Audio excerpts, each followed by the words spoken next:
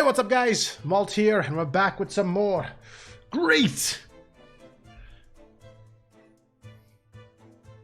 Ace Attorney 2. All right, let's play this. I don't remember much. I remember you being stuck in my non-spoiler. Let's get the answer. Yeah. Here, all right, I'm gonna look at the history right now. Let's see here.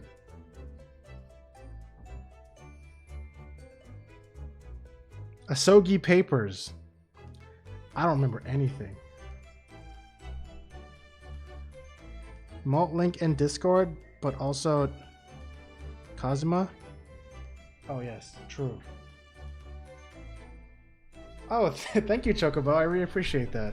Hey, there you go! Exclamation mark collab. Hey, you know what? I'm gonna put that in the title, even though no one cares. I'm gonna do it. I'm gonna pretend everyone cares until they actually care. Oh yeah, Genshin Impact and Kazuma Impact. Yes, everything is coming together now. Everything is coming together. I'm actually really okay with how the chat is with this little box here. Do you guys think this is too intrusive? Or do you think this is actually alright? I think it's alright, personally. I don't know what you guys think. Where's this? Yeah. Alright, so so his wife is Evie, I remember that. He just remembered everything about being the guard, and then he remembered that, he didn't remember everything, but he remembered he jumped out of a window, but he didn't actually do anything, but he was falsely accused. I remember this now. Don't be pleased, this is all my doing. I always knew this day would come. I wish you well. Goodbye, Mr. Vigil. Before you go, there's just one thing. The Asogi Papers. Don't ever talk about them to anybody. Their very existence is a close guard secret, and if they remember everyone knew I remembered, it would be rather troublesome. Some sort of will that Genshin Asogi penned just before his death, which the man claimed himself was his last weapon. I wonder. Perhaps it has something to do with his plan to escape. Okay, yeah, so he has a will that no one ever heard of because he was not supposed to have writing utensils. I remember that now. Okay? If there's anyone who might, what's today's week's schedule? I'm just going hardcore on Ace Attorney until it's Thursday when I do Jackbox. And I have a week off next week. Kazuma Impact? It is, because, you know, his dad is Genshin Impact. And yeah, next week I'm not going to be streaming, but the week after that starting in 2022 we'll bring back Danganronpa S. I know like Bantuith, you really like watching Danganronpa S, and I know a lot of people do too. I'm not going to kill it. It's not dead. Oh, also, if anyone missed the announcement for this, when I finish Great Ace Attorney, we're going to probably like 99% chance play an Ocarina of Time randomizer run, and I'm very excited about that because it's so different from everything else I've done. So, I don't know. Look forward to that in 2022. And then after that, we're going to play Trails in the Sky. I just kind of wanted to do a little break of, a lot of reading. Are we going full Ace Attorney Part 2 until the end? Yeah, I want to see if I can beat this before the end of the year. Because this is my last week of streaming this year. What am I doing during my week? My break? I'm going to do a road trip during Omicron times and really risk my life out there. All the way to Nova Scotia and back. And stopping by PEI as well. Very interesting. Okay. So, you know, maybe this is my last week of streams ever. Where the fuck's the wood? Alright, anyways, if there's anyone who might know more about a document that Kazuma's father left behind, it would be Mr. Vigil's, it would be Mr. Vigil's governor. Oh, we're going to Barclay Prison. Okay. Yikes. Don't worry, my whole desk is wood. And if I don't have my desk, I got something else to knock. Alright, let's go. To Barclay Prison, guys.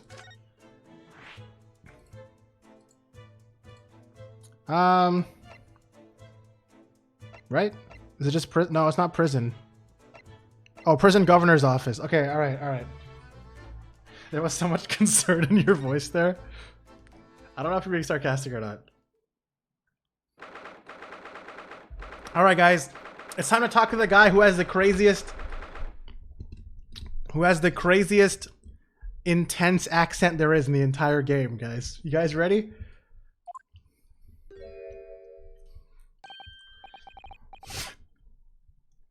I don't even have a straight face. Oak, back again, are you? Yes. Hello. I've heard all about your investigations. I read the report just now. You found him, Vigil. Yes, luckily. Well, anywho, the laddie does nae work here no more, so your case is nowt to do wee Barclay. I would nae like you to get the wrong idea about that. Of course, yes. Mr. Vigil stopped working here 10 years ago now, so... Yes, we've seen his dismissal notice, haven't we? He was given the chop. Aye, Kimmer, you can very well. So, how about a wee handcuff biscuit? Oh, they really are like little handcuffs, and as hard as irons, too. So, what's brought you doon here the day? Well, there's something else we'd like to ask you about, actually. Is that so? we believe there might have been a document that disappeared from Genshin Impact's cell. I think it's been called the Asogi Papers or something. ...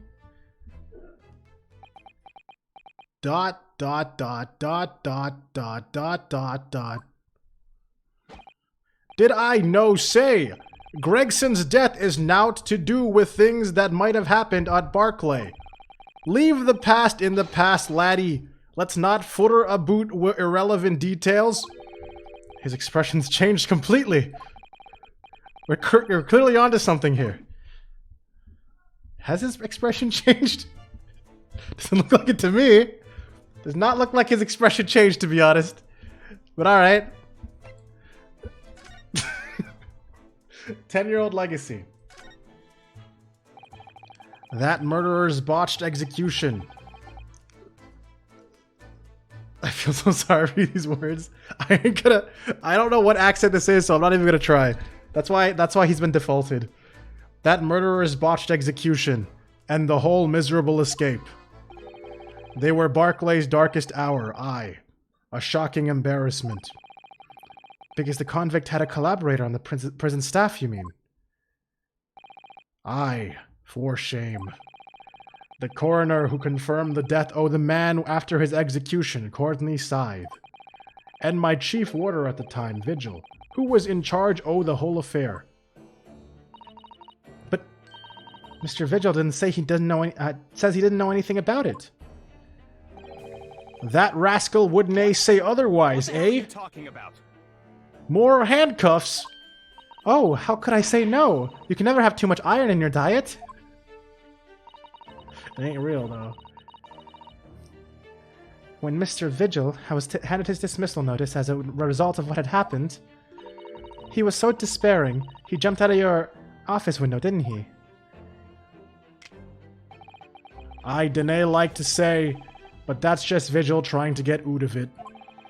Do you no think he wouldn't have jumped from the shock of his crimes being exposed, eh? I do. You wouldn't say otherwise though, would you? Shut up. Man, bro. Hold on, wait. This is how it should be. You wouldn't say otherwise though, would you? Of course. I can shun all responsibility myself. I shouldn't have let him deceive me. Actually, there's barely anybody that kens what went on at the time now. We Gregson having been murdered and Dr. Scythe forbidden from having any visitors. He's Scottish? Bro, I don't know how to do a Scottish accent. I don't even want to risk that. No visitors? Someone obviously doesn't want her giving anything away. Have you guys ever seen the Scottish Wikipedia? It actually reads like entirely like this, and it makes absolutely no... It's so hard to understand. It's so funny to me. Well, we're not going home empty-handed. And I wouldn't dream of sending you packing without Kimmer. Here, take a handcuff or two. Wouldn't they? God damn it, stop horsing around, Taco. Oh, will it? Well, it would be rude to say no. Wouldn't want to become anemic. I suppose, if there's anybody who might still ken about what happened then. I guess Ken means no. It'd be that lass from the forensic division, Maria Gory. Gory? Oh, we're gonna meet that girl who wanted to cut me up? Yes, thank you. Wait, Maria Gory. I mean, I understand Gory, but is there another joke there?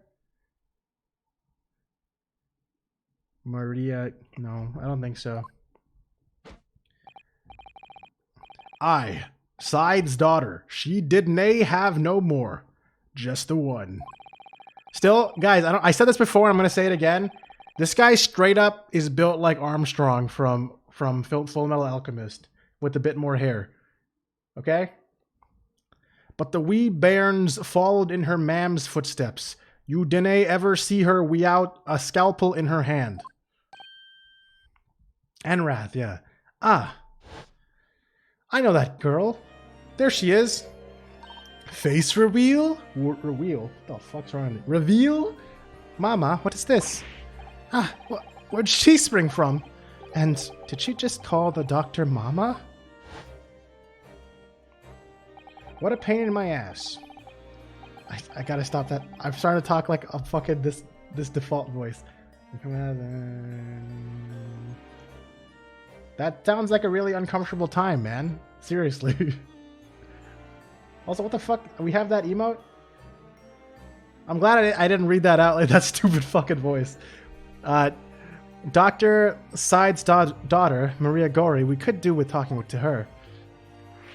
Oh, we still have three okay, it's fine. We're still talking to him. So, she's Dr. Side's daughter, but her surname is Gory? Aye. There's some family history, I'm sure, but I dinna ken in the ins and outs of it. She grew up watching her mam working with the bodies of folk who died in strange circumstances, and decided to do the same with her own life. I cannae understand it myself. Perhaps she was driven by a deep respect for her mother. Perhaps. Anywho, there she was in charge of Gregson's autopsy, I believe. Right. And the coroner responsible for this incomplete report. Oh my god, Taco. You better go eat. Better. Someone once told me the world was gonna roll me. Okay, I gotta actually read this line. Someone told me once that the wee lassie always loved her mam's stories about cutting up bodies. There's even a rumor that she used to listen to the funeral march as a lullaby. Damn. Morbid.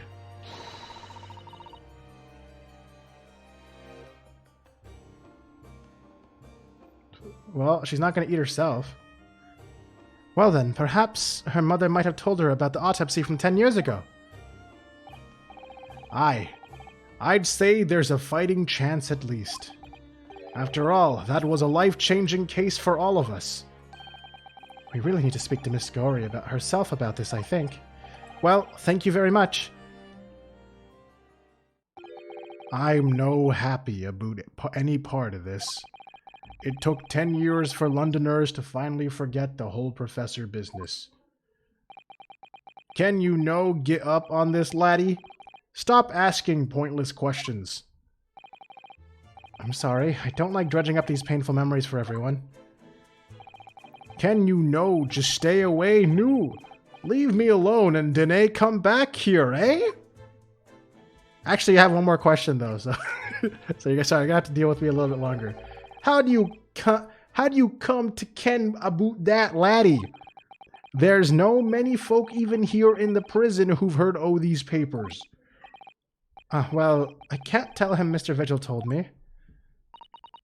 I'm afraid our sources must remain confidential, sir. We've been led to believe the papers are just actually a last will and testament, is that right? The professor's, or rather, Genshin Impact's.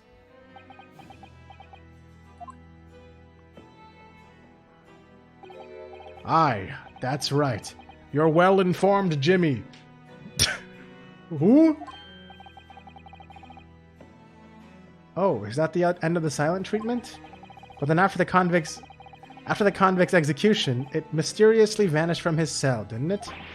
Havers, no, you're off at half cock there.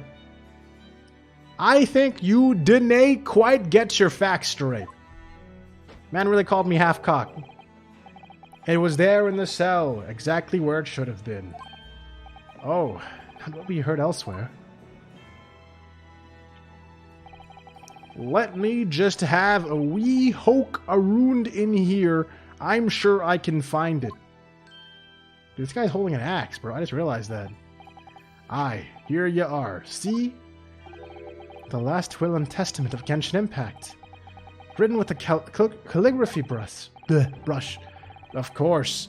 I cannae read a word of those Japanese squiggles. But I mind it says he leaves all his worldly possessions to his son back in his homeland. Yes, that's correct. That's the gist of it.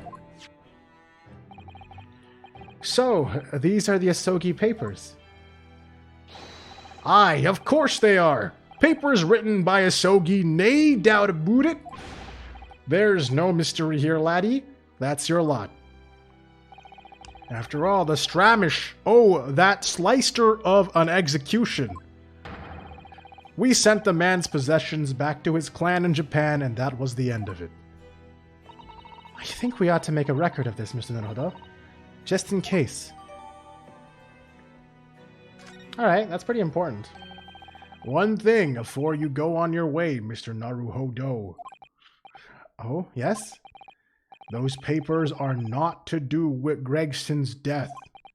I'd prefer if you did nae make no mention of them outside this office, or rather, I would nae just prefer it, consider it an order from the highest levels of our government. I understand. It's actually really hard for me to switch between this shit-ass fucking voice and my more serious attempts at voice acting with the other characters. That's actually a really hard switch to make. I keep accidentally almost screwing it up. Anyways, was there anything I need to present to him? Because he's still standing here. I've never actually looked at this room either. Oops. I've never looked at this room, right? Yeah, I'm pretty sure I haven't. Look at this bird. I've never had expected to find a parrot in a prison. It must be the governor's pet. Given where we are, it's hard not to see the poor creature as a prisoner. Let me out! Let me out! Didn't they kill me? Ah! Woo! Has the bird learned to mimic the plaintive cries of the inmates in the cells? Och, no. He was one of 3 siblings, you see. And he still calls out the names of his 2 brothers like that all the time. Right. Let me out! Didn't kill me! Wait, his 2 brothers' names were that? Alright. Aye, I hear ya, laddie. You want your dinner, eh? Didn't they do it? His name is Didn't they do it? The 3 birds are Didn't they do it? Let me out. And what was the other one? Didn't they kill me? Great. Great bird names.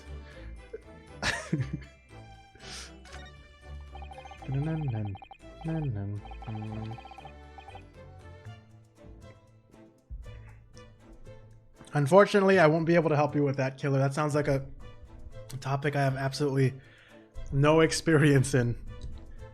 I've never really had What am I looking at? much opportunity. Oop. What did I just click? Much opportunity to talk to my parents in that way. In my own life, anyway. Worst person to ask. That's a very large cabinet full of papers, isn't it? It's labeled inmate register. Look. And all the files are in alphabetical order. That's 50 years worth of... That's 50 years worth of records of Barclay's inmates. Whether or no they left alive after serving their term. All the details about the crimes they committed are recorded in there like an epitaph, you might say. By the way, this guy told us to get out, now he's giving us detailed information about his room. A record of crimes and punishments, how dispiriting. No. And yet, this man seems to be enjoying tea and biscuits as he talks about it. Axe and gun! An axe, a hunting rifle, and 4 pairs of handcuffs. That's a daunting collection. Ah, there's a story behind every one of those. You mean the rifle was a famous killer's murder weapon? And the axe was wielded by an infamous executioner? And the handcuffs were once used to immobilize a fierce four-legged beast when it was arrested. I think you're in the realms of fantasy now, Miss Naruto. No, not those kinds of stories, Jimmy. That axe was the one I used to chop down the cherry tree at my house. Mrs. Caden was nae best pleased. Huh. And the cuffs on the left are the ones I caught my first burglar with back when I was a bobby. The stories were a little different to those you imagined, I think, weren't they? Yes, to my relief, and in some small way, my disappointment. What about the gun, though? Is that the first tree you shot? No? Alright. Hey, Bugsy! Hey, yo, it's your boy Maltosier. Wait, fuck the girl back. Anyway, another $5 down my drain to enjoy you. I really appreciate it, Bugsy. Thank you so much, man. 12-month streak and almost at 2 years. And guess who still hasn't drawn the 2-year badge? This guy. Oh man, I gotta really draw the 2-year badge. Oh, I gotta draw it. It's so hard. I don't know what to do. I already maxed out my creativity for 5 badges. All right. Also, what was I gonna say? Oh yeah, Bugsy. I know I was late to it, but all the VODs are up now. I don't know if you're actually watching them or not. It sounds like you're pretty behind though, since you mentioned why the fuck the girl back. But anyways, the deer's been staring at me for a while now. It has? The poor thing can't fit through this small hole in the wall, but it can't fit through this small hole in the wall, but it can't get its head back out again either. It's giving me a woefully imploring look. It's not real, Miss Naruto. It's stuffed. Well, that means it was real once. What? I mean, yes, of course it is. For a moment, I thought it was another assassin sneaking in via the ventilator. I don't like to say, but I think perhaps you need to reread The Adventures of Sherlock Holmes. I really thought this was a real deer just poking its head through. Alright. Guillotine? This grandfather clock is fitted with a head loser, though. It's modeled on the head loser, a French execution device. You might have heard of it. And yes, afore you ask, it can chop. Heads off, you mean? Let's not lose our heads, though. I forgot that's a sound command now. Havers no, carrots and parsnips and so forth. Oh. If you place a large carrot at the bottom there in the morn, by evening it'll have been cut clean. Wait, what the fuck? It takes a whole day? Jeez. Well, the blade must have an almost indescribable edge on it then. I know this is... Okay, you know what? Let me just be honest. Do you guys enjoy me looking at the random fucking small joke text? Or should I just not waste time looking at this shit right now? I like looking at it, but if you guys are bored of it... Yep, okay, alright. I suppose these are all former governors of Barclay Prison, are they? Either that or former inmates who the governor has sent to the gallows. Oh dear, they all have such severe expressions. I really couldn't deny either possibility.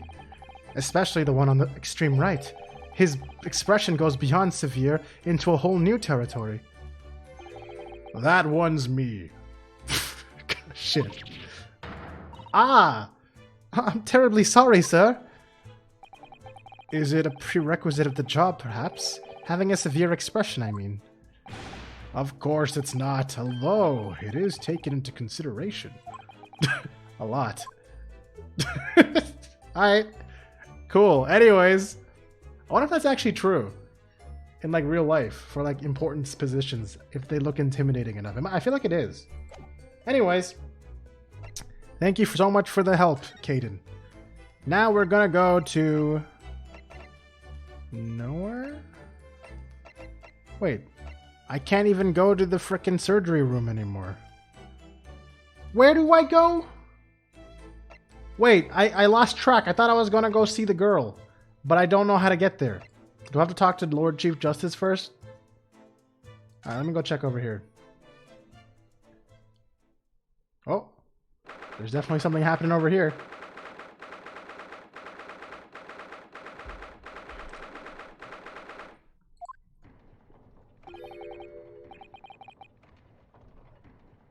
Yeah, he's dual wielding now. No arguments, Prosecutor Asogi. You will continue the trial exactly as I instructed. Is that clear? Perfectly. It's Kazuma-sama. Defying Lord Strongheart by the sound of it. He never did know when to back down. It's Kazuma Impact. Yo, he looked at me and stopped looking at me. Damn, that's disrespect. On your way now, Impact. My lord.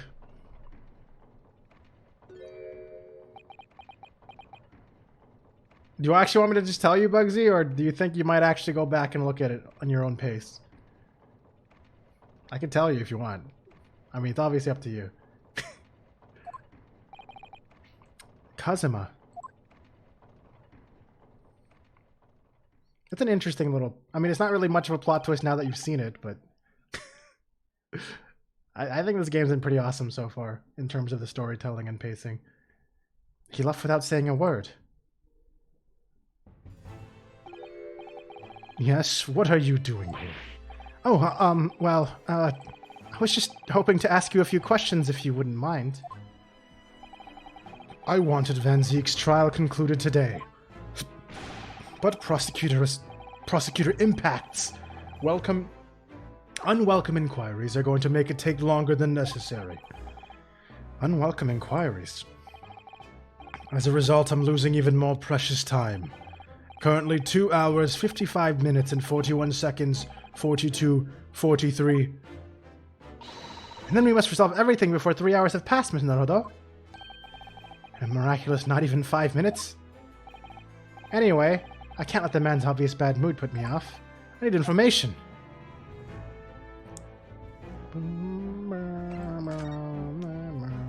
The Reaper. Does Prosecutor Asogi believe that Lord Van Zieks is the Reaper? I wouldn't know. It was 10 years ago, in that fateful closed trial, that Lord Van Zieks made a name for himself among the judiciary. But the next trial he fought, he lost. I meant the ringleader. It meant the ringleader of a criminal organization was acquitted, thanks to all the jurors being under duress. But that's awful. The man's freedom was short-lived. He lasted just 3 days. Yes, let me see. He died in a rock slide at his place of work, I believe. Correct. That was the inauguration of the Reaper of the Bailey. And people believed Lord Van Zieks was responsible. He was brought to trial himself, but it was shown to have been an accident. So he must have had a solid alibi then. Nevertheless, the mysterious deaths continued. In total, 16 persons perished in unusual circumstances, ostensibly at the hand of the Reaper. That's a long run of coincidences. Well, the Reaper's true identity may well be revealed by this trial. And the impact, oh I know that guy, that revelation would have on the British public cannot be understated. Is that why it's a closed trial? Precisely. Closed trial. This country hasn't seen a closed trial for 10 years. So, the last one was the Professor's, the trial of Genshin Impact. Correct. Actually, we heard that originally you were going to prosecute that trial yourself, Lord Strongheart. Van Zieks entreated me to relinquish the prosecution to him, that he might avenge his brother's death. And here we are, 10 years later. With the son of the man Van Zieks had condemned now looking to avenge his father's death in the same way. They do say that what goes around comes around. However, it would seem that the new young prosecutor is harboring some ulterior motive as well. Kazuma is? I like my organization to run smoothly in the exact manner that I prescribe. As with the giant clock in here, I won't tolerate a single cog being out of step with the others. Ah, so that's what all these gears are about in here. If the young man refuses to mesh with the other parts of my great machine, I will be forced to take steps. What do you mean? Execution. I'm just kidding. Not something with which you need to concern yourself. In any case, all your questions will be answered tomorrow. If he's a perfectionist, how could he be 11 hours late to something before? I still remember that shit. Now, I shall have to ask you to excuse me. As of this moment, I've been delayed from attending my next meeting by precisely 3 hours. Oh my, that's a long time. And now he's 3 hours late again. And I hold you entirely responsible. Even though we miraculously managed to fit everything into not even 5 minutes? I wonder if you might agree to us, talking with Prosecutor Asogi? I mean, Prosecutor Impact? Discussions between the defense and the prosecution outside of the courtroom are generally frowned upon. However, I will make an exception in this case. Now go. You can find him in his office. Oh, thank you. Why did he even give me an exception? He just says, yeah, could be funny. Let's go see him at once, Mr. Naruto. Okay. Kazuma's my best friend in the world, but I'm really not at all sure I know how to talk to him at the moment. Alright, let's go talk to Mr. Impact himself. Where are you, Mr. Impact?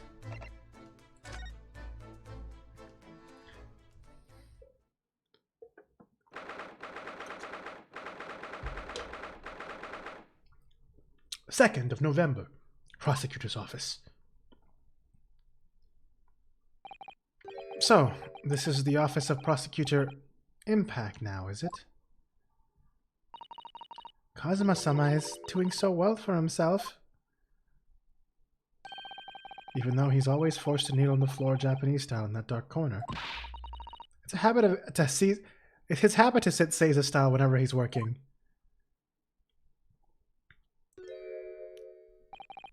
Kazuma.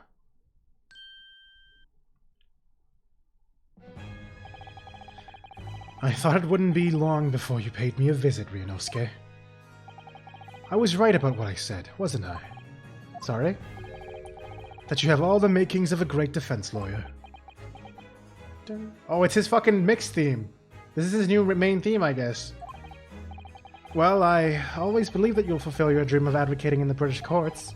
I just never imagined for 1 second that it would be as a prosecutor. Seeing you stand in a foreign courtroom, so gallantly realizing your dream, Kazuma-sama, I'm truly happy for you. And I am truly thankful to you, Judicial Assistant Mikotoba. Ryunosuke, I always thought it would be fun for you and I to shake up the British legal system a little together. This isn't quite how I envisaged it, but I suppose it's another twist of fate. I've learned a lot of things during my time in London, about how Susato-san's father was himself a visiting student here once, along with Judge Jigoku, and about what happened with your father. Then you'll have no difficulty understanding why I had no choice, why I had to find a way to get to Britain as a visiting student myself. I want to hear it from you, Kazuma. As you wish, Ryunosuke Naruhodo. Alright. Yeah, the Prosecutor Reborn, yes. Love this theme. It's such a good theme. Such a good theme. I remember he told me that last stream, too. Converse. Your disappearance. It's getting on for a year now since what happened on the SS Buriya! We were heading across the oceans from Japan to Great Britain. When a bizarre series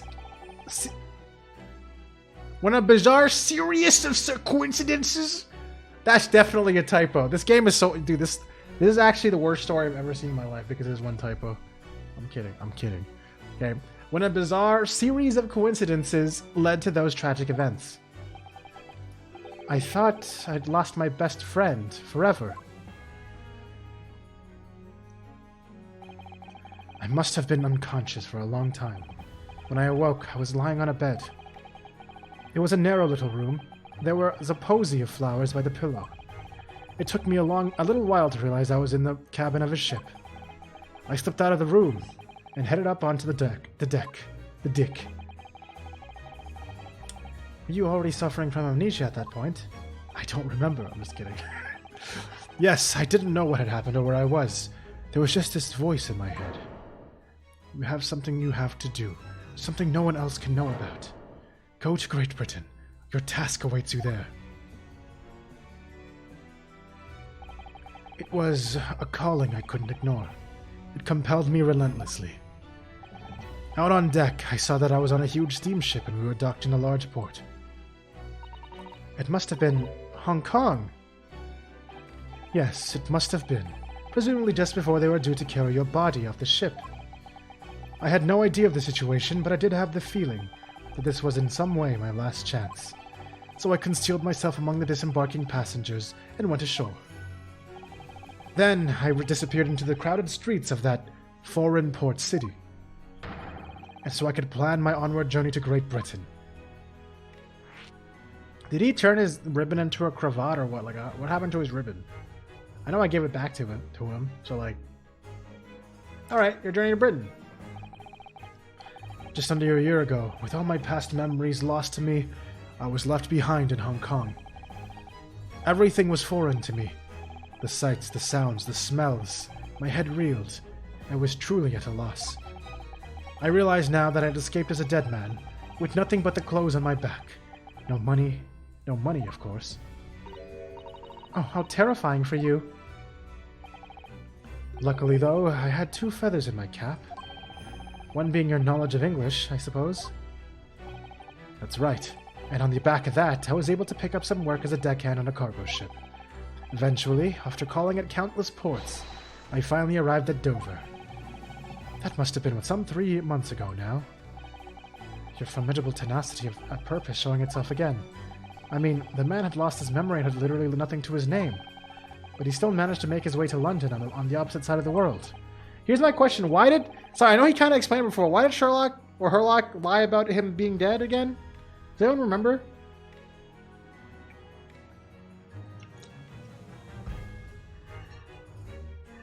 Of course. I had no idea why I'd moved heaven and earth to get here at that point. So, how did you end up becoming Lord Van Zeek's apprentice then? That can only be called an extraordinary stroke of luck, really. You see, I was stopped at the border because I had no papers. They took me straight to Scotland Yard. And by sheer coincidence, Lord Strongheart was there to attend a meeting. That's when the second feather in my cap came to play. He didn't say his reasons? Okay. Would that have been your knowledge of the law? Yes, exactly. Lord Strongheart was curious about an Easterner with an intimate knowledge of British law.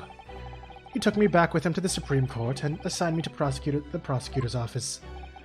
And then, 9 days ago, you finally got your memory back after all of the trial involving Drubber. Man looked like he was straight up from Persona there. Yes, I did. Okay. Ever since I first met you at Yume, you talked about your dream. Mark my words, Ryunosuke. I'll be chosen as a visiting student and make my way to Great Britain someday. Did you know the entire time about what happened to your father here? 16 years ago.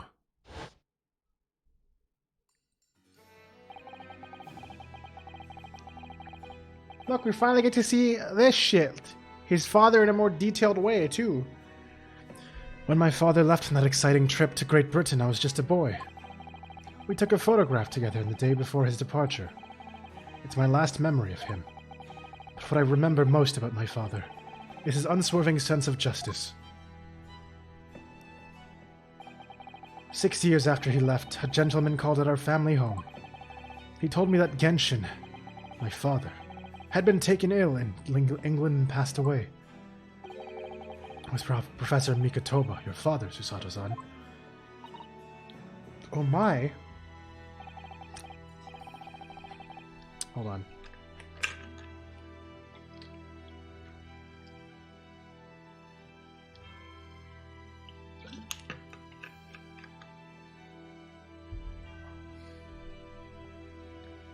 Ever since then, never see it coming.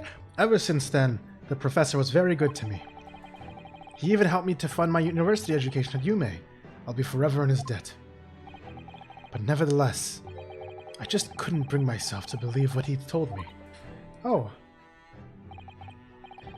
Dude, I swear, like, almost all of Susato's lines during serious moments are her going, "Oh, how horrible! Oh my goodness, I'm so glad." She just like cuts in and just says that in the middle of everything. But I'm okay with it. It's kind of endearing. Then one day, a letter arrived at our house from Britain. There was no indication of the sender, so I opened it assuming it was from an old acquaintance of mine. What I read in that letter changed my entire life. What did it say? It said that my father had been a mass murderer, and that the writer cursed the Asogi name. I mean, the Impact name. Damn, that must have had a really big impact on Kazuma growing up. Oh no! There it is again. There's her cutting it again. As a result of that letter, I found out what had been hidden from me all those years.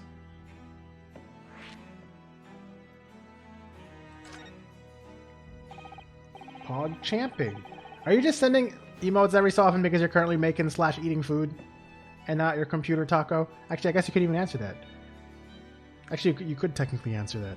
Presumably, the letter was sent from a relative of one of the victims.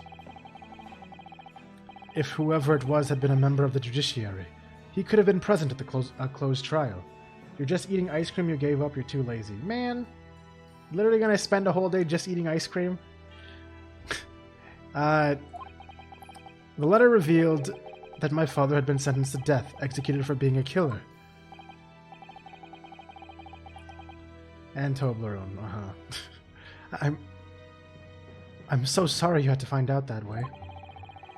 I imagine the British government did its very best to silence whoever sent that letter.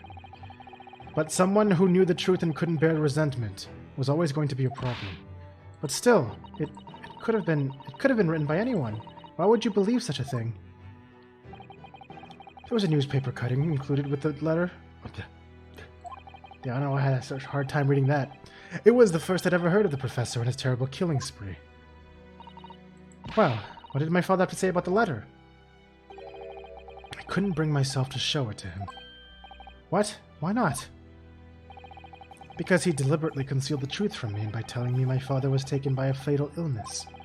That couldn't have been easy for him, and he'd done it out of consideration for my feelings. So instead, I showed the letter to Judge Jigoku. To the other visiting student. He faltered for the briefest of moments, but then he just laughed the letter off. But in that moment, I saw it on his face. He was undeniably shocked, shaken momentarily before recovering his poise. Gasp! It's Ben and Jerry, so you're in debt now? Damn, that's the expensive good shit, though. Had nothing to eat in your house since Friday, but I've been too busy to actually go food shopping. Man, I'm just getting extreme concern reading everything in the chat right now about the lack of food and sustenance. A year later, my bereaved mother succumbed to the strain of grief, and she too passed away. That's when I made up my mind that one day, without fail, I would cross the seas to Britain and seek the truth for myself. Has some good news? You've got food? Thank goodness. At least somebody's eating in my chat. The truth about my father, Genshin Impact. And I wouldn't let anyone stand in my way. Oh, Kazuma-sama. You're eating water? You know what? That's respectable. That's something. You had ham and broccoli for dinner? Nice. I should just ask everyone what they eat every day. This should just be a new thing. I'll just keep track of everyone's diets for no reason. You're going on a hunger strike now? Oh, damn. I'm a fucking ham!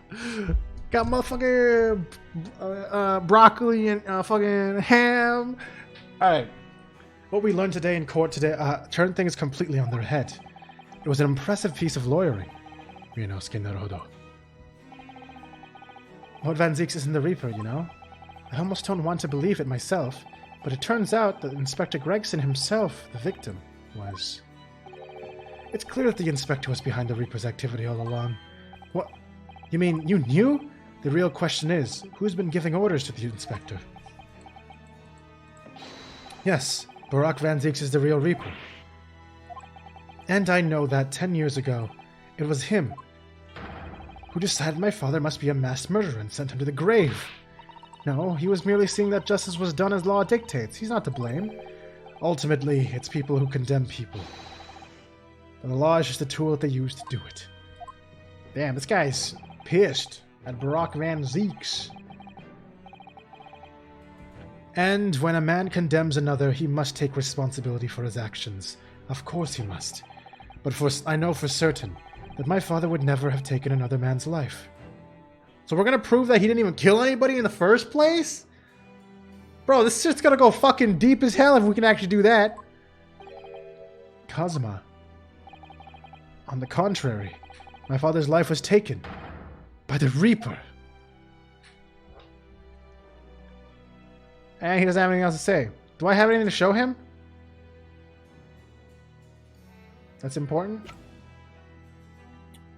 Do I have the Asogi papers? Oh, I have this! Yeah, I do. Here you go! Kazuma, what do you make of this? There's only one place where defense lawyers and prosecutors should... Wait, what? I can't show him his fucking... What? The fuck? No, dude. This man refused to see the fucking will. Alright. I guess. What are your thoughts on Reddit? I was actually about to send that one too. I literally looked at it, I was like, that would be kind of funny, but I didn't. You know what? Now that you've said it too and doubled my thought, I'll do it. Oops. Didn't mean to do that. Take that! What do you make of this? I mean, I make nothing. Shut up. Alright, remember this armband that used to be yours? Remember this shit? Hey! Alright, here we go. Kazuma, this is your armband. Not anymore. I've left that life behind me. Is he gonna say something like that? Actually, I think it's yours now. Sort of. Sorry? You're the defense lawyer. You have a talent for it. I've always known that you would. And now you've chosen to take that path in life.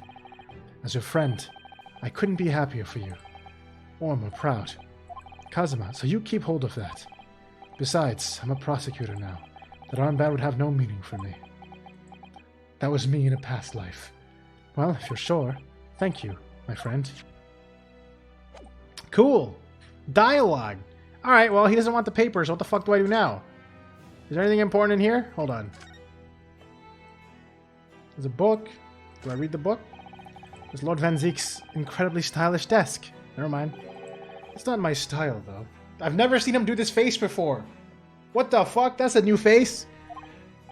No, I noticed you've been working at the little table on the floor, kneeling down Caesar style. Caesar style!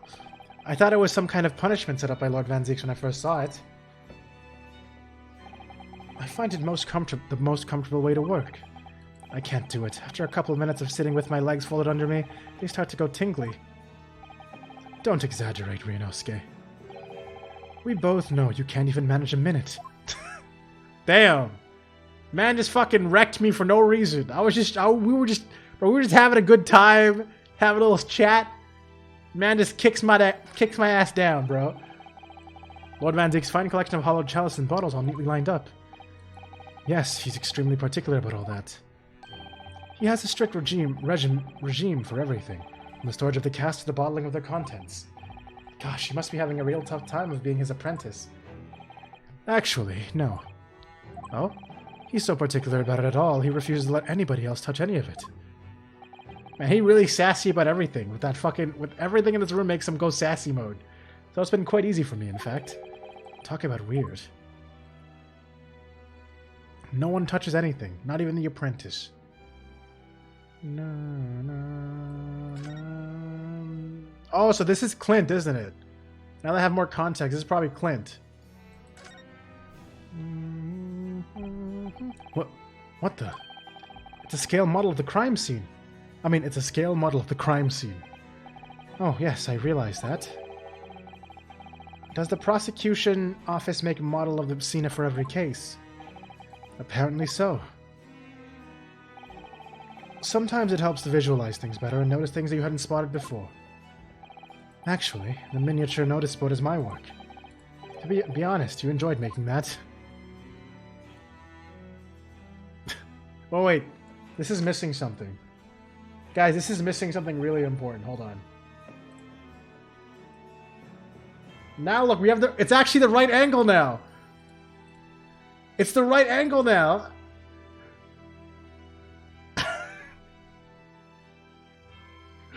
we did it. We made our own piece for this wonderful thing. What a cute little dead Gregson. God damn, you really said that.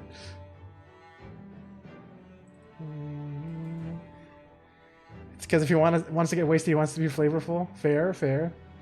All right. Joke's done. Now I gotta go skip through all this text. All right, hold. God. Oh. Okay. Do you know who? Do I really not? I have a photo of this guy's ass, bro. What do you mean? Do I know who the man in the portrait is? Why would I? What? But you're Lord Van Zeek's apprentice. You should know everything about him. His diet, the medication he might take, the time he goes to bed. You're his apprentice, for Pete's sake. Yes, apprentice, not friend. And during the time I was suffering from amnesia, I didn't even notice that picture. Oh, really? I mean, it's not the smallest picture. I wouldn't have had the first idea what the man decorates his office with. Look, you guys want to see bats flying again? Check this out. Hiya! Whoa! Jump scare! Wow! You disturbed the bats, did you? Fitting companions of Lord Van Zeek's, wouldn't you say? Actually, I've seen things flying in Lord Strongheart's office too. Doves, I think. Perhaps you have to like birds to attain rank in the judiciary here. Although bats aren't birds, of course. Yeah, I was about to say.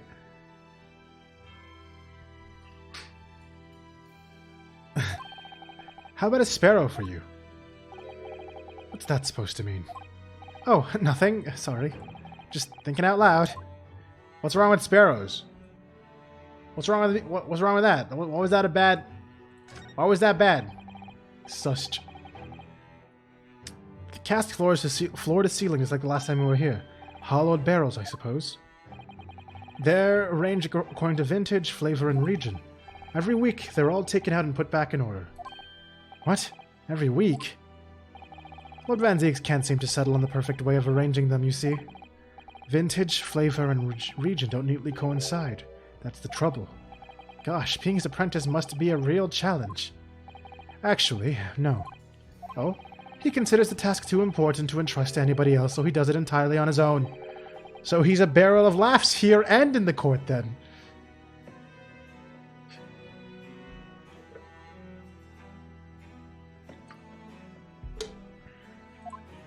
Okay.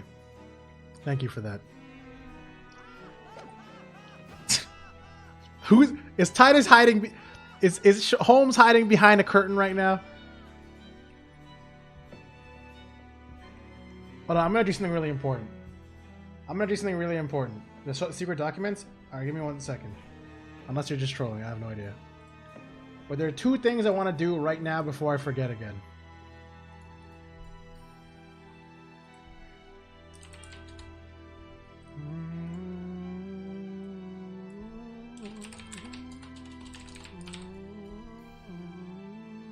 Two.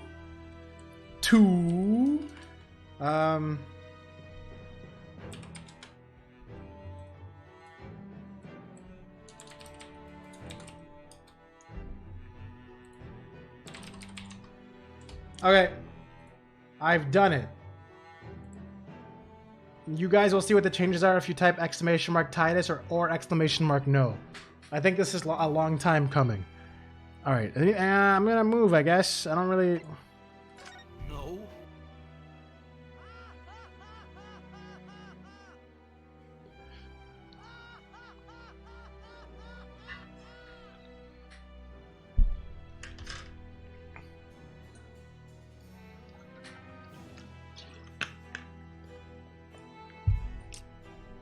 Anyways, wow, upgrades.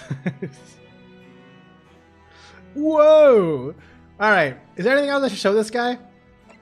Maybe I should show this guy these nuts. Got him. I don't know what to show him. I'm gonna leave. Actually, I'm probably gonna regret it, but I'm gonna leave. Sugoi. I'm gonna head out saying, wait, what? What that, what? All right. Oh, same because I said I'm gonna leave. All right. Nope. Fresno Street room. Nothing here.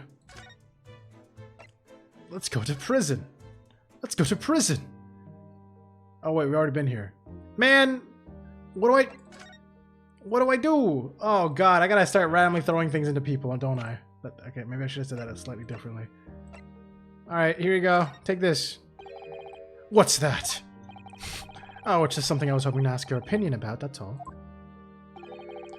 It's a serious crime for the defense to attempt to extract information from the prosecution by illegal means. I think we have more of a defense and client relationship now, don't we? Oh, you don't have anything to say to that? Alright. Alright then, I guess. Thank you for that.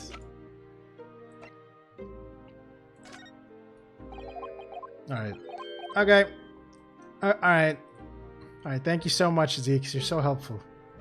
You're so helpful. Thank you so much. I really appreciate you. Alright, where else do I go? The Waterloo Hotel? Okay. Nothing here either. Oh, I can't even examine. It's not even letting me look at this place. What the fuck? Wait, this guy's definitely at his meeting right now, so I don't know why I came here. Sholmes, can you help me out? I haven't gone to Sholmes Suite yet, right? No, I have. Oh god, where else do we have to go again? Didn't you give me a list of things to do and I forgot what it was? Oh god. Hold on. Let me read this. Oh, whenever we go, the Great Detective's living room is always full of enigmatic marvels. Thanks, that doesn't help me. No, it's only an old attic room. Okay. I always feel so nervous. Okay. What a grand... Okay. There are decorations in here. It's our New Year's share. Okay. In some ways, this place seems to... In some ways, this place seems to rather suit Lord Van's... Oh dear, did I say that out loud? Okay. This place is thick with dust, isn't it? And there's such a chill in here, too. I feel a strange connection with this place, knowing it's where Father studied all those years ago. Are you sure we've asked... Okay, alright, so I've clearly missed something here. Hold on. Let me look around. Is there anything important going on?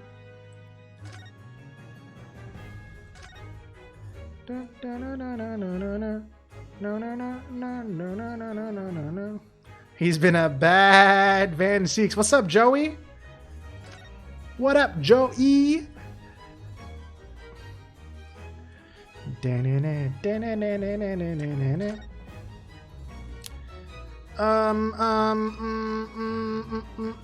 Okay, so it's clearly a presenting kind of thing. Alright, I'm gonna present everything. Guys, I'm doing it right now. We're presenting the entire stock. Go! I already sent this, didn't I? I'm gonna do it again.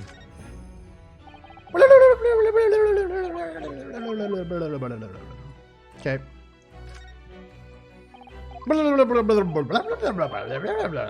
Okay.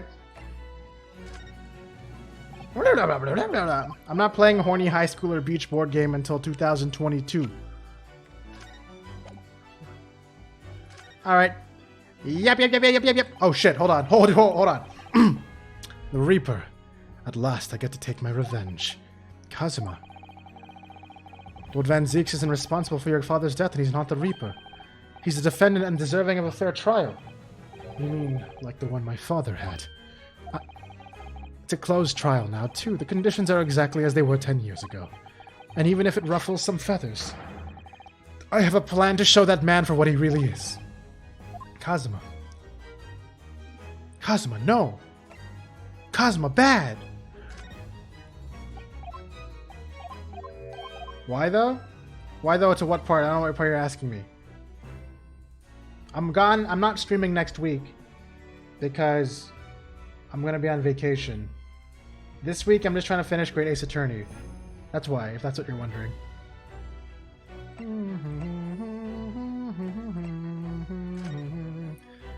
Kazuma. Hi, Kazuma desu. Oh, what the hell is this? What did I even give him? I don't even know what this is. Oh, this is the weird autopsy report, right? This came from the trial, didn't it? Something a little dubious, I mean. The fact that no time of death was recorded on Inspector Gregson's autopsy report. Yes, there was some unexpected turns in the courtroom earlier. The suggestion you came up with certainly took everyone by surprise. Gotta wait a bit to see more of horny high school beach board game? Yeah, you do. God damn it. The idea that the victim died in the previous day at some other location is quite something. Well, considering when the pocket watch had stopped and the scorch marks on the candle, it's certainly a distinct possibility.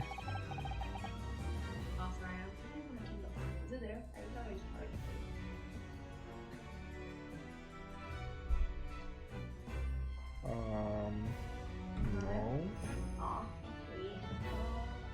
That was in the front. What? That was in the front. Oh, really? Where? I don't know. I saw it sitting there charging or something. Sis Maltosier. That is me. Taco says hi. Hi. Okay, have fun. Bye. It's certainly a distinct possibility.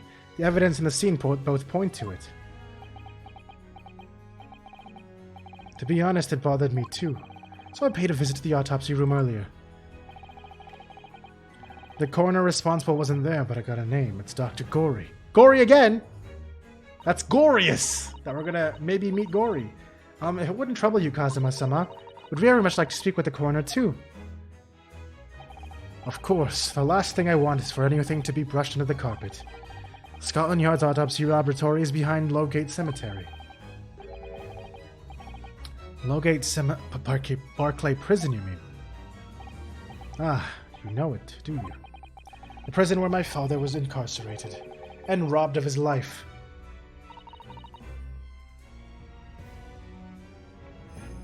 Kazuma-sama. Well, thank you. We'll pay a visit to the laboratory later today. There we go. We got our progress.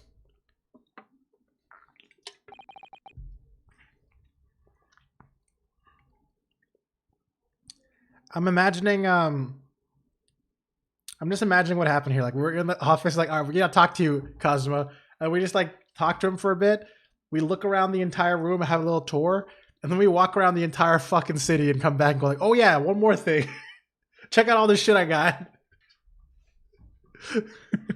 Ryanosuke, I want to thank you. What for? For this. Oh, look, it's his actual theme, except dramatic.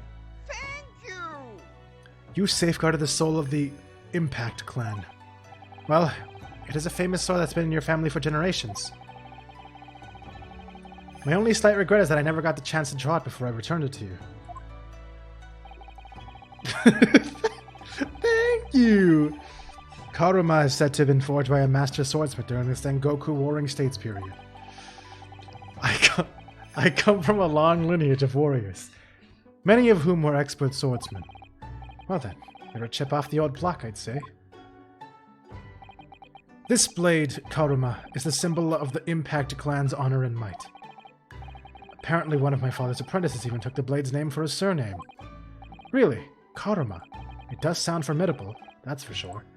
Bye, Joey. Have not fun, I'm guessing. 16 years ago, when my father was a visiting student here in London, he had this sword forever at his side. which is why it means so much to me that I have it by my side again now too. And that is all thanks to you. It was an honor.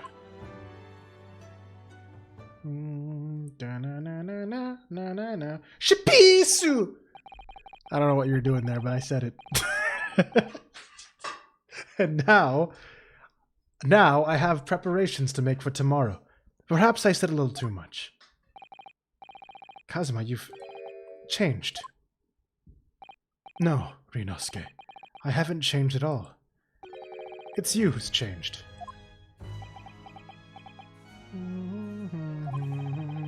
I can completely understand your resentment for Lord Van Zieks for what happened, but the fact is, those events in this case are, well, unrelated.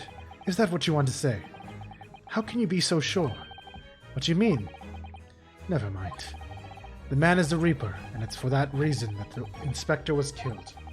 I'm going to prove as much in court tomorrow, by whatever means necessary. I can't let you do that, Star Fox. My name isn't Star Fox.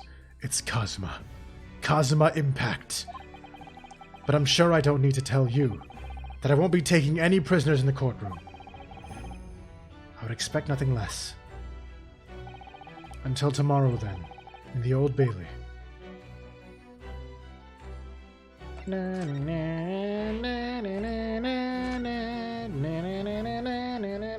This is my first time trying this one. It literally tastes like one of those like fruit punches, straight up, which I don't really like that much. But yeah.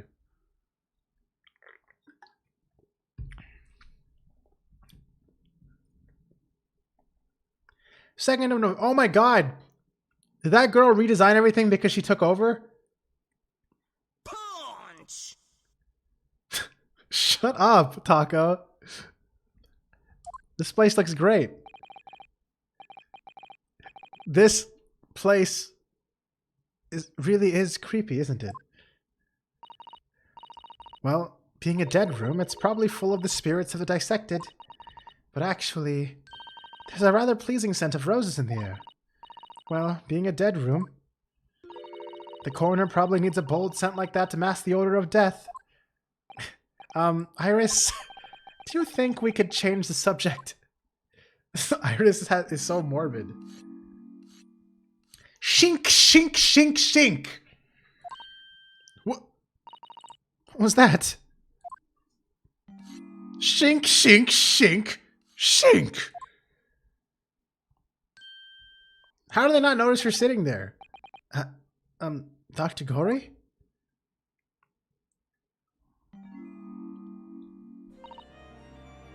What? That noise before. I was sharpening my tools. I'd be dead meat if I didn't keep a perfectly keen edge on them. Right. When following the collagen fibers in the dermis, an expertly sharpened scalpel cuts like cheese. Would you like a demonstration? Oh, yes, please. I'd love to see. Then, I think you'll do nicely. Huh? No, I wouldn't do nicely at all. I mean, maybe some other time. Wait, what? Dude, Ryunosuke is just as confused as I am. He's like, I'm kind of into it, but also I can only try it once. Was that a tut? Well, we came here to ask questions, so...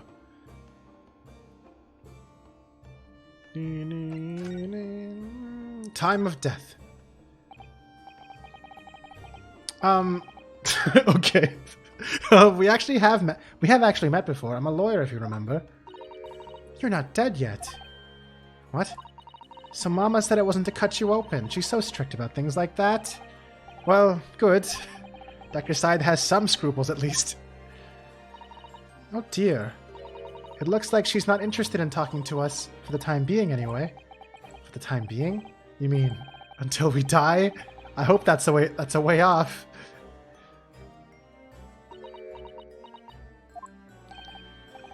Sorry, but I wasn't planning on dying anytime soon. Surely there's some less drastic way of making her listen. Oh, I know. I'll give her a dead body that I have in my pocket. 1 second. Let's see, what do I got here? What do I got? What do I got here for her to cut up? Maybe a picture of a dead body will help. Here you go. Here's a picture of death. Is this nice? Do you like this? About this photograph, Dr. Gorey. It actually worked? Who's that? Sorry? It's Inspector Gregson, of course, the victim of the case. Ah, I see. I don't remember the faces. Internal organs, muscle tissue, bullet trauma. Those are things I remember. Well, please try to also remember that I don't want to know anything about all of that. Okay. That didn't help me. But it was interesting dialogue, I guess. Emphasis on the die. Because it was... Oh, the autopsy report! Here you go. Dr. Gorey, we actually came here to ask you about this. Oh shit, it's serious now. He was very good. Good? Sorry? His skin didn't snag my blade once, and very little mess. His joints dislocated easily, and his muscle tissue was a pleasure to work with. Well, we can skip those details. But there is one thing about the report that's caught my attention. You don't seem to have recorded a time of death.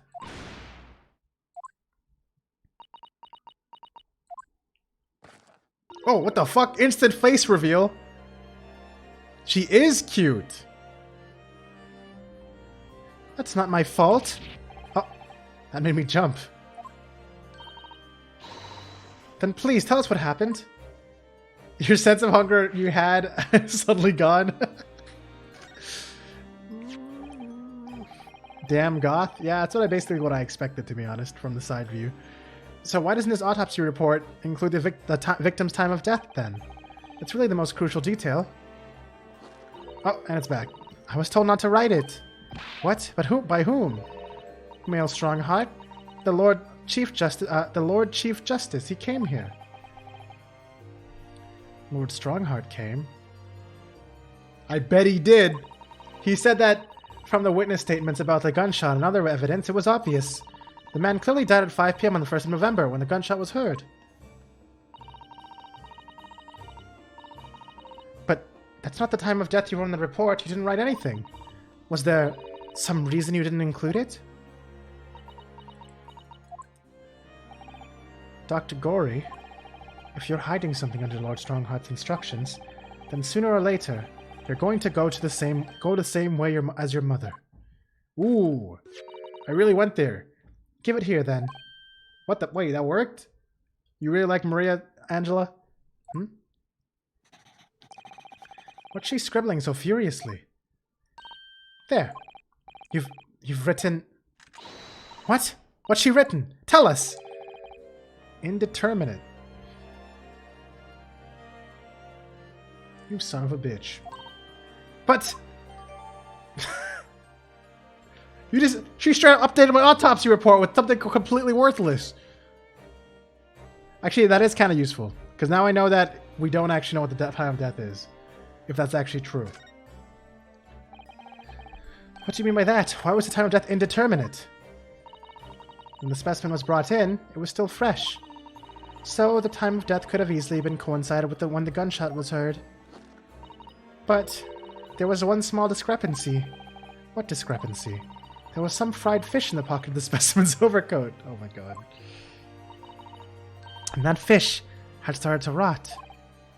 What? Dude, this fucking fish and chips is gonna help me with the time of death? Oh my god, man. If the victim liked fried fish, he presumably liked to eat it before it went off. Well, yes. What are you really trying to say?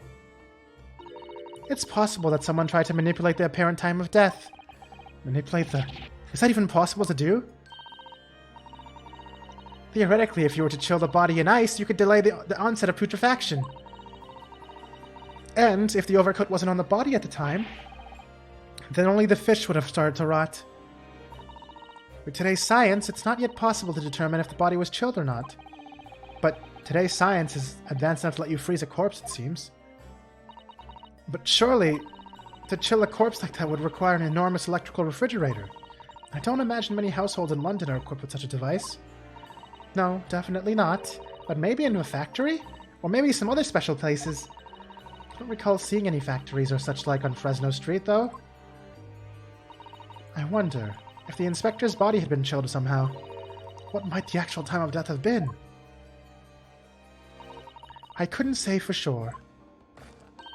But at the most, it might have been a day earlier. No. In other words, it would have corroborate.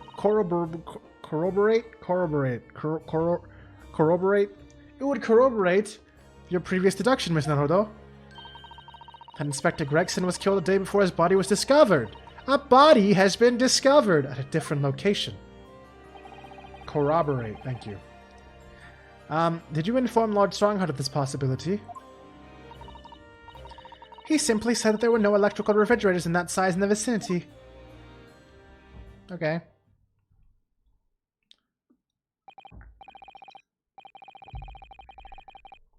Oh, yes. One other thing. It's something the governor of Barclay Prison told us. He said your mother was responsible for confirming the death of the professor after his execution. Ooh, new expression. The professor. Apparently, you always enjoyed listening to your mother's stories about her work, so we were wondering if you might know something about what happened 10 years ago. That's not all Mama did. Sorry? My Mama carried out the autopsy of Clint Van Zeeks as well. Ooh, she got a sparkle in her eyes. What? Really? The brother of Lord Van Zeeks? The professor's final victim? The idea of carrying out an autopsy on a member of the aristocracy was completely unthinkable back then. But the detective in charge of the investigation insisted and it was miraculously authorized. That detective being Inspector Gregson, of course. Quite an accomplishment for one man. That autopsy provided a vital clue needed to arrest the killer. And Mama was there for that historic event. What does all this mean? You know, an amazing autopsy happened right here in this very room. The professor and Clint Van Zeeks. They both spent their final moments before their burial on that dissection table there. So this lab, Mama's lab, was instrumental in some of the country's most important events. She really is proud of her mother. I wonder if you could tell us more about exactly what happened back then, Dr. Gory. I guess so. That's not a no. Damn, we got a lot of info now. The professor's execution was Mama's first big case. She had to be in attendance at Barclay Prison's execution chamber and sign the certificate and confirm the convict's death. Mama's the best coroner in the world, you know. I was so proud of her. But the execution didn't actually take place.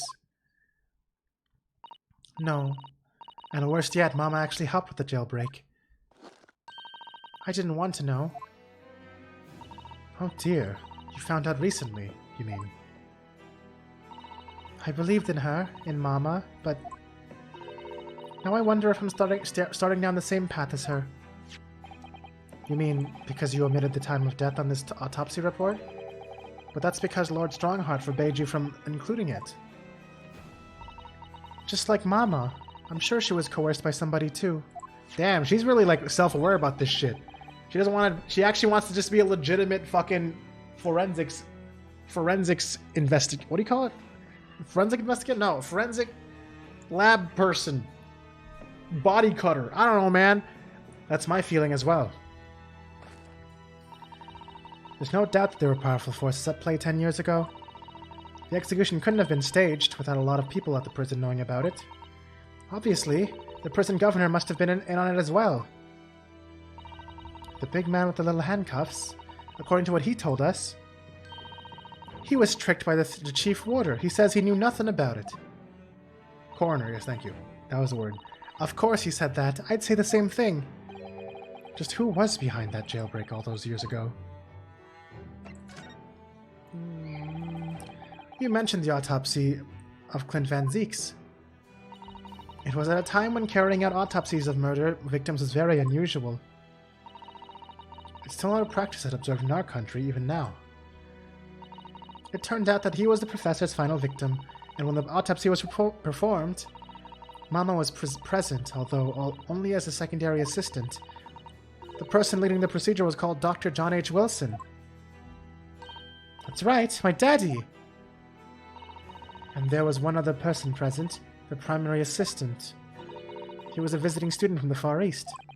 Wait, a visiting student? It must have been my father, Eugen Mikotoba. I had no idea Professor Mikotoba had been involved in something so important.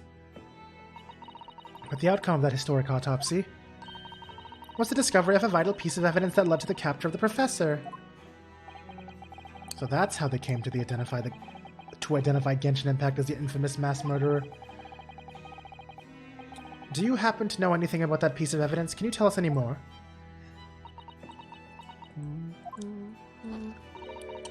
Would you like to see the records for yourself? What? Would I?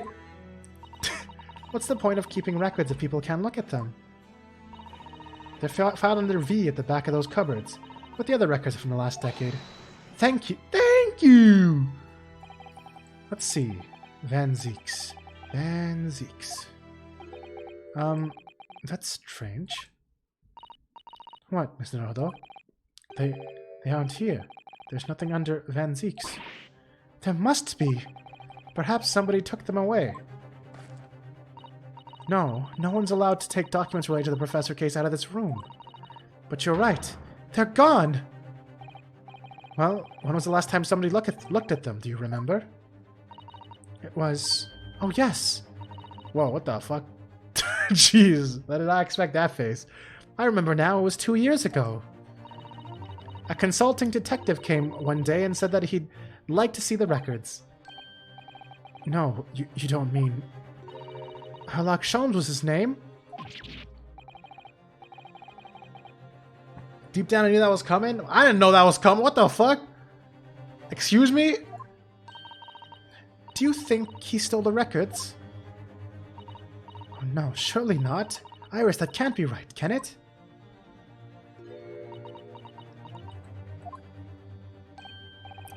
Iris? Uh-oh.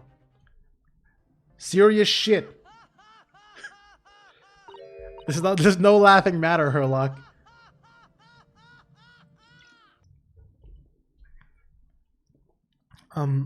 Runo? I hope you don't mind, but...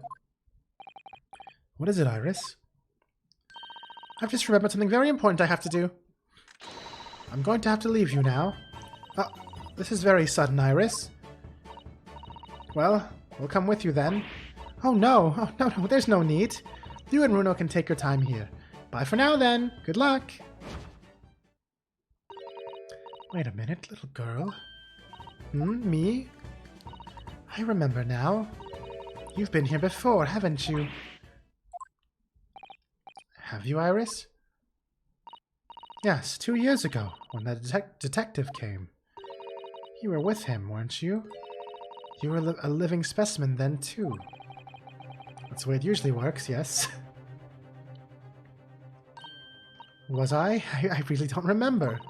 Anyway, sorry, but I must dash. Wait, Iris.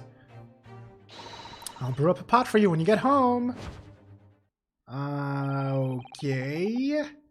Suspicious. Very, very suspicious.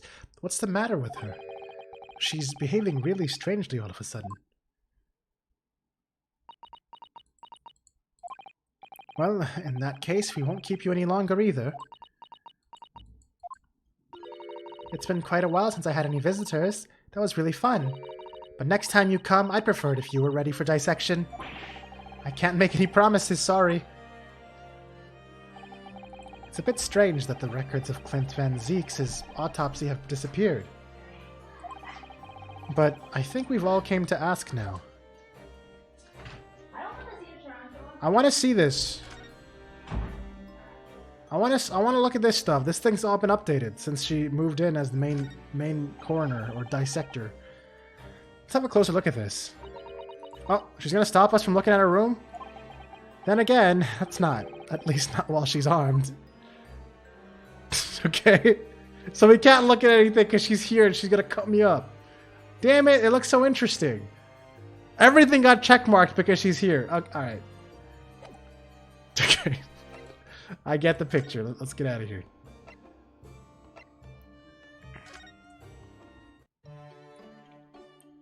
Wait. She's not here. Wait.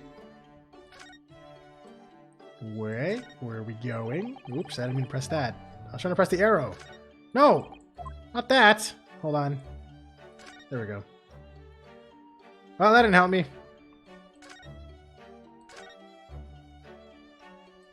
The hell's that doing there? Alright, well, I guess I'm not supposed to be here and I lost track of what we're doing.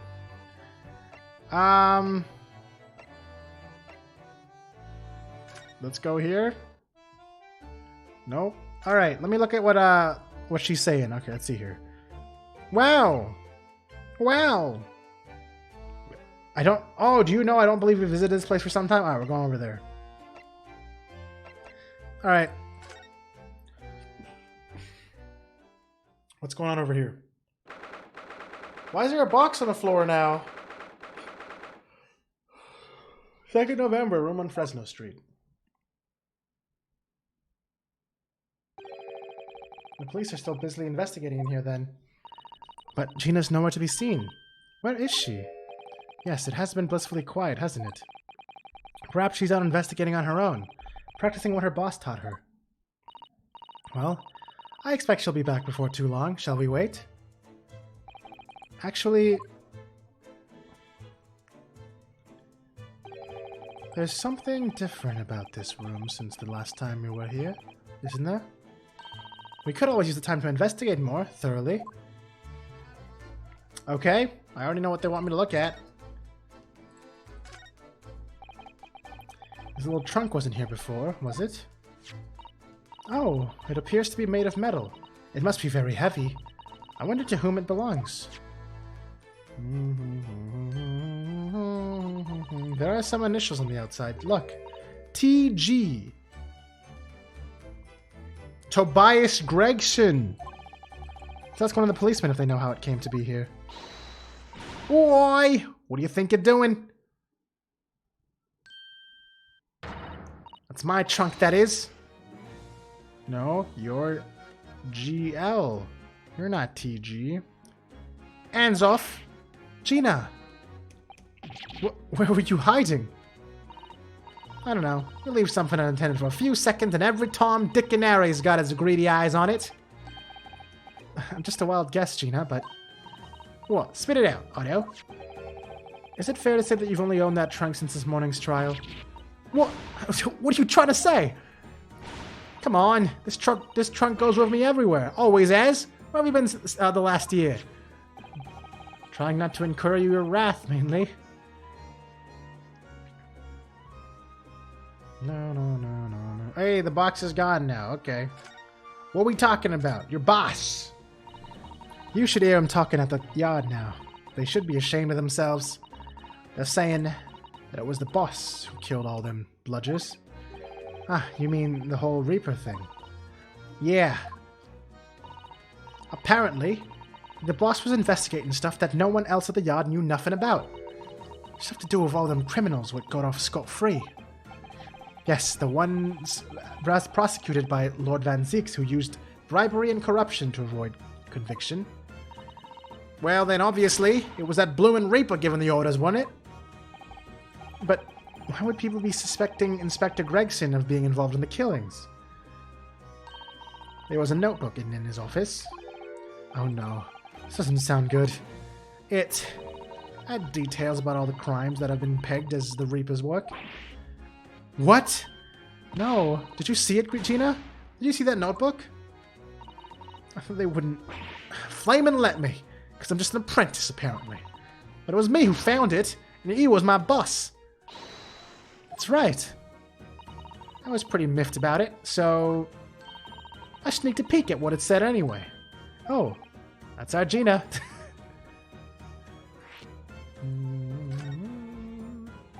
Uh-oh. 2 at the same time. Huh. 3? Uh-oh, guys. I need some help. Thank you.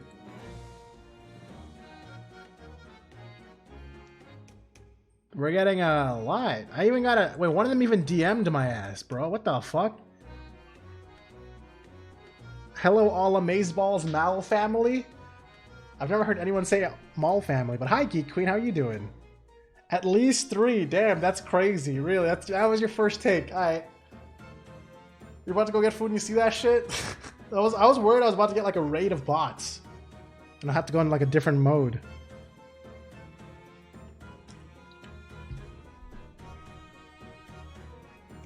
So, you managed to see what was written in Gregson's secret notebook anyway, did you?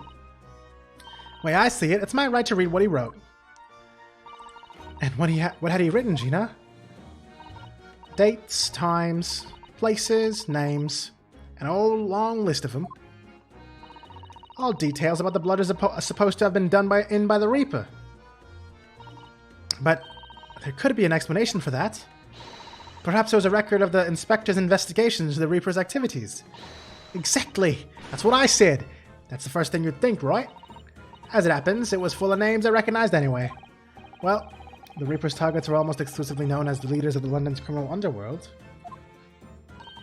Well, yeah, but there was one name right at the end that was a bit audio, and I don't mean your name.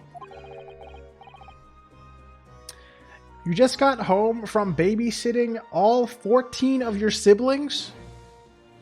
God damn. I don't even know if you're being serious, but that sounds wild. All the way got home from babysitting your siblings, so your siblings all live somewhere else. How you been? I've been good. Just chilling. Just chilling. I don't know. Are you serious? Are you actually being serious, Gay Queen? At the end of the list, you mean? I'm pretty sure the date against it was 31st October. Oh, the day before the inspector was found dead. You're really the oldest of 14. Damn, that sounds chaotic. Oh, the day before the inspector was found dead. So, what was the odd name? If it weren't like a name I've ever seen before. It was something like, nah, it's no good. I can't remember it. I don't think it was an English name, put it that way. Oh dear, what a pity. There was something else too. I don't know if it matters, but the same name kept coming up over and over. Shin, it was. Oh, the Reaper reached Japan! How did he do that? Oh my god, am I gonna go back and he's dead? My boy? My screamy nervous boy? Not assassin. Did you just say Shin? Eh? What? Does it mean something? Lord Van Zeeks knew the name too. He mentioned her as well. The woman who actually did the deeds. And now we find out her name appeared in Gregson's secret notebook. Yep, there's still one whole chapter after this, and we're still on 4. You know what else that you want to know? You know, it has its ups and downs because all the siblings fight, but you're in school to be a teacher, so it just practiced you. That's a very positive way to see it. This ain't getting done this week. I know, Chocobo. I know. Also, in case you guys wanted to know, I forgot to mention this, but I was very impressed when I saw this. Not impressed, but just surprised. In case you guys didn't realize, I have surpassed the 90-hour mark for the Great Ace Attorney Chronicles. God damn, man. God damn, dude. Well, of course not. I've been busy, ain't I? Investigating that. This game has been fucking... I'm just that slow. Shut up! What do you mean? I'm so fast, bro. I'm fast as fuck, boy. The lads... the lads at the yard... I mean, it's technically 2 games, but you know. The lads at the yard are trying to trace the boss's movements the day before it happened. The day before? That would be the undercover investigation into Red-Headed League, then. How many times have I game over? At least 3. At least 3. Only the boss didn't go, did he? He found some cove what was pretending to be him, didn't you, Otto? Yes, it was Mr. Vigil who actually went to the park on the Lime Street that day, posing as Gregson. Well, anyway, you ain't the only one turning stuff up. I've got my own way of getting results. When me and my partner here get together, there's nothing we can't track down. Oh, little Toby. He's such a faithful friend. So, have you tracked anything down then? What do you think, eh? Of course we have. Can't tell you though. Police business, eh? Anyway, the point is, if you lot ever need help, you know who to turn to, right? Me and the L-hound here. Right, because he looks oh so hellish, honest. Yep, dog. Dog champ. The hellhound. Gina, about your hellhound there. Chief Inspector Toby, you mean? He's the pride of the force, he is. In Japanese, police dog means something quite different and not altogether nice to those involved in crime. But here in Britain, it's a wonderful compliment it seems, for a canine at least. It should be, after all, in the great exhibition case the other day. It was Toby here who managed to locate Drebba's workshop. Maybe it's time for another demonstration of what this super dog can do, eh? Wait, my nose is whistling again? I guess it kind of is, huh? It's so funny that this is a problem I have. Alright, give me a second. Give me a second, guys.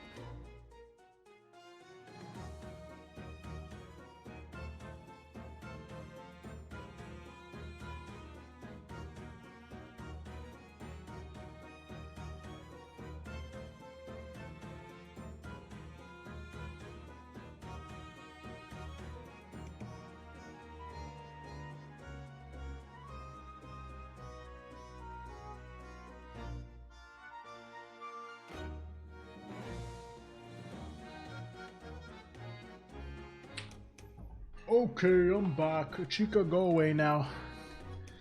Alright. I didn't really have much of a stuffy nose, but maybe it's better? I don't know. Oh yeah, the fucking old chat pro. I gotta fix that. Alright. Alright.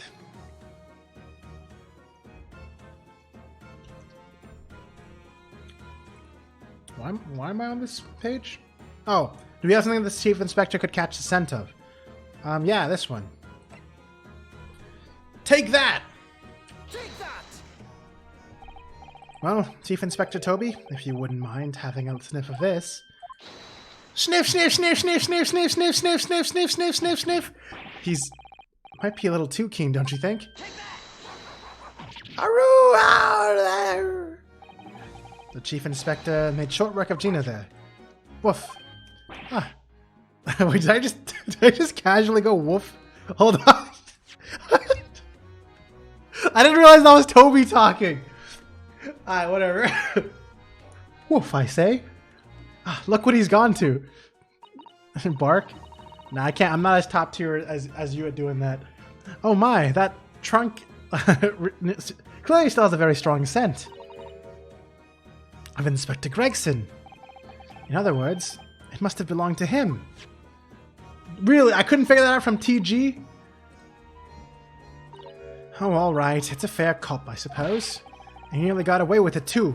If it wasn't for this meddling mutt. You always talk so proudly of Chief Inspector Toby's notes and what it can achieve. Did it not cross your mind that he might identify something that was right next to us? Yeah, that was a bit of a bloomer, wasn't it? That's enough now then, Gina. Eh? I think it's time you told us the truth about that trunk. What kind of junk's in that trunk, Gina? Tell us now. It weren't like that. It just weren't. What are you talking about? I know what's going on through that Eddie O's. That ain't what happened. All right then. What did happen? Well, like I said before, we were trying to trace the boss's movements. So I let Toby here have a whiff of the boss's overcoat. And as soon as I'd done that, he went off like a shot. Straight to that sandwich. To a sandwich? Not to a bag of chips? Mr. Naruto, I believe Gina means the witness. Fucking hell. Why is Ryunosuke actually amazing sometimes, man? He's such a relatable guy with the way he thinks. You know what I'm saying? Oh, I forgot about that sandwich. Yeah, he had it in between them wooden boards of his. The boss's trunk. You mean when they heard the sound like a gunshot and all piled in there? Exactly, he nabbed it from the scene. Goodness. Me and the Chief Inspector gave that sandwich a good grilling, and you know what he said? I thought it might fetch a good price and the chap wouldn't be needing it anymore, so... But that's all I did, nothing more, nothing less. But you Adam and Eve the cheek of it, eh? Stealing the dead boss's stuff to flog. So Miss Venus wasn't the only one to meddle with the scene of the crime, then. How could they? So anyway, that's how it happened. It's a pretty decent trunk, so I figured I might as well make use of it. Is there something wrong with that, eh? Well, maybe you and Mr. Sandwich should try to find the answer to that question together. Because they both basically did the same thing. Those meddling homeless people. Jeez. I think perhaps that trunk should be turned over to the police, don't you? What are you on about? I am the police! I am the law! Gina, if you wouldn't mind, could we maybe examine it? Yeah, alright then. Do what you want with it. Thank you. We shall make a detailed record of our examination of the evidence. Gregson's trunk has been entered into the court record. Uh-oh. What's the matter with Toby? Why is he acting so aggressively toward me all of a sudden? Miss Naruto, be careful! It must be the trunk. Was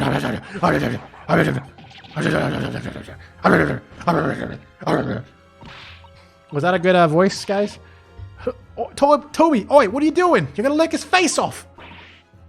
Mr. Naruto! Mr. Naruto! Dun, dun, dun, dun, dun, dun, dun, dun. Gina, quickly! Hail a carriage! He actually bit my face off! Yep, jam noises? They were immersive noises, right? I really sound like a Toby.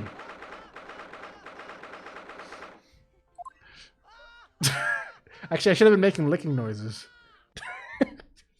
Never mind. No, I shouldn't have. Because I'm pretty sure it was aggressive licking.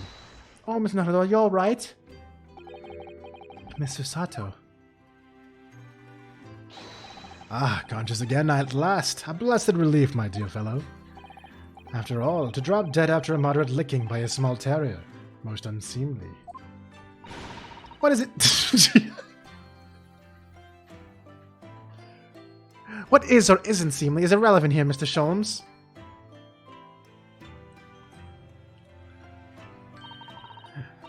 I'm so glad there's no lasting damage. How are you feeling? So he was really just licking me and I fucking passed out? No way it was just licking, bro. I'm fine, thank you. Did you bring me back here? What's this on my head? A bandage. Sadly, we had no ice, so that's a compress of sugar water. Sugar water? Dude, I haven't done this guy's voice in a while. It's not coming to me. Don't worry, Mr. Naruto. It's a first aid treatment that my father taught me. Oh, thank you. So, let us take tea when you're feeling up to it. But, of course, no sugar in the patient's cup. The bump on my head is throbbing sweetly enough, don't worry. Hee hee! Whenever you feel ready, then. He's just chilling in the background. Your mom made you food? Yo! Your mom is the best mom ever! That's awesome. What did she make you? How did she even know you were hungry? Because you were just sitting there eating ice cream and chocolate?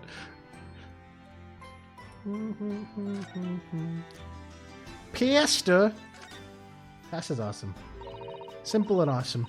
Are you alright, Miss Naruto? It's rather unusual to find yourselves here in the middle of our investigations. It's just occurred to me that I might have forgotten something when we left this morning. Please don't worry, as long as you have continued... Wait, this is not irrelevant to me being knocked out. It's just a conversation I skipped. She was like, Maltose, what the fuck you eating? Oh, yo, me too. Me too, that's what I say all the time. I go, Maltose, what the fuck you eating? Please don't worry, as long as you continue to investigate thoroughly, you won't go far... What? I don't even know what I read. Yes, of course, I must get back to work as soon as possible. Alright. Irrelevant conversation, I guess. That's kind of interesting. Anyways, while Sherlock is here, the spade is still here. Look. Please, Miss Naruto. It's not a spade, as I think you well know. It's the shovel.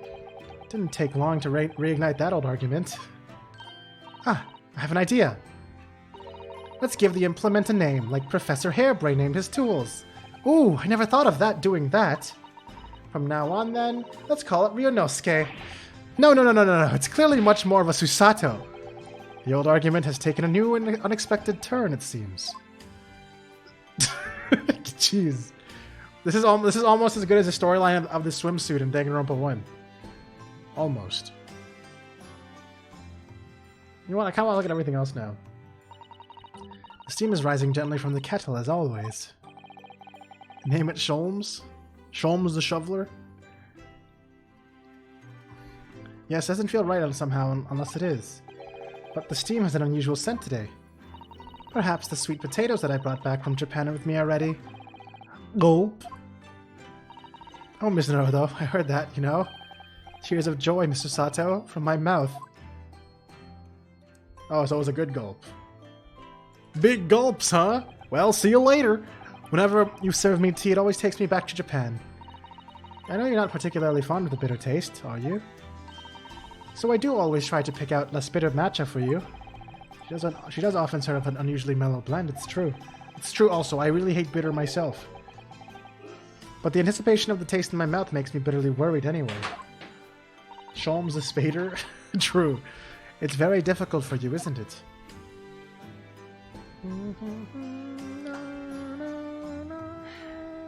But in all honesty, this is a shovel, right? I thought spades were really tiny, but maybe I'm wrong. Is that? Oh no, that's called something else. The really small one for gardening. That's not called a spade or a shovel, is it? Never mind. You know what? Maybe this is a spade.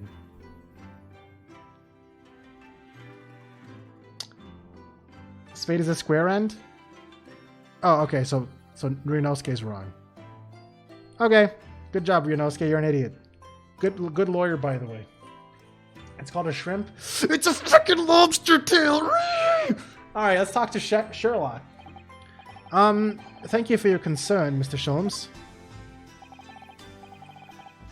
My dear fellow, I think nothing of it. I must say I was quite startled when I heard that you'd been attacked by a dog. For a moment, I feared the infamous murderer of so many had come back from the dead. You mean, the professor? Fortunately, I see your prized throat is unscathed. That stiff, turned-up collar of yours has obviously afforded some welcome protection. Was I that close to death? All I really remember is the dog licking my face over and over and over and over and over and over and over and over and over and over and over and over and over and over and over and over and over and over again. Well, if you wish to avoid such troubles in the future, a little mustard spray on the cheeks to do the trick. Which cheeks I will not say. I should think that would balance the sweetness of your bandage rather splendidly. Wait. I thought you wanted to talk to me. Alright.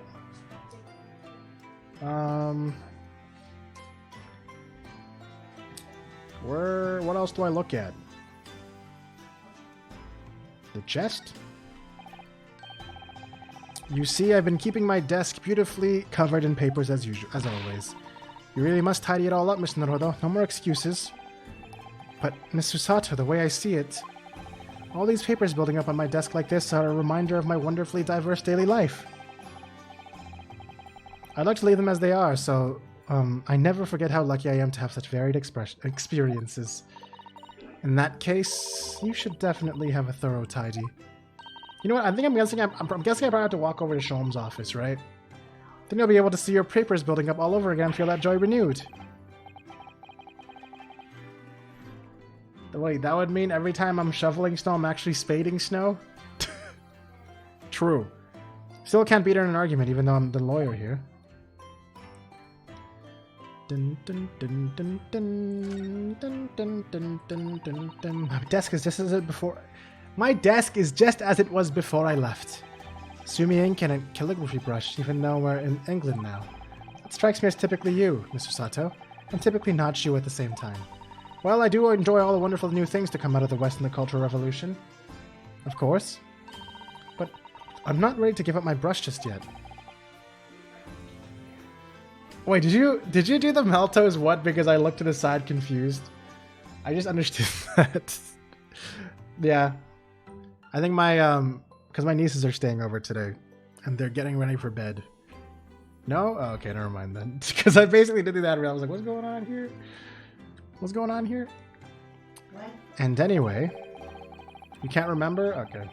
Sato-san can write more neatly with a brush than most people can with a pen. Practice makes perfect, as they say. Why are you just posing in my room again, Sholmes? Yeah, whatever. I'm just gonna leave. I'm gonna leave. Wait, I just have a bunch of onions hanging off the ceiling. Huh. Whoops, I didn't mean to click that. Alright, let's get out of here. Actually, you know what? No. I've looked at everything in this room except for one thing. I'll look at it. Let me look at that one thing that I haven't looked at. Maybe this is the best. Maybe this is the best conversation topic ever. Your room across the hall is undisturbed, of course. I don't suppose I'd be permitted to see inside now that you're back, though, would I? You know very well that only Iris is allowed inside. Yes, I heard you two giggling together in there again last night. You can visit Mr. Sholmes in his room, Mr. Naruto. Last time I did that, he tried to convince me to drink some strange concoction he'd mixed up. Okay, cool. Let's get out of here. He had a lot of practice being a wax doll. Dude, he actually is just doing that right now. Alright, but what about what's happening in here, though? This is very important to me. The 2nd of November, Sholmes' Suite.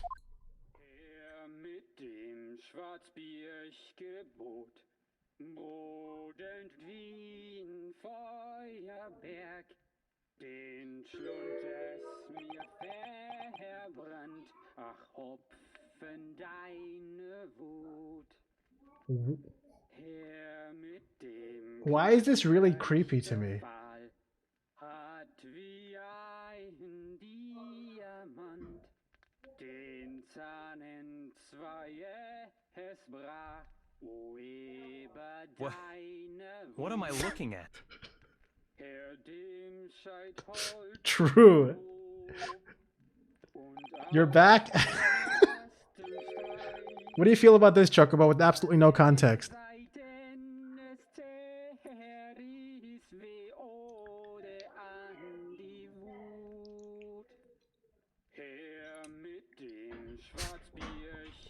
Okay, alright, Chocobo. They are pitchy. Hold on, give me a sec, guys.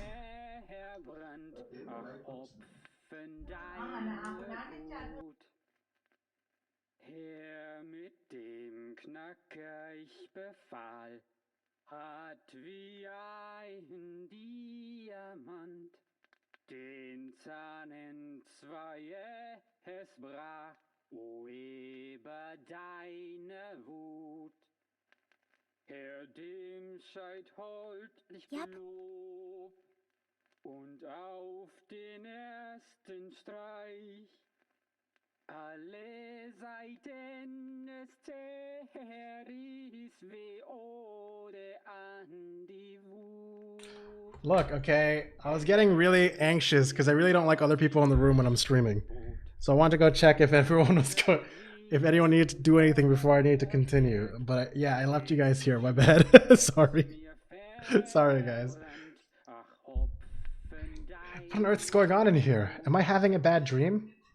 Herr mit dem Knacker ich befahl, hat Ah, no, it's an old German folk song, a rather fine rendition, I think. Who's on the couch? I don't know, Ventuitha. That's the least of my concerns. Iris? Iris, what's the matter?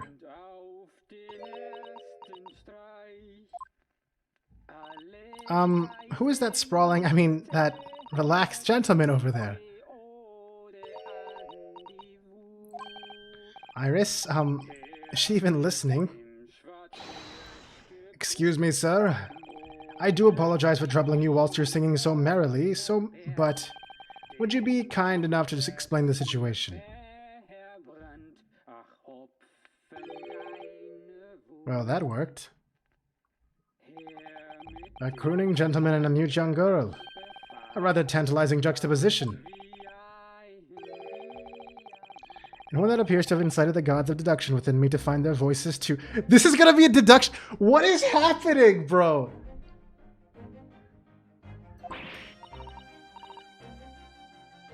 I guess we're gonna know. What a crazy place to do deduction. Not even Sholmes knows? What is Dude, what is this? Mr. Sholmes, do you mean... Dude, I don't think I've ever seen this. She's never, like, done this face while looking to the side like that before. Why is that so cute?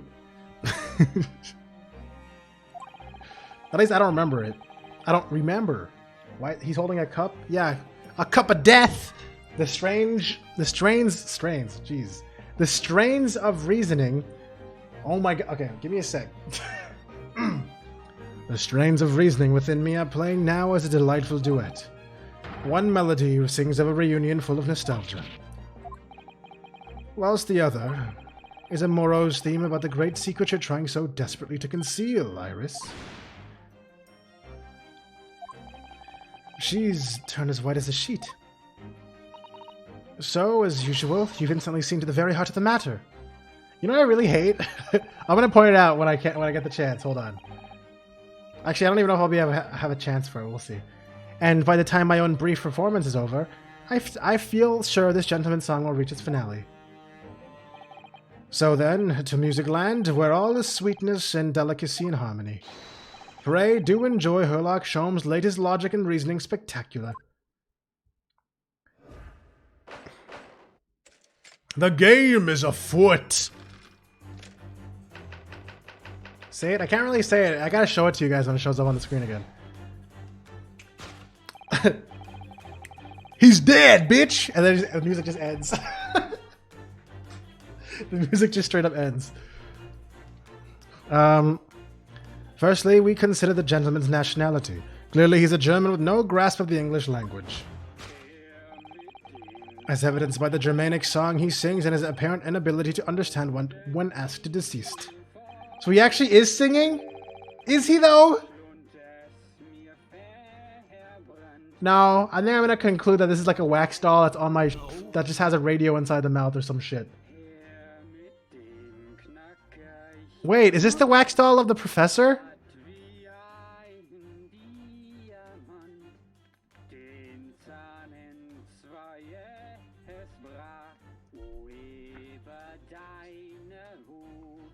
So why is this man here at all in such an apparently high spirits?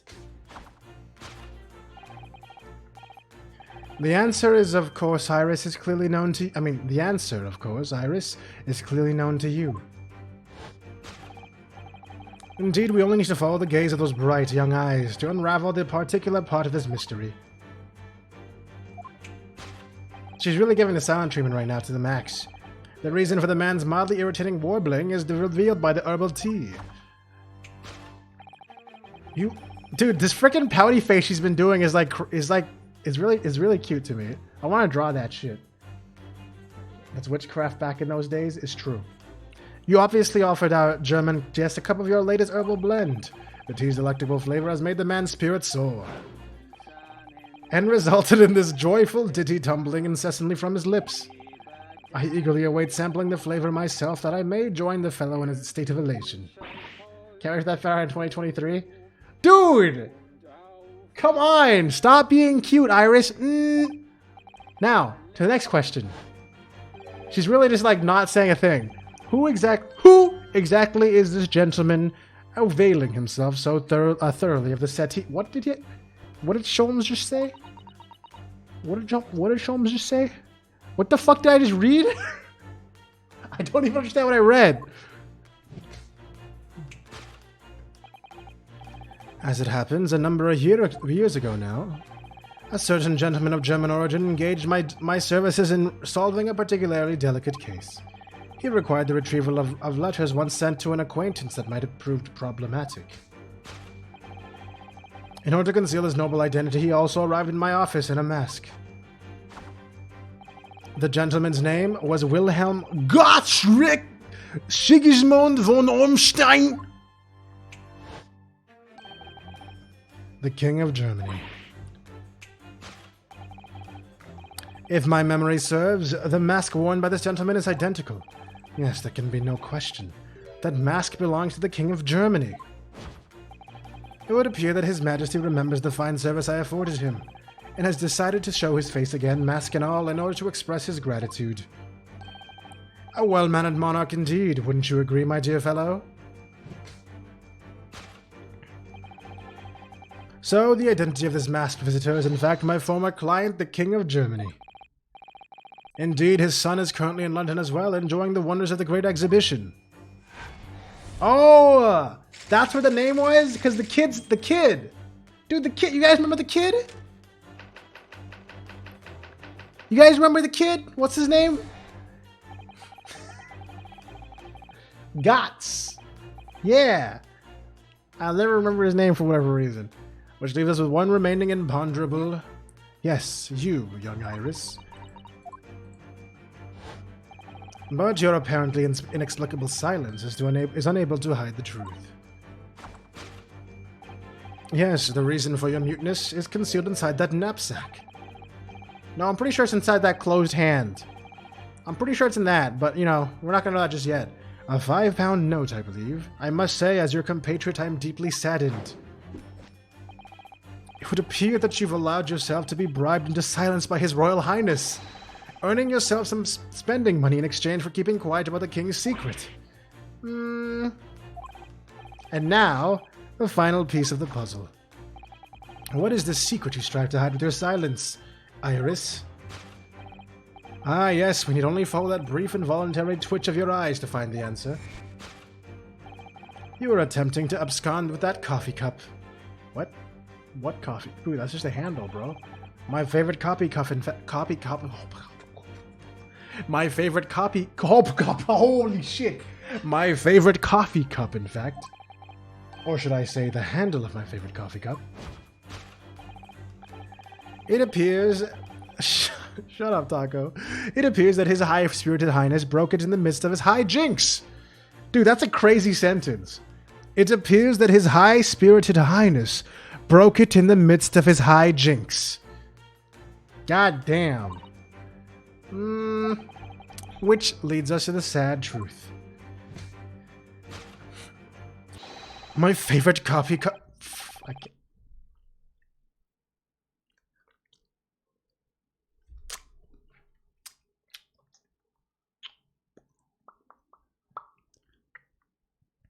My favorite coffee cup has been broken by the King of Germany And Iris, you tried to conceal it from me. I shall have a bill sent via governmental channels to the German royal family for its replacement.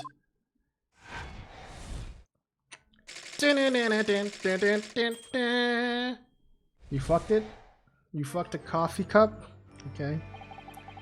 Alright. Thus concludes Herlock Sholmes' great deduction of this painful puzzle. Mit dem Schwarzbiergebot, modend wie ein Feuerberg, den Schlund es mir verbrannt, ach Hopfen deine Hut.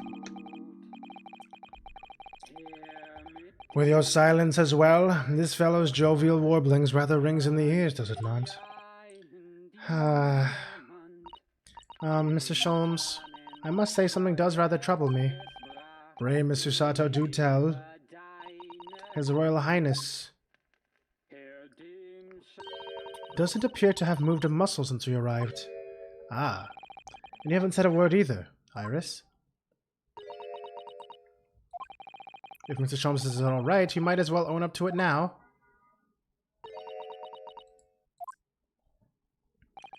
Your reasoning isn't entirely without substance, I must admit.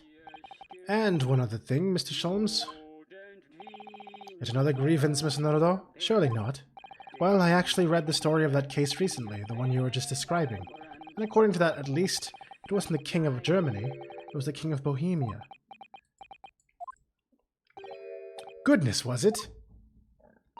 Yes, that's quite true. Master Gotz, the prince, testified to that in court. Oh. Oh, wait, I didn't realize. I didn't even realize! In his words, I have come to see the great exhibition all the way from my home in Bohemia. I would ask you to keep that minor error to yourselves. It could easily become quite a scandal. I believe, Miss Naruto, that it's our turn now to make some corrections to a number of minor errors that may have slipped in. I still think the best deduction was the one in the previous case with the fucking bomb and shit. That shit was hype. Yes, even Mr. Sholmes is willing to admit that he might be slightly wide off the mark this time. Although it's clear that Iris is definitely hiding something. We need to find out the truth behind this mysterious scene. But one truth is incontrovertible. My favorite coffee cup is no more. So, shall we embark again on a joint presentation of Herlock Sholmes' logical and reasoning spectacular? I don't know what I just said.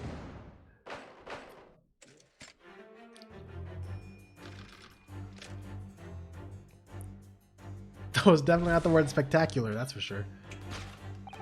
Firstly, we consider the gentleman's nationality. Clearly, he's a German with no grasp of the English language. As evidenced by the Germanic song he sings and his apparent inability to understand when asked to desist. So why is the man here at all, and in such apparently high spirits? The answer, of course, Iris, is clearly known to you. Indeed, we need only follow the gaze of those bright young eyes to unravel a particular part of this mystery. The reason for this man's mildly irritating warbling is revealed by the herbal tea. So what, some mix of herbs that gives you the urge to sing? Goodness, I should like to try some. I'd like to hear your singing, but this man... Just how long does he intend to keep up with that tune, do you suppose? As I said, he's been stock still the entire time, and if you look closely, his lips aren't moving either.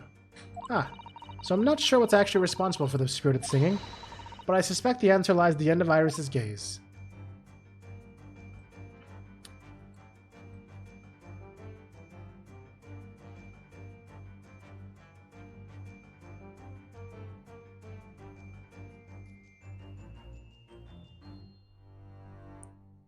Oh, is it this? I don't know. I was checking his fucking body very intensely, and I was like, "What the hell? I don't see anything hidden on here." But no, it's probably the gramophone.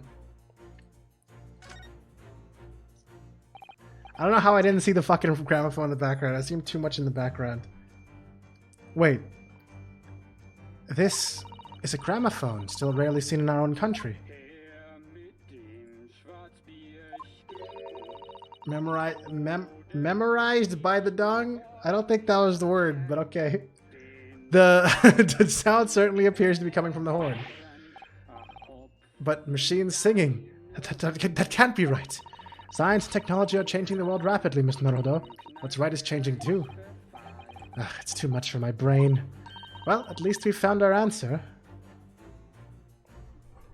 Take that! Take that!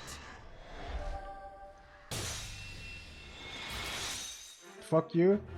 I'm tired. That's actually very understandable. The reason for the man's mildly irritating warbling is revealed by the gramophone. Indeed! It just comes in. I knew it all along. Indeed, for no well-bred gentleman would break into an obscure folk song when making a social call. In other words, this gentleman isn't singing at all. In fact, it would appear that the fellow is unconscious.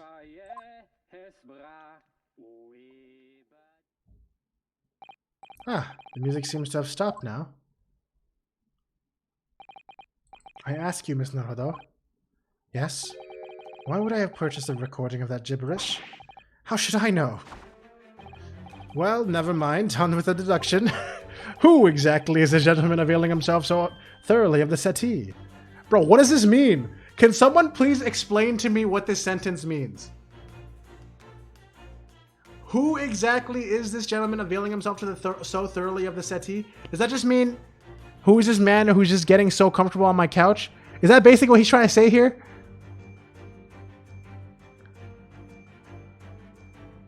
Did I understand that correctly?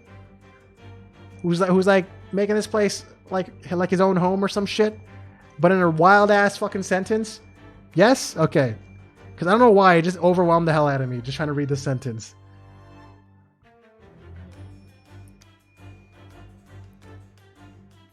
Settee, is it? Am I even saying it right? Settee is like a chair or couch? Okay. Alright. Yeah, alright. I don't know why, this sentence just really messed with me. It's a long upholstered seat for more than one person, typically with the back and arms. Okay, so that's a settee. So who is this guy making himself so available to my couch? But in more fancy language.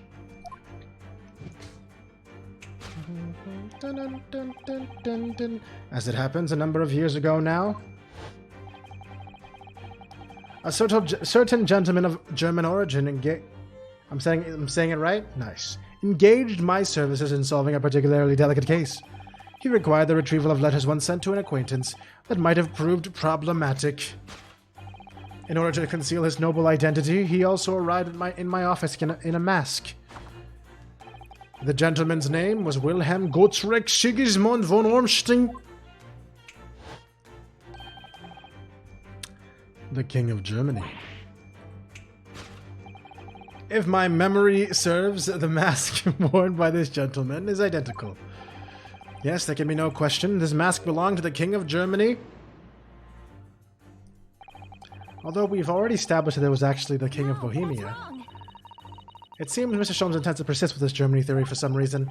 Come to think of it, the young prince was wearing a mask as well, wasn't he? Master Goltz? Master Goddies! The boy whom you had in tears? Don't remind me, or anyone else. Do you suppose all members of the aristocracy of mainland Europe wear masks? I'm sure they do. Well, probably. Anyway. The point is, the mask doesn't belong to any king. No, that's right, as we well know. Because we can identify the true owner of this mask. Yeah, it's this boy. It's ya boy! Take that! Kazuma Impact himself.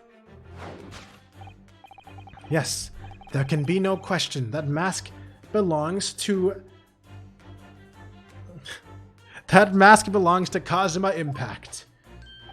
In other words, my memory is sublimely unreliable. He really just straight up said it? That's illegal. Only you could try to make that sound positive. Kazuma's mask has been languishing on this metal chest for several days. Although that doesn't explain why the gentleman is wearing it now. But it is now a simple matter to determine our guest's true identity. After all, the gentleman is unconscious. You need only excuse yourselves in advance. Gently lift the mask and peer beneath it.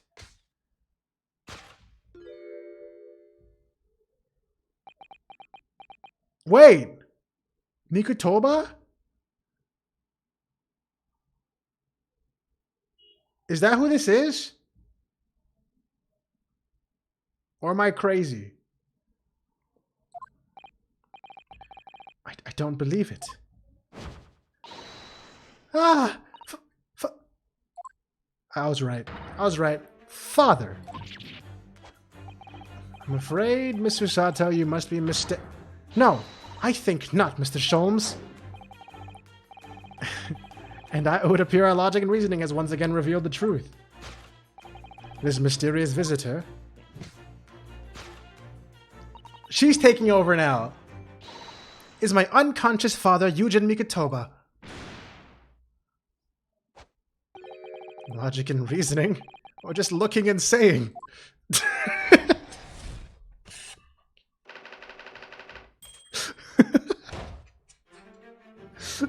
True, by the way. That's the best logic and reasoning.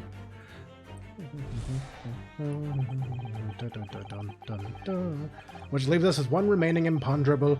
Yes, you, young Iris. But your apparently inexplicable silence is unable to hide the truth. No, let me see the hands. Yes, the reason for your muteness is concealed inside that knapsack. So that's a 5-pound note poking out from Iris's knapsack, is it? Oh dear, I can't be sure. Most money that we encounter is in coin form. I know. I'm not even sure if we've seen any banknotes here in Britain at all, have we? But anyway, Father would never have paid for money for Iris's silence. He certainly seems like the silent type himself, though, judging by his present state. Why did he say that? There must be some other reason for Iris's silence, I suppose. Perhaps what Iris is trying so hard not to give away with her eyes. Something entirely different. Is it not going to be in her hand? Wait.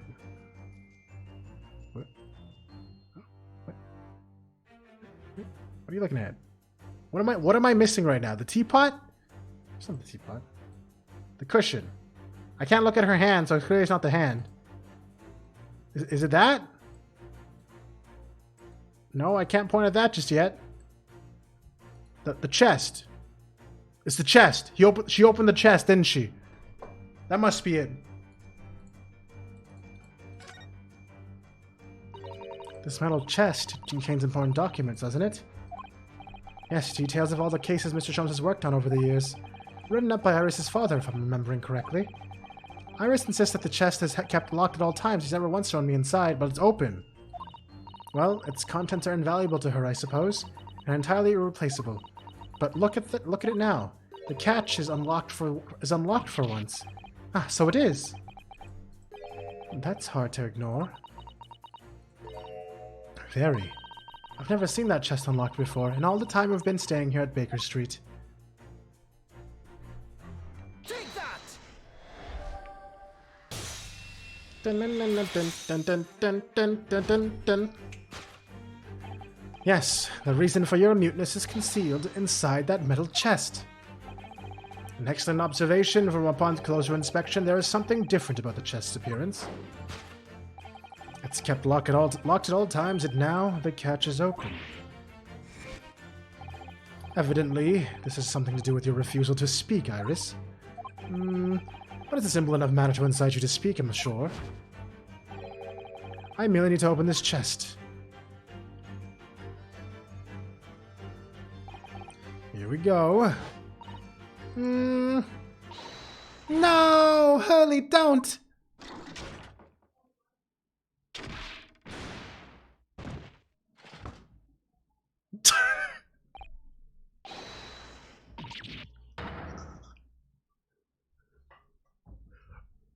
Oh, that's what happened, huh? He's dead!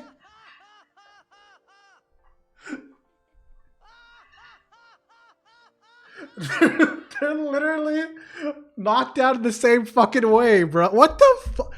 This game, how can it not cease to amaze me at this point, man? What a moment. That's gonna be my thumbnail, by the way. That's the thumbnail for this VOD. It's gonna be the zoom in of them on top of each other. I'm just calling it now for myself. All right. He's dead. Never. Oh, Hurley, I told you not to open it. Ah, so you found your voice now, Iris. Ah. In other words, what just happened clearly reveals the truth here.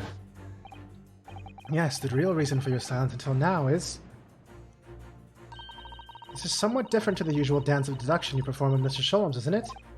Well, he's left me alone on the ballroom floor, so I'm going to have to dance this next part solo. And anyway, I need to get to the bottom of this, for my own peace of mind. The fact that we never got this in the West until now is just beautiful. Yeah, I'm so glad we actually got it in the end, and I waited long enough for it to... Because I was really considering playing the fan translation, but I'm glad it came out legitimately. Now then, Iris isn't usually the silent type, so... You mean you don't actually know the answer yet? Despite that knowing point of the finger before? Mr. Sato, sometimes a man needs to point his finger first and then think later.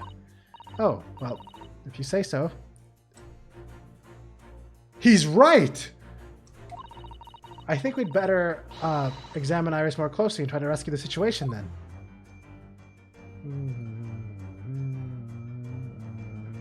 Can I look at her hand now?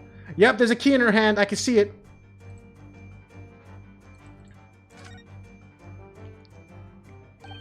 What's the key she's holding? Look. I'm sure that wasn't in her hands before, was it? No, you're quite right. It's appeared as if by magic. That's strange. A big old iron key. Where did it materialize from? Also, hold on a second. Dude, look at the cute ass. Look at this. Is that her and her? Is that her and Herlock as like a bunny and a bear? It kind of looks like it to me. For some reason, this knapsack is really standing out as suspicious to me today. Oh, is it? It's quite sizable enough for a sizable secret, that's what I say. Perhaps it is, but we certainly can't open it up to look inside without Iris's permission. No, you're right. Who knows what might pop out and punch us. True, by the way. Big true. Anyways. Take that!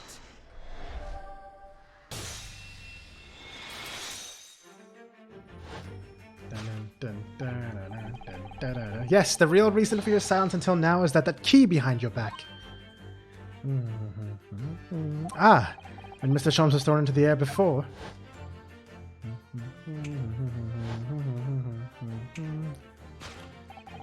Just before you called out to try and stop him, you slipped something out of your mouth. Oh, you were eating the key this whole time?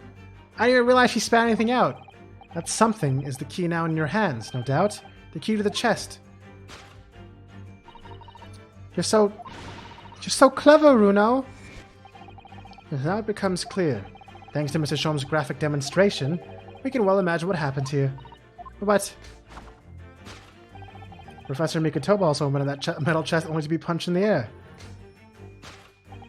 And land sprawled onto the settee. But wait, that doesn't explain all the facts. What about the stylish scarf? And the cup of tea? Above all, why would he be wearing Kazuma-sama's mask? Well, for those curious details, I can think of only one explanation. Clearly an unbelievable miracle took place in this room. Isn't that right, Iris? Don't fucking tell me they all fell in place when she opened the chest. Don't fucking tell me that shit. Oh my god, they actually all were sitting on the chest. They're really gonna do this to me, aren't they? Considering how the room was arranged before this whole painful experience took place. When Professor Mikotoba opened the chest, completely unaware of what awaited him inside. Why would he open the chest with all the shit inside? The mask was flung into the air just as he was, only to land neatly on his face when it fell back down. And the teacup's journey through the air ended when it caught on the unconscious professor's finger. You mean to say that the stylish scarf is actually just a tablecloth? This is the great detective's office, after all. A place of miraculous seductions. Can we see it in animation? She's not... She joined in because her Holmes is... That was great. She was like, oh wait, I'm up. All right, I can do it. Would you expect anything less?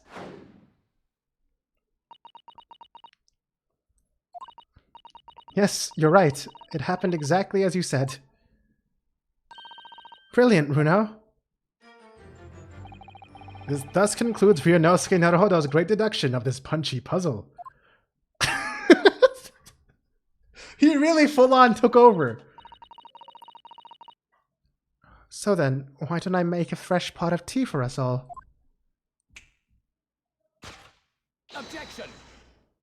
He objected! An admirable performance, Miss Naruhodo. But in the final act of the show there, you rather missed everything of importance. Mr. Sholmes? If you would cast your mind back to my earlier deduction.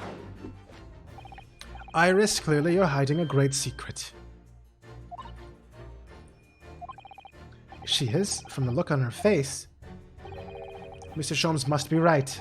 Whatever that great secret is, the cat isn't out of the bag yet. So I put it to you again. You are attempting to abscond with that coffee cup. I guess it's not over yet. That was a debate. It really is a shame about Mr. Sholmes' cup. It must have been smashed when Professor Mikotoba opened the chest. Oh dear, so many things seem to have been broken here. But now the deduction has taken a different direction. Iris doesn't seem to be trying to hide the broken cup anymore. In other words, her great secret is something else. Let's put our observational skills to the work here for one final time then.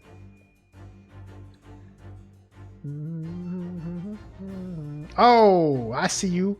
I see you, case file. Take that!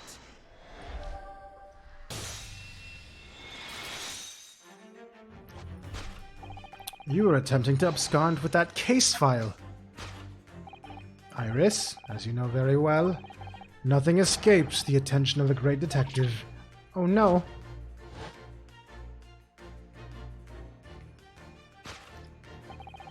We visited Scotland Yard's autopsy laboratory earlier today. And Dr. Gorey informed us. Don't look at me like that. Actually, you can continue. That the autopsy report of Clint Van Zeeks had gone missing. Clint Van Zeeks. Yes, I do seem to recall. That some years ago, I asked to see the report in question, and you were with me, weren't you, Iris? You stole the file about the professor? You mean it was you, Iris? So those papers you have there are... I'm sorry. Forgive me!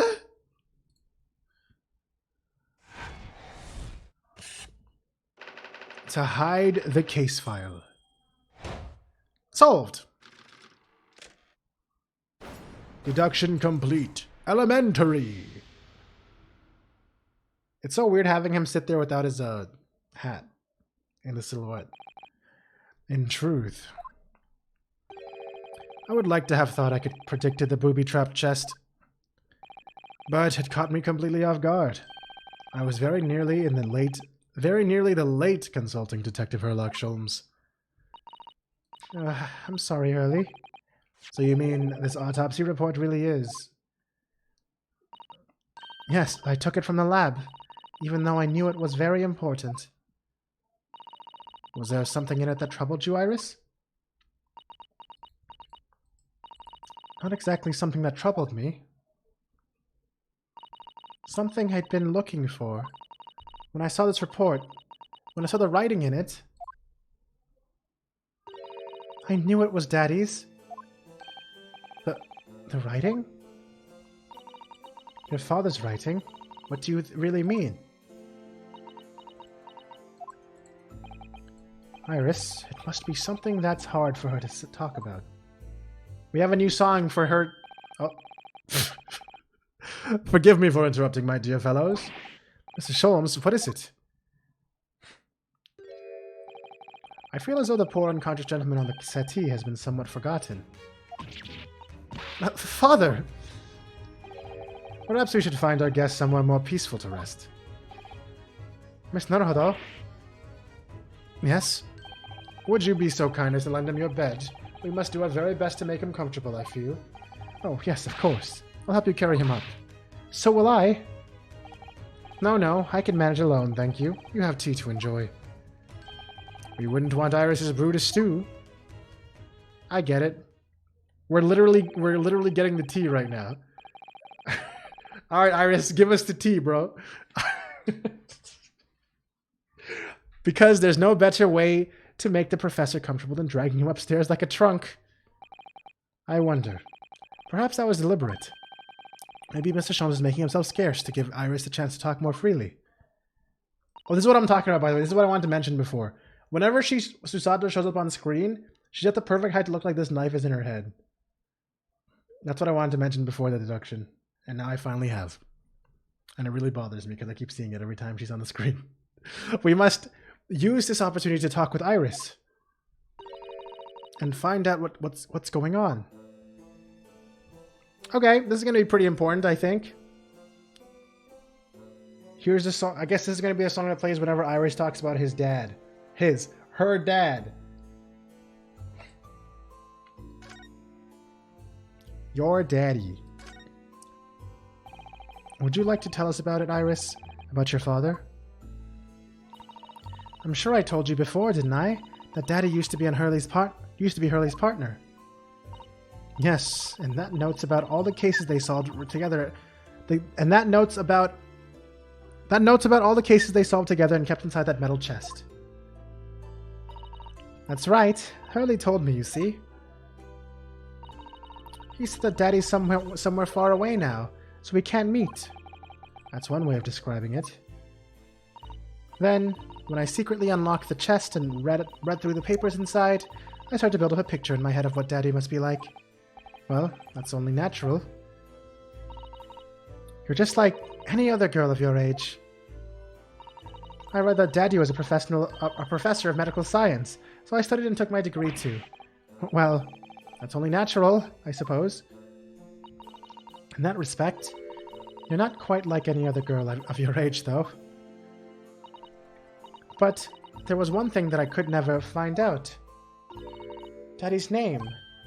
Ah, his name wasn't anywhere on any of the notes that I'd made about his work with Hurley.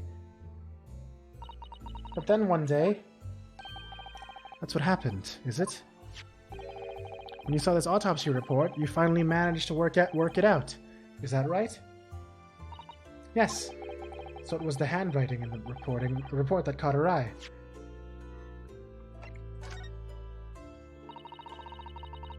When I saw the writing on that report, I could hardly believe it. I know that handwriting, I thought to myself, because it was the same as the writing you'd seen on your father's case notes. Exactly. I was desperate to compare the two properly. I needed to see them side by side. I asked the doctor in the laboratory, but I was told I couldn't take the report away. And even worse, I was told that was the first and last time we'd be allowed to even look at it there. So you decided to steal it.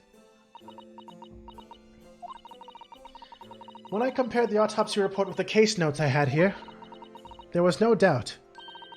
The handwriting was exactly the same. It was Daddy's. And the signature of the corner at the bottom of the autopsy report read Dr. John H. Wilson. So that's how I finally found out.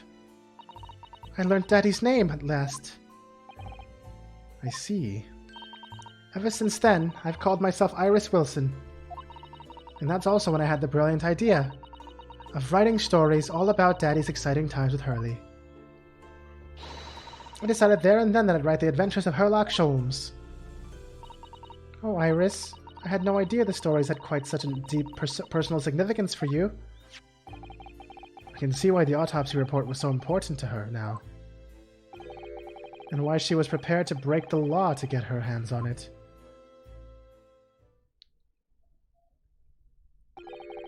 I must apologize, Iris. This is really all my fault. Hurley, I made a promise, you see, that until the time was right, I'd keep the details about your father a secret. I know, I've been very naughty. I'll take the autopsy report back to Dr. Gorey and apologize, I promise. Yes, we'll go together, I think. Then, let me look after it for you until we get there. Oh, that looks really important, actually. I should look at this.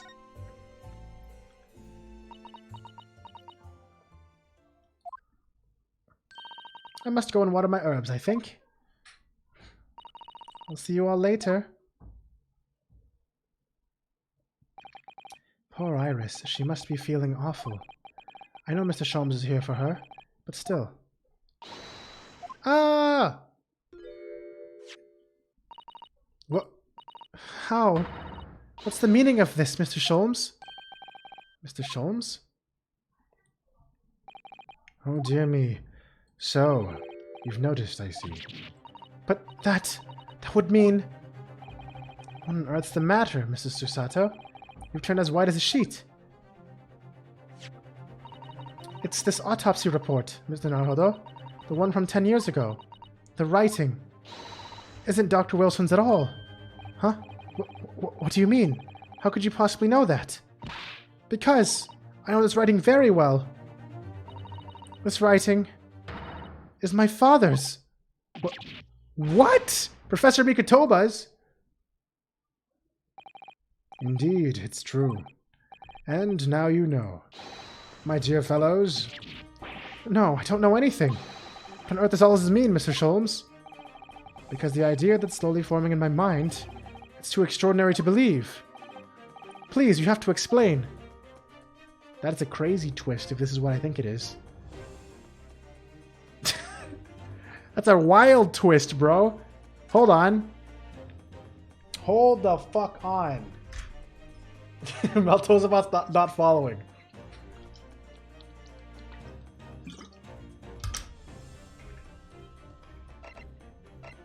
Oops.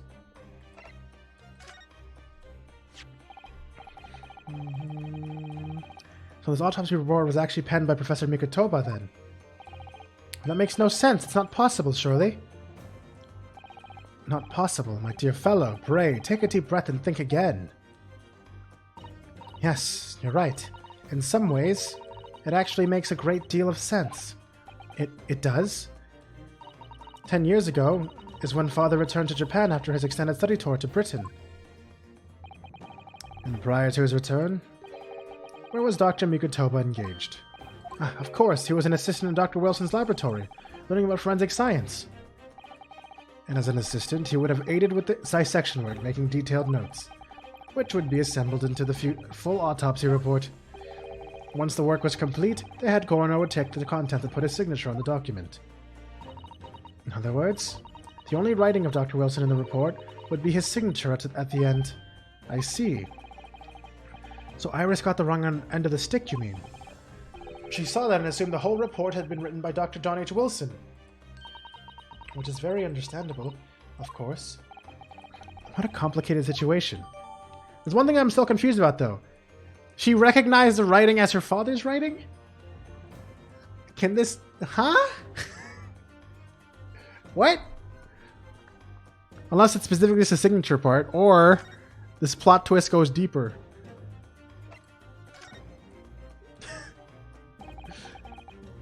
Thinking about it, most of what we know about you, Mr. Sholmes, comes from the published stories of your exploits. Yes, The Adventures of Herlock Sholmes, written by Iris. And we really have no way of knowing. What's fact and what's fiction? Most troubling for you, my dear fellow, I'm sure. So what about the supposed partner of yours? Did he really exist or not?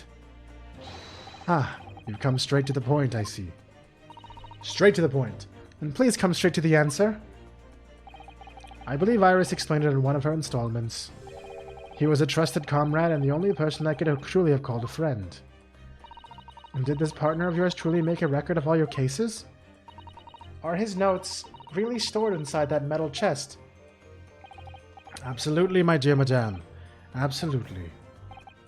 So, where's your partner now? We rarely meet. You see, he lives on the other side of the world. But if this autopsy report and your records of all your old cases are penned by the same hand, and if the autopsy report was written, though not signed, by your famous partner, There would be only one logical conclusion. Pray impress me. Your partner would have to be Yujin Mikotoba. In other words, Miss Susato's father. Upon my word, Mr. Naruhodo. Yes? Oh, upon my word? You are coming along wonderfully. You have hit upon the method at last. You finally grasped the art of deduction. You mean to say... Allow me to introduce you. To my great friend and partner, Mikotoba. Professor Mikotoba? God damn, what? Then who the fuck is Iris in all this?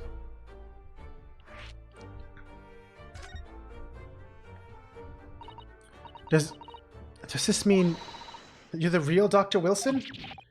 No, my dear. I'm still my old self. Yujin Mikotoba, your father. Oh, of course. This is obviously too much for Susato-san to take in. I must say, though, how my old friend has attained worldwide celebrity as a great mystery solver is the greatest mystery of all. I still remember the first time we met. Pray remind me, when was it again, Mr. Mikotoba? 16 years ago, Sholmes. Yes, quite. 16 years ago. I just arrived from Japan with Seishiro and Genshin, Impact. I was in search of lodgings close to the hospital. Some comfortable rooms at a reasonable price. But rents are devilishly high in that particular area. That's right, so I decided I needed someone to share the lodgings and the expense, and was fortunate enough to be introduced to Sholmes, who found himself in a similar situation. I was a callow fellow back then, a mere shadow of the great detective you see before you now. I was working at the hospital's chemical laboratory at the time, indulging my curiosities for little gain. And the situation of our cohabitation led us to pursuing cases together, you see. Yeah, that's what I'm wondering too, Pikachu. Is Iris Susato's sister? Is Iris actually half Japanese? Like, what's going on? I'm so confused. Hard to believe it was a mere 6 years. We had a great many adventures. But in the last year of Mikotoba's stay in Britain, that most infamous of cases presented itself. And that also kind of means Mikotoba's... It's probably like half-sister, I feel like. I feel like Mikotoba did some things while he ran away from home stressed about things. Well, didn't run away from home, but he left home for a long time. But in the last year of Mikotoba's stay in Britain, that most infamous of cases presented itself. The case with which you've become rather familiar yourselves, the Professor killings. Yeah, especially because Iris is 10 years old as well. So that is significant. That she was born shortly after the Professor whole thing. Is him, yeah. Guess what, Bantuatha? I don't know if you caught it or not, but he is actually the partner of Sholmes. The case with which you've become rather familiar yourself, the Professor killings. After the trial, Seishiro and I were summoned back home. Oddly surprising, given the circumstances. So there you have it, and as you know, all the details recorded by my trusty chronicler remain in that metal chest. This is just amazing. Professor Mikotoba really is Mr. Sholmes' famous partner.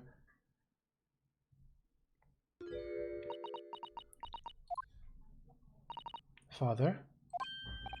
Goodness, my dear, what a cutting look. Are you about to ask? Oh, okay. So she's not about... Is she about to ask what we've been wondering about Pikachu? I hope so. As your daughter, I'm very proud to learn that you are the great detective's great partner. But, nevertheless, there's another mystery that I really must ask you to explain now. And that is... Okay, here we go.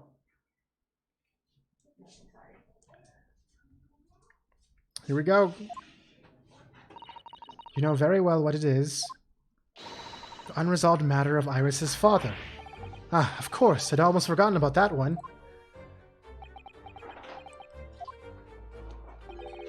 I should have seen this coming, I suppose. Is it going to be a plot? Is it going to be like a double whammy, and this is actually us led to believe this, but it's going to be like, nah, it was actually Wilson. Iris told us that all the notes about the great detective's adventures are that in that metal chest were written by her father.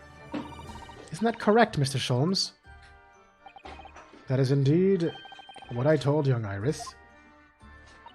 But if you're Mr. Sholmes' partner, father, and you wrote all those case notes, then Iris's father must be you.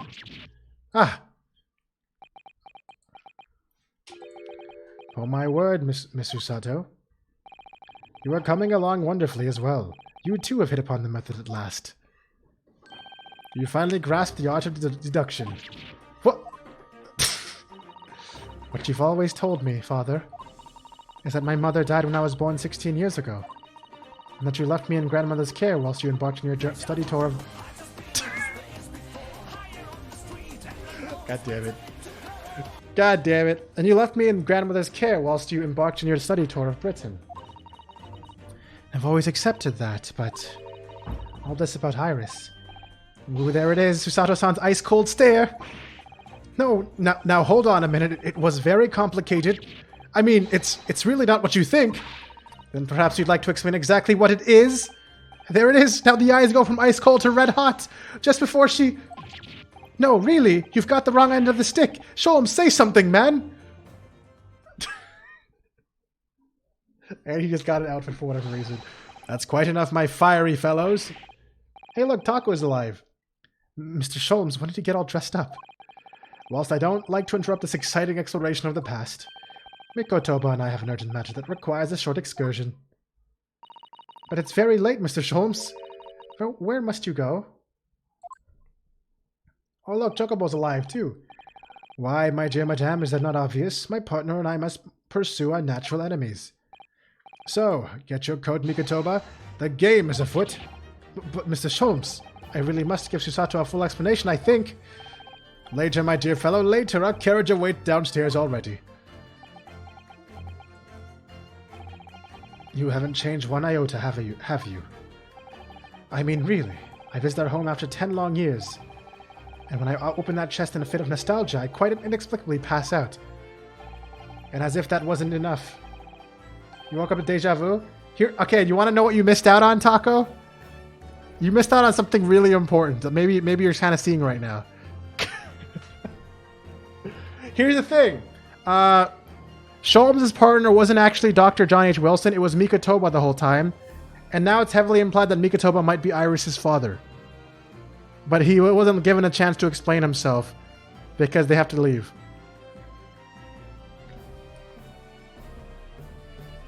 Also, I don't know if you saw the part where were you here for when Sholmes got hit by a giant fist and landed on top of Mikotoba when they were both sleeping together? I don't even know if you were there for that part. You probably were though, right? Oh no, you look like you might have been passed out by then. You missed a lot, basically.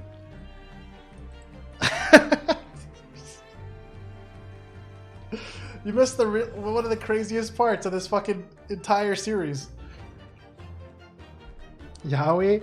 No, what happened was it basically directly explained what happened to Mikotoba when he opened the chest and he got punched unconscious onto the couch, and all the stuff on him was from flying off the chest from the fist. And then when Sholmes opened it up, he fell in the same position on top of him.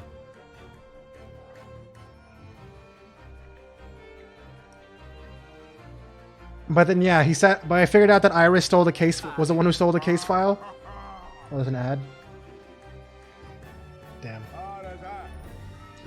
But Iris is the one that stole the case file from the professor, and the reason why is because she recognized the writing on it.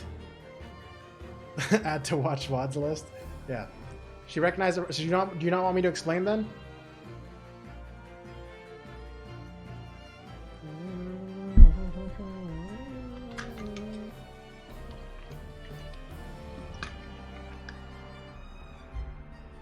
Keep explaining? Oh, okay. They found the case file, and she recognized the writing from the case file as her father's writing from seeing all the father's things from Sholmes. So then she stole it immediately because she didn't know what the name of her father was before. But it turns out the person who writes the case file is different from the person who signs it. So she just assumed that the leader of the forensics division was her father, John H. Wilson. So she took on the name Iris Wilson. And then when Susato started like, talking about it. She was like, okay, there's one thing that I'm really wondering about. Are you Iris's father? And then she was about to take him down. But then Sholm was like, all right, sorry.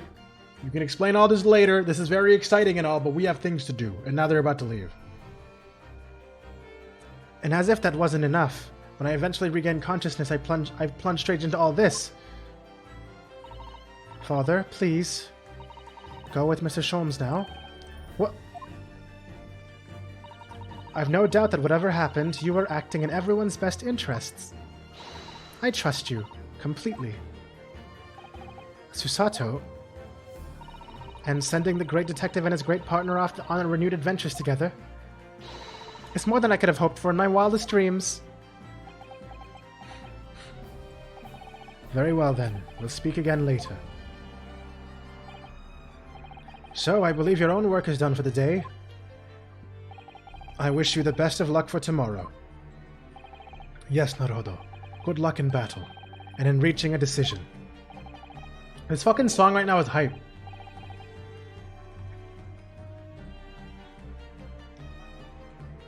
Can we just mention Sholmes and Wilson instead of Holmes and Watson? What about it? I mean, that part has been mentioned since the beginning of this 2 games. Oh yeah, Mikuto wasn't dressed like this ever since he came to Europe.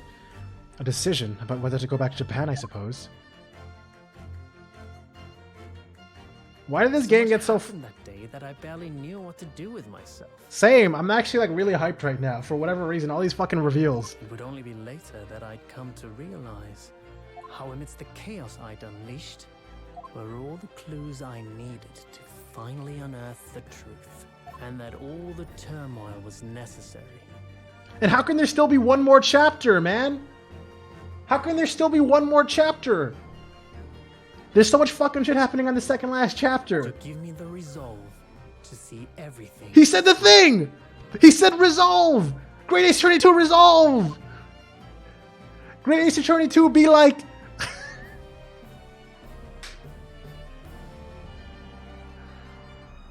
Oh my god, bro.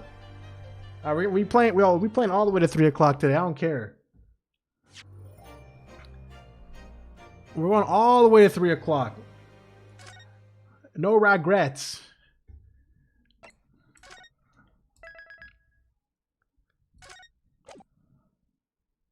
Wait. Oh no, wait, end of the chapter! Wait, they're gonna end the chapter there? So we're actually going to the final chapter now. Oh, okay, well that explains what I just said. Final chapter, the resolve of Ryunosuke Naruhodo. Oh, so the trial actually is the final chapter. That's an interesting change of pace. Okay, well that explains that answers my question.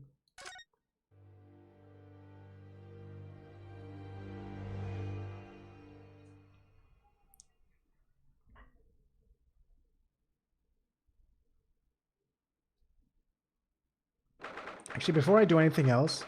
Actually, no, you were here for the explanation for why Kazuma is alive, right? He basically explained the whole thing himself. I don't know if you were paying attention to that part, Bugsy. Oh, shit. The antechamber music is more epic. Maybe I should turn up the music a bit. Hold on. I realized it was lower than usual today. Oops, sorry guys. By a significant amount, too. So, the time's finally come. Today, we unravel everything. Damn, she looks depressed. I'll be counting on your support more than ever today, Mr. Sato. Mr. Sato? Ah. Oh no, what's the matter, Mr. Naruto? Nothing? I was just saying that I'll be relying on your support today, but... I'm so sorry. Of course, I know I can be rather incompetent at times, but... I shan't let you down. You really did let me down, though. Would you mind helping me to my feet, then? Oh dear, I'm really very sorry. Just flip him again.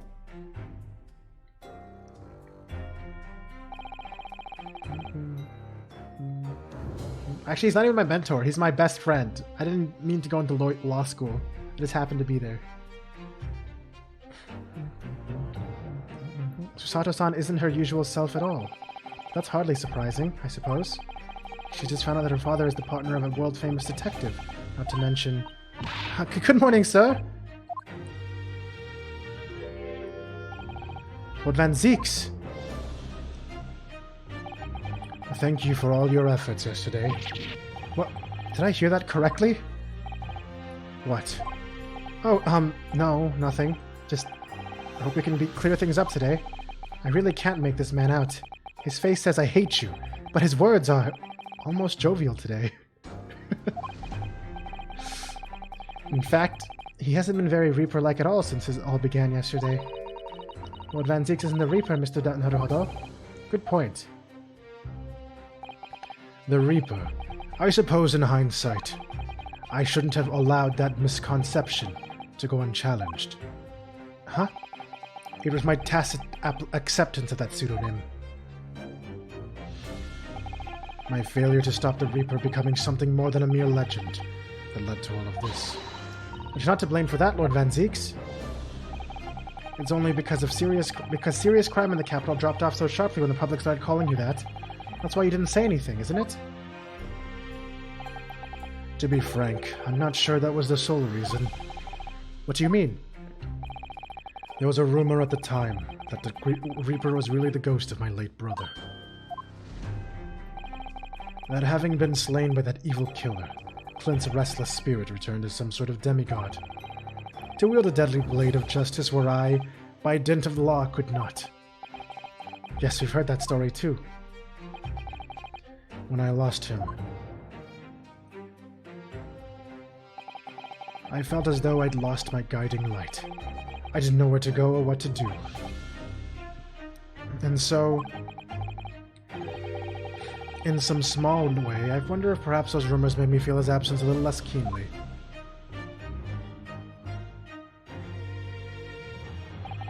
Even if I knew it was just an illusion. Just some nonsense conjured up by some imaginative public. He was obviously extremely important to you. Lord Clint Van Zeeks. Well, what's important now is uncovering the truth. Oops, that's not who's talking. What's important now is uncovering the truth. That's all that matters.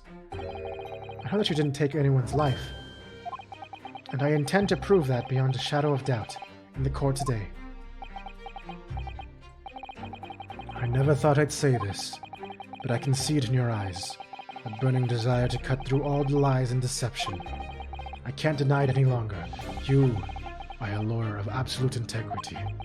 Thank you.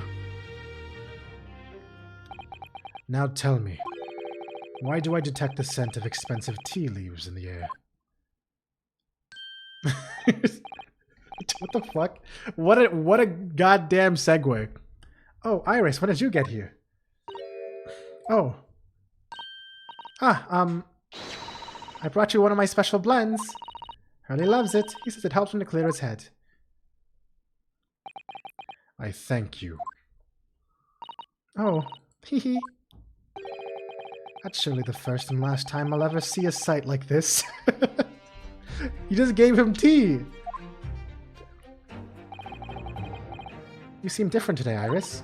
Oh? Sort of. Subdued, I suppose. I am not. What happened yesterday is obviously still playing on her mind a lot. She's clearly very troubled about having stolen that autopsy report from Dr. Side's laboratory. Alright then. Good luck to you both. I'll have to make a move now. You're not staying? I thought you'd want to watch today's proceedings.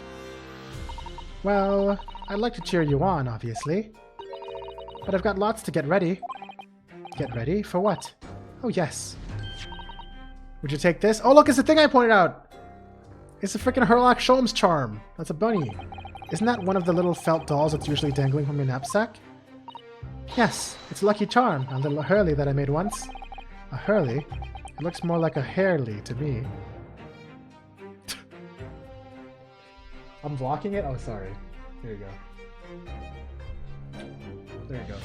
Old chat. Hi, old chat. I gotta kill you, old chat. Die.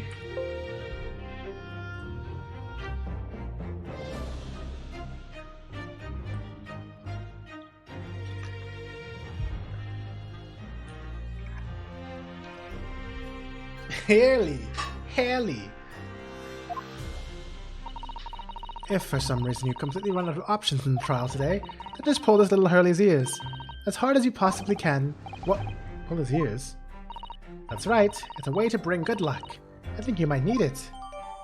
Wait, I'm actually gonna do that, aren't I? Okay. Iris's lucky charm has been inserted to the court. Is it gonna help me cheat on the last trial? Because it's too hard? You think what we'll need is luck?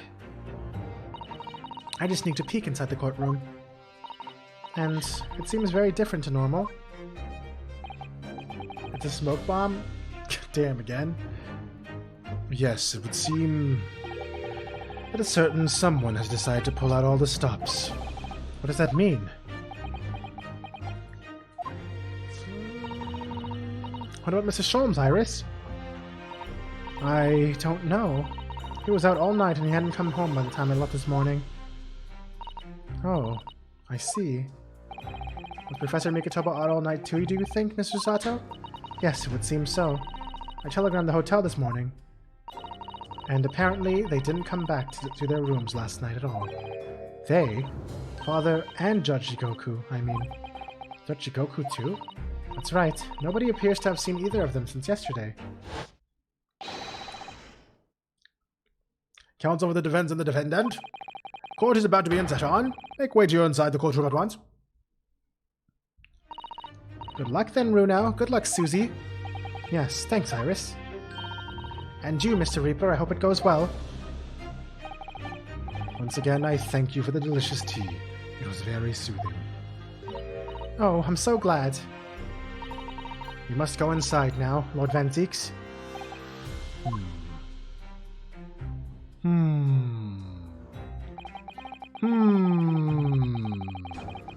Lord Van Zieks has always been the formidable prosecutor I've had to lock horns with in court. But not today. Today, I battle with another in pursuit of the truth. My best friend, Kazuma Impact, who I trust more than anyone else in the world. Now I understand what it was that drew me here to Britain all those months ago. Now I know exactly what destiny had in store for me.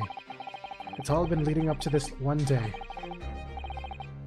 To this one trial, to this one final reckoning. It's really becoming apparent now that I've really gone through 10 cases or 10 chapters of shit. And it's really gonna all come to a final conclusion soon. And that's kind of sad, isn't it? That's kind of sad. 3rd November, it's 9:30 a.m., the Old Bailey courtroom.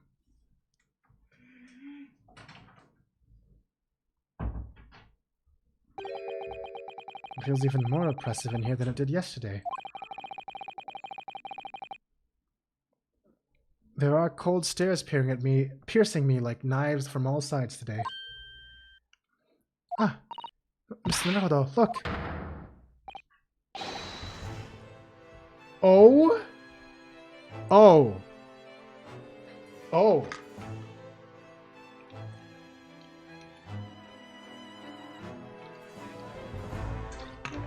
Yeah, this is bad. Shulk is in the gallery again? Lord Strongheart? Yeah, this is bad. Yeah, this is a really bad. Well, you are trying to advertise the forensics department, right? So when they didn't solve it in one day, yeah, this is a really bad ad. Kazuma must have known beforehand. The ramifications of this trial now extend far beyond the murder of one Scotland Yard inspector. In fact, events have come to light that threaten to rock the very foundations of our country's legal system. The escape of a condemned criminal the night of the execution, the subsequent unlawful shooting of the man, and the revelation that the prison staff must have been complicit in the jailbreak. Prisoners are currently hosting influential members of the judiciary from countries all around the world. It is imperative that we uncover the truth in these proceedings to avoid international embarrassment. By royal decree, this will continue to be a closed trial. Damn, this guy's huge. And not in a good way. And one that over which I, male Strongheart, exercise total and unequivocal authority.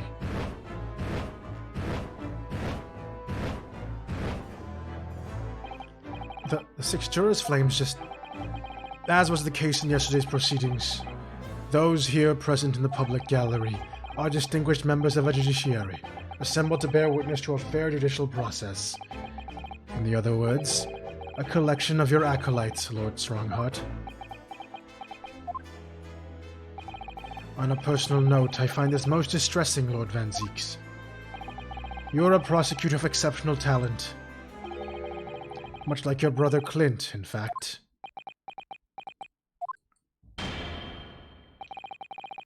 In the name of Her Majesty the Queen, I hereby declare this court to be in session. For the trial of Barack Van Zieks, who officially stands accused of murder. Dude, this is scary! I feel like I've never felt the stakes were this high ever at the end of a fucking case. They really escalate everything. Actually having an antagonizing judge? Counsels for the prosecution and defense, are you in full readiness to proceed? The defense is ready, my lord. As is the prosecution. Yesterday's proceedings brought to light a shocking and disturbing fact. There was a side to the victim, Inspector Tobias Gregson, that was unknown to his superiors at Scotland Yard. Yes, he was carrying out operations in secret, which Scotland Yard knew nothing about. And in those clandestine operations, he had an accomplice, Mr. Daily Vigil, who would be given the inspector's identification and present himself around the capital in order to establish credible alibis for Gregson. In that way, Gregson appeared to be carrying out his regular Scotland Yard work, when in fact he wasn't.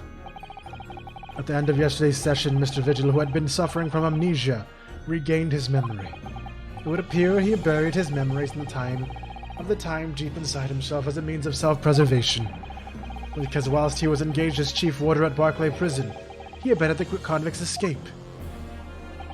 Mr. Vigil is currently recuperating at St. Sinner's. He's recovered enough to give a signed statement about his movements in the day prior to the incident. He's formally admitted to posing as Gregson whilst investigating the Red-Headed League. Which brings us to the crucial issue of the victim's time of death. The defense yesterday proposed a suggestion that the victim may have been killed one day earlier. This was based largely on the discovery that the victim's pocket watch had not been wound.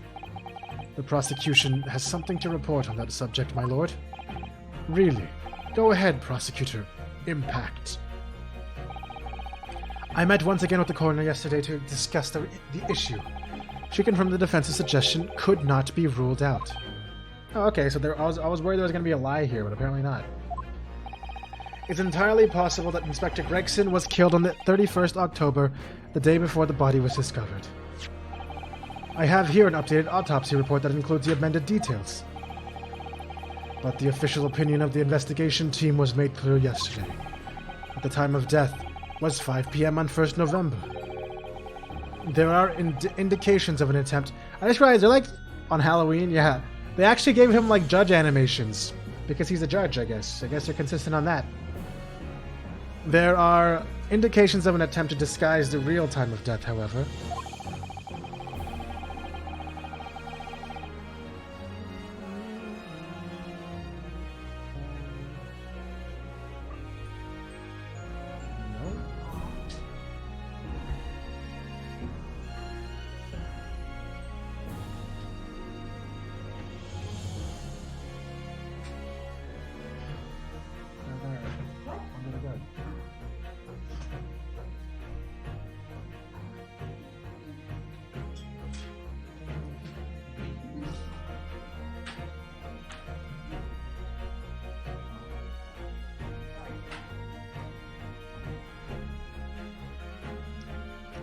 But yeah, I was gonna say they gave him actual judge animations, which is interesting. He's at least consistent in that. He has the shaken head and like the angry look down, and whatever else the judge does. Maybe he'll have a shocked face, or he loses his toupee. It seems that the natural decaying process of the victim's body may have been slowed by keeping it chilled. That's out of the question. There are no refrigeration devices in that part of London large enough to accommodate a human corpse. My lord, this is more than just conjecture. There's evidence to support the idea. We must investigate it thoroughly. Very well. The court will now accept the new report as evidence. However, if this updated report is deemed to be accurate, it would give renewed significance to the movements of the victim on the day before the Fresno Street incident. It would, yes, especially since on that day, Inspector Gregson was using Mr. Vigil to cover up his real movements. It's conceivable that he was killed in the course of his secret activities. Do I sense that the prosecution has some information regarding those activities? Scotland Yard put an enormous effort into investigating that precise matter yesterday. I think we should begin by presenting the results of the investigation work. The prosecution calls its first witness now. This is such a fucking crazy trial, man. Everyone is here.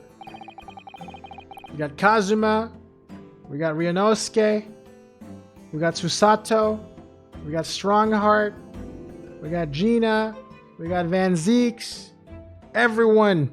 And I'm sure eventually fucking Herlock and Mikotoba are gonna come in. And maybe Judge Jigoku. It's gonna be a fucking Smash Bros battle in here. State your name and occupation for the court. Inspector Gina Lestrade reporting. Representative Scotland Yard. A self-conferred rank, but never mind. Where's Hosonaga? He's around. He's just in disguise. he's gonna end up actually being fucking Strongheart the entire time. Hosonaga is probably that lamp right there in the background. Gina, again? What's your problem, Motto? What's with that, Gina? Again? Look at? The boss meant the world to me. He'd done more for me than anyone else ever did. Oh, Inspector Gregson, you mean? He got me out of the back slums of the East End and took me under his wing. Taught me that life can have a purpose. That's why I'm the best person to be standing out there speaking for him. Oh, Gina. Right. All out of the goodness of Gregson's heart. Not at all that he had his arm twisted by Mr. Sholmes, no. What's relevant to these proceedings is that the outcome of Scotland Yard's investigations yesterday has revealed that the victim is carrying out some assignment the police knew nothing about. Very troubling. That face. What Strongheart knew. So, Inspector Lestrade, let's hear exactly what it says in that report. Coming right up, sir. Dun, dun, dun, dun, dun, dun, dun, dun, dun. The victim's movements. All yard detectives are supposed to follow orders and investigate what they're told. But a little search at the boss's office turned up a notebook that had a load of secret meetings in it. According to that, the boss was looking into some smuggled good dealings that day. It looks like it was a big job and all, but the coppers weren't onto it yet. What matters most is there's witnesses what saw the Reaper at the place too. Okay. Smuggled goods. I don't know, do I? I'm just telling you what was written in the book. Tobacco. Why did I say it like that? Tobacco, tea, spices, medicines, goods of all sorts flow into London by illegal channels from across the globe. It's well known that they're disposed of at regular black markets that take place in the capital. But the police are rarely able to locate them in time. So Inspector Gregson was investigating one of those black markets. It's been suggested that high-ranking government officials may be involved in black market activity. No doubt Gregson was trying to avoid details of his investigation being leaked to the involved parties. That would explain why he was operating on his own authority, without the Yard's knowledge. And do we know where the dealings were taking place this time? In a particular room of a certain exclusive London gentleman's club.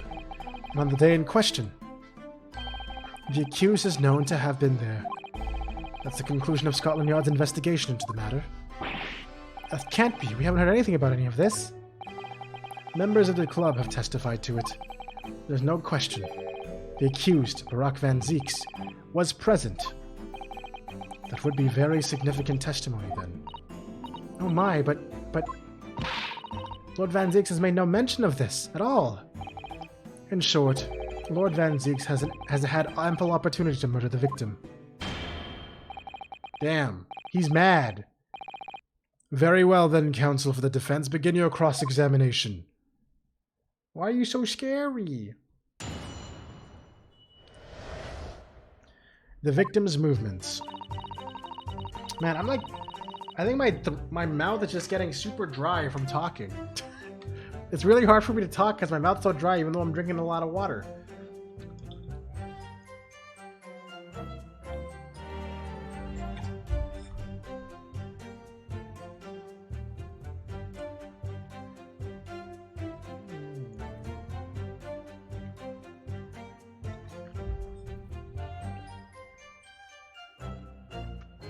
Hate stuff like that? Stuff like what? Like it's making me feel like I should probably like, but I've only had like a 3-hour stream, man. Why am I dying so quickly? You want to cut them in your right your mouth? I don't have a cut or anything, but like my lips feel like dry, which makes it hard for me to talk. All these crazy accents and stuff.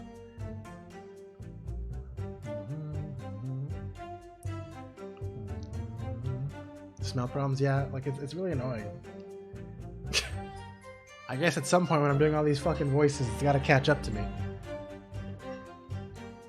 But I don't want to wait until tomorrow to continue, but I feel like maybe I should at some point.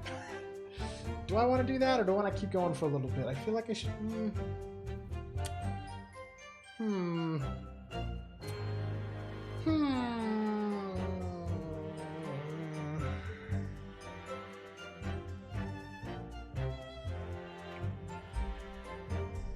Should I take like a 5-minute break and go get tea and rest my throat a bit? Would you guys mind? I'm gonna hope not. I'm gonna hope not everybody's gone after a 5-minute break.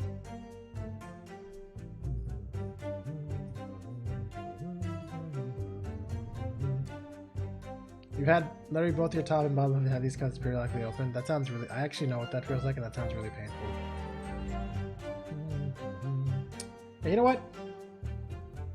I'm gonna do that. I'm just gonna... If anyone asks, I'm gonna take a really... Yeah, I should have gotten tea at the same time as Van Zeek's. Yeah, I'm just gonna, like... Go, like, brew some tea and like, come back with that. After a little bit of a rest. Okay, guys? So in the meantime, I'll give you guys this.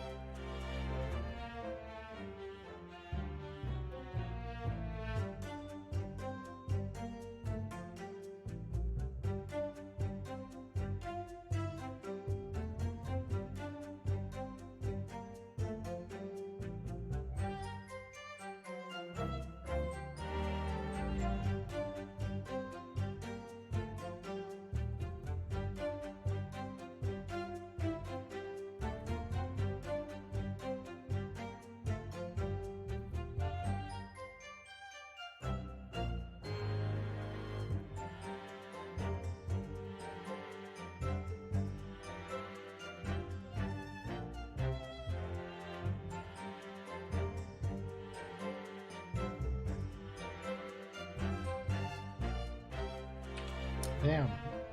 You got Chocobo to tell someone to leave that wasn't me. That's impressive.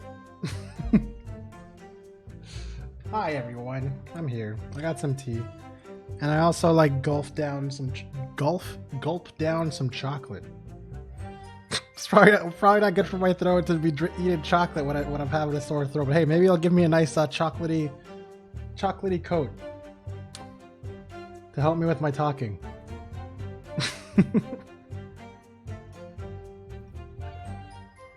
Chocolatey throat coat.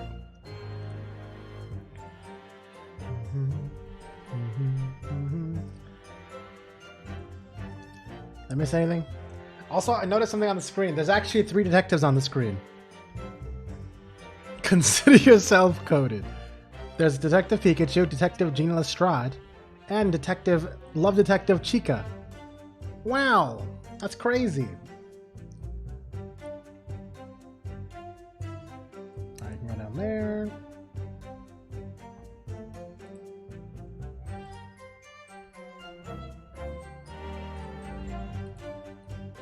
Okay, that was the wrong button.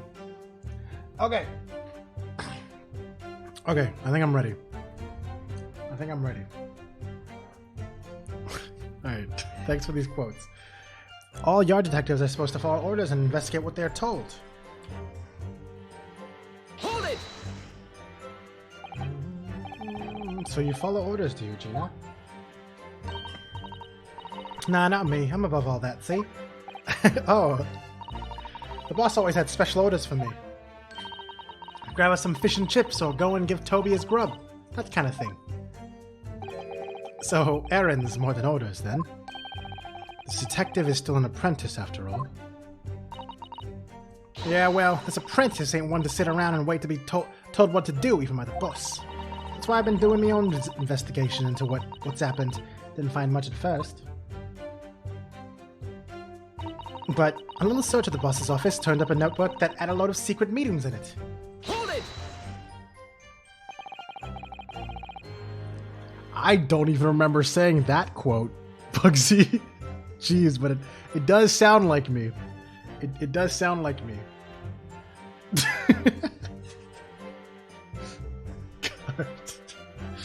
Alright. So you went through Inspector Gregson's things. Yep, and part of the Taco's just like in a perpetual fucking half off the chair whenever she's at the stream. Yep, as a part of the independent Lestrade investigation. I'm sure your superiors would be delighted that you're taking the initiative. So I snuck into his office when no one else was about. I'm surprised only Bugsy adds quotes when there's so many people who have the power to do it. But it's still better than no one adding quotes like I used to be.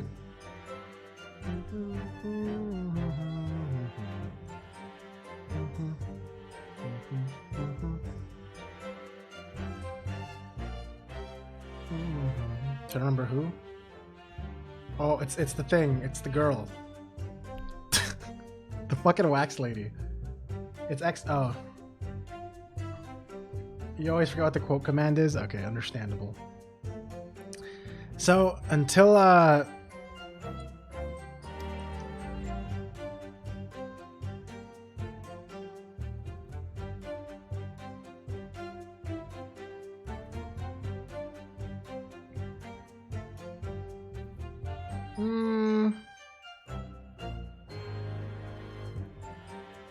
you forget you can add quotes all together? Yeah. In case everybody forgot, anyone who has over 300 hours of watch time can add quotes. But don't abuse it. I just assume anyone who's watched me for that long generally is interested in giving me good quotes. Alright. So I snuck into his office and when no one else was about, because if anyone at the yard had seen me going in there, they'd have turfed me straight out on the street. This is sounding less and less like an investigation and more like something else.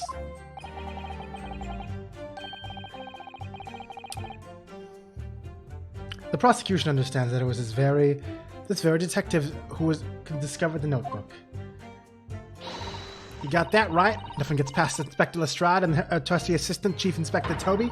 We found it hidden in one of those desk drawers and had a false bottom. That's impressive. So then I went into hide myself when no one else could find me. And then I could have a butcher's at what was written in it. Because if anyone at the yard had found me out, they'd have turfed me right straight out in the street. Huh. Damn, Bugsy just flexing all his high-quality quotes he's been making, while I haven't been paying attention. I've given it in now, though, ain't I? And if it weren't for me, it would have never been found. According to that, the boss was looking into some smuggled goods dealing that day. Hold it! Do you have any idea where those dealings were taking place? Yep, cock. It was all in there in the boss's notes. Let's see if I can remember. As I already said, the illegal dealings were due to take place at a gentleman's club. Yes, I remember, but I was hoping to find out the name of the club. That won't be necessary. What? It's conceivable that the club might be used again by the smugglers in the future. Therefore, the prosecution has been asked not to reveal the name of these proceedings. I don't know what all the fuss is about. It's right here. All I've got to do is read it out. And I could too. I've got this reading game buttoned up now. Can I show you what I can do? Go on, what's the arm? The judge hasn't signaled his objection yet. I could try to find out. What should I do? Insist. Do your reading for me that you've learned. This is a closed court. The proceedings are confidential. There shouldn't be any possibility of the information being leaked. As I explained, there is some possibility of politicians being involved in this affair. The prosecution is rightfully exercising caution, I imagine. No, my lord. The prosecution has no objection. Kazuma. There's no question that the Inspector Gregson was looking into these black market dealings, however. And it's not yet been established that he was on that particular trail on the day in question. See, the thing is, I mean, he is in a really powerful place being the judge, but there's also a bunch of witnesses here, but I guess they're all acolytes. But really, there's nothing stopping him from just, like, killing us here and then just fucking doing whatever he wants, right? There's basically nothing stopping him from just taking over this trial. Unless it goes against his morals or some shit. I don't really know how we're gonna possibly win when the judge is against us. It's kind of like, that's definitely uncharted territory.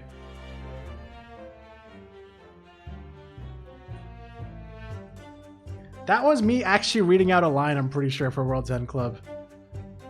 Oh yeah, that was a series, yeah. You know what's actually really funny? Everyone here might have forgotten about World's End Club, but World's End Club is actually like my third most viewed series on my YouTube channel right now. It's kind of crazy for me. It's actually more viewed than Danganronpa V3.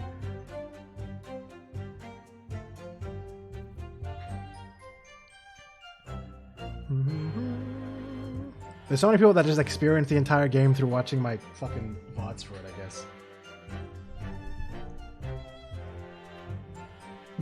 Okay, alright. Anyways, it's not even established that he was out on that particular trail in the day in question.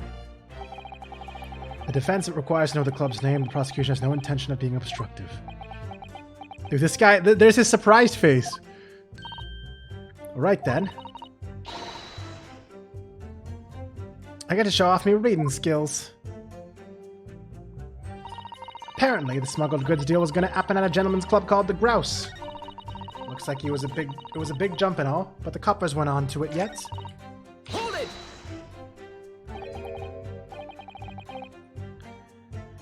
The Grouse? What sort of club is that? Ain't got the foggiest. Clubs ain't exactly my thing. But I am kind of curious. Not places where a foreign student like you would be readily admitted. Have you looked in the mirror recently? I tell you what. Me and the Chief Inspector, Toby, can go in undercover. Could you, though? I could pick out a few good marks and see what else I could find out when I was in there. I don't really think you should go picking out anything. Anyway, that's where these black market dealings were going to take place, is it?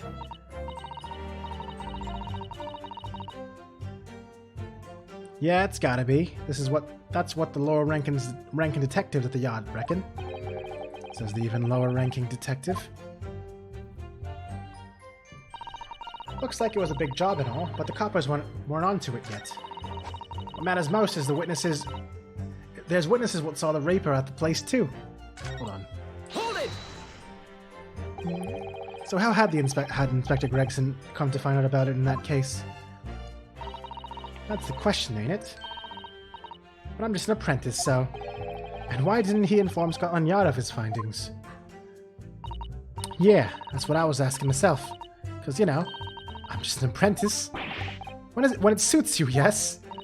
Anyway, the point is, something went on in that club, no question. You can't say that for certain, though, surely. Tooth. I actually remember the context for tooth. It was. I'm pretty sure it was because Glitch was talking in chat, and for whatever reason, he said tooth instead of like second, and I just fucking lost it because I read tooth.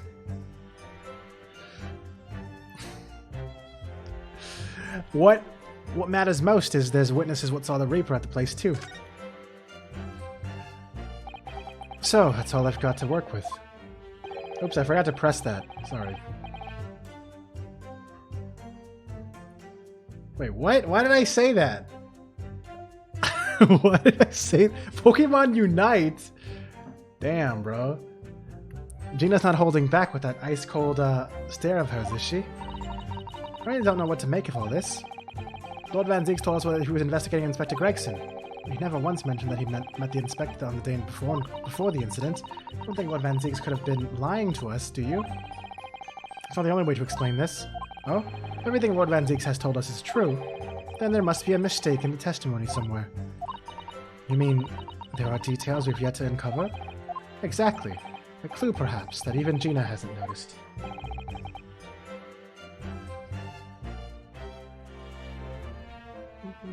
That's what we should be looking for here. All yard detectives are okay, hold on, wait. Am I supposed to press this last statement, or do I do something with, I'll press this. Hold it! Bro, it was literally a single random ass... Actually, no, it was two random ass Genshin streams. There were actually two random ass Genshin streams. One was at like 1 a.m. with no camera. And the other one was me doing gacha pulls at my brother's house. Lord Van Zieks was at the club?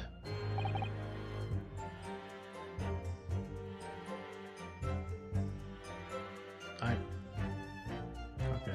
He was. Detectives who visited the club yesterday to make inquiries have confirmed it. Several members report having seen the accused being admitted to the room in question as a guest. It looks like there's no disputing that he was there then. Well, we know that Lord Van Zieks was investigating Inspector Gregson, don't we? Perhaps he'd already discovered the inspector's secret notebook. Which led him to the club, you mean, maybe?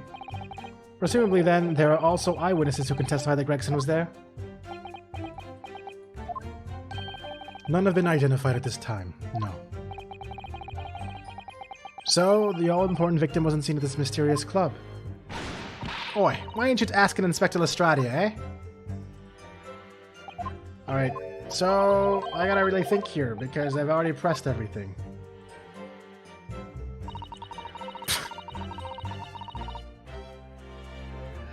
Oh, that fucking quote. Alright, anyways. Apparently the smuggled goods deal was gonna happen at a gentleman's club called the Grouse. Okay, I'm gonna check this up. Check this up real quick. Okay? Okay, guys? Mm-hmm. Alright. Okay, I'm just gonna keep going. I'm not gonna look at chat anymore. Alright, let's look at what we got here. What we got here?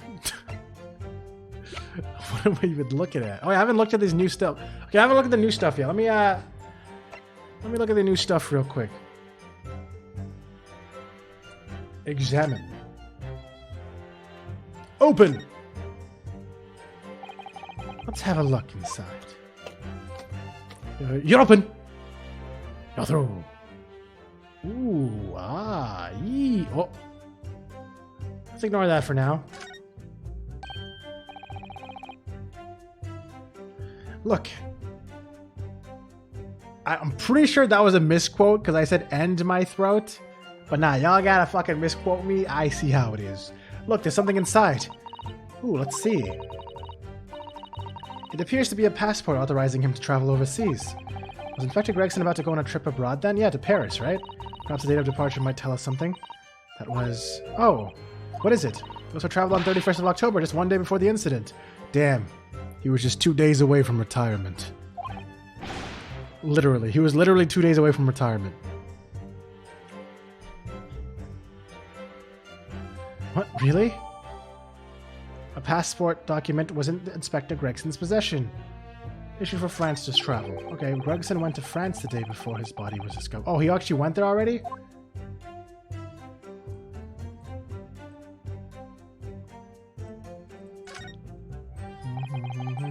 Look at this dark stain here. Do you think...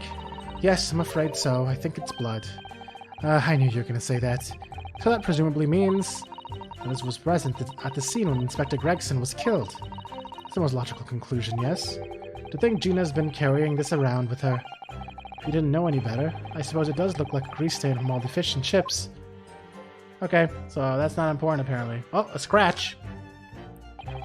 Have you seen this huge gash across the side of the trunk here? It's gone right through the leather and into the metal behind. Gosh, for a metal chest like this to have been so badly damaged. Whatever made the gash must have struck the side of the trunk with considerable force. I wonder how it happened. He blocked a fucking sword swing or some shit? Wait, there's a piece of metal there. Do you see that? There's something stuck in the side of the trunk there. It's glinting. It looks like a fragment of metal of some sort. But it's wedged in so tightly, I can't remove it. Well, don't cut yourself. You better leave it, I think. Alright, that's gonna be important.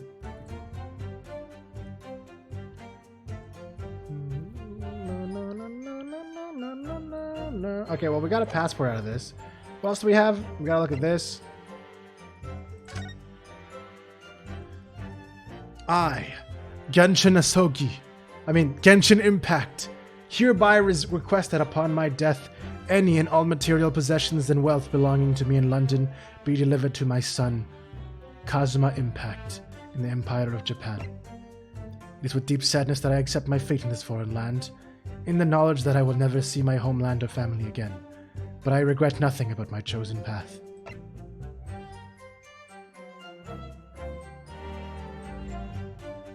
I can't wait to solve, I guess, a choked out chibi. I don't even actually remember what the fuck the context of that quote is. I hope I don't have spoilers in my quotes though, that would suck. I have no idea, honestly. But I'm sure that'll have basically no context to him. Yeah, that's definitely a spoiler right there. Anyways, examine.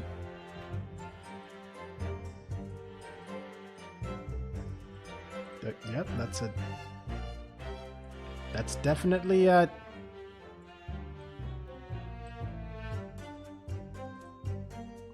that's a... Oh! Ears. What a charming little rabbity version of Mr. Sholmes. Do you suppose this is how Iris sees him? Are you alright, Mr. Naruto? Your eyes are veritably boring into the poor doll's ears. Oh, sorry, I was just wondering. What do you suppose would happen if I were to tug its ears with all my might right now? I'm sure that we'll find out when the time is right. To become a proper gentleman, you really must learn stoic patience. But I want to know. Alright. You remember quote 167? Oh, you do? Oh, well, if it's a spoiler to explain, but definitely don't. Taco just finished Trigger Happy Havoc, and she's gonna start Goodbye Despair in a few weeks, I think, right? She needs a break, though, because she played it for 2 months straight. Because she only plays once a week. Oop. I never even made that fucking bad art. Anyways, let's keep looking at... Is that everything that I need? Do I have anything else that I have not inspected yet? Oh, I haven't looked at this, right? Hold on. All right, coroner is John H. Wilson. Victim name Clint Van Zeeks, 33. Oh, look, they're the same age now. Clint Van Zeeks, when he died, is the same age as Barack right now. Time of death, 31st of May, between 9 p.m. and midnight, okay? Death from a single stab wound to the heart. Other superficial external wounds indicative of a duel. Recent scarlet stain ink stains visible on the little and ring fingers of the right hand, but no documented and corresponding ink was found. Vital evidence recovered from victim's stomach during autopsy. Credit to Inspector Gregson. Oh yeah, Inspector Gregson for petitioning so doggedly for the autopsy procedure. No internal trauma noted anywhere in the body. John H. Wilson.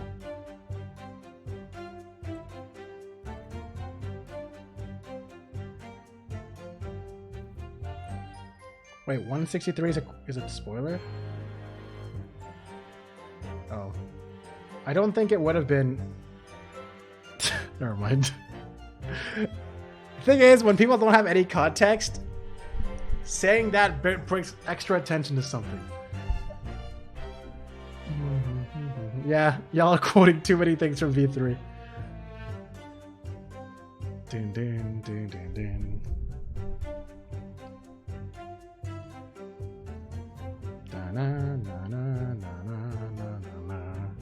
Alright. Anyways,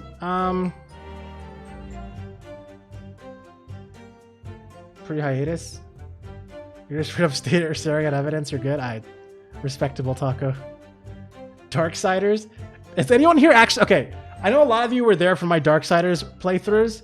I still could technically go back at any time. I can get a general idea of where I was by looking at my last VOD.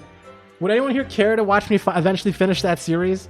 I'm still halfway through Darksiders 2 and I still have Darksiders 3 sitting on my computer. I just didn't play it because I didn't think it was interesting enough for me to come back from. But I kind of want to go back and finish them because they're fucking unfinished. I hate that.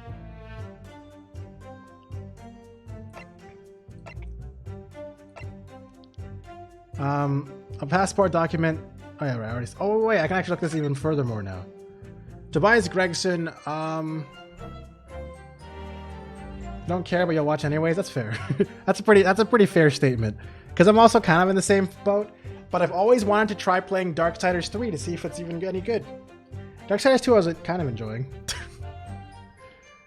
I don't know when I'll do it though, but maybe at some point I will. There's a lot of other things I want to play too though. Anyways, enemy girl need knowledge. Alright, Tobias Gregson. Passport number, okay. Within 1 week from 31st of October, Port of Dunkirk, France, police business. Permission for the applicant and one additional person to travel. Okay.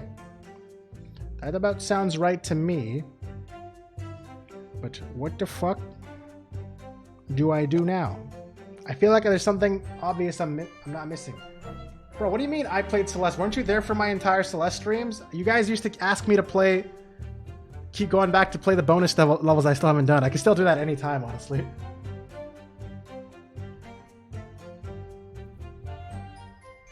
I doubt Celeste quotes will have any fucking spoilers, but I understand that. Taco's planning to play Celeste too, so... How do you guys all forget that I played Celeste?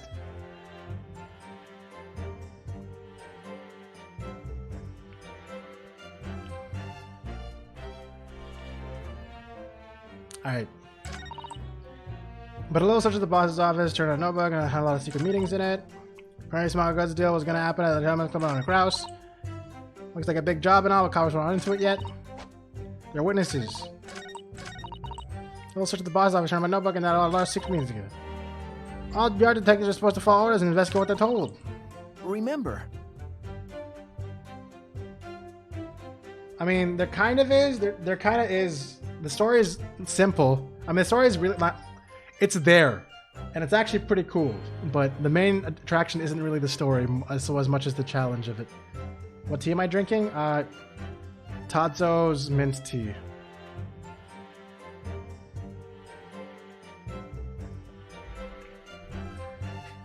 You remembered? Yeah, I actually specifically remember Pikachu being in chat while I was losing to like the same part 20 times. I don't know why. I have a random memory of that.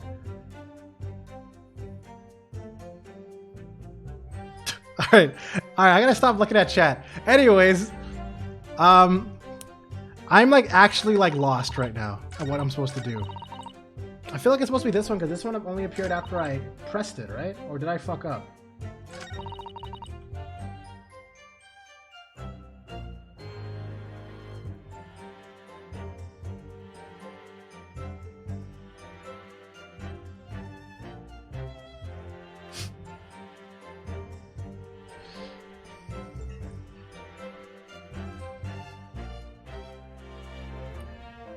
You guys are entering the territory of when Eva used to be my mod.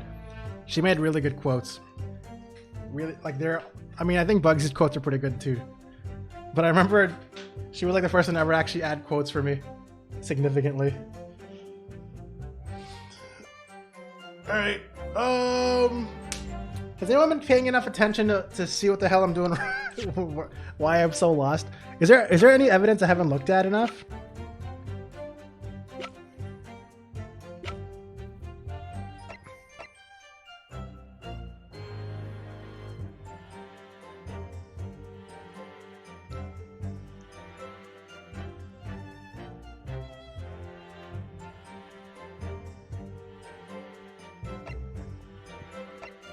What is quote 14 and why are you trying to load it so quick?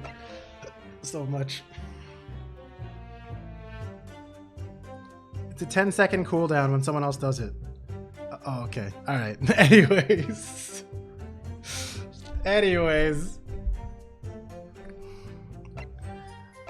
Doesn't it make you guys...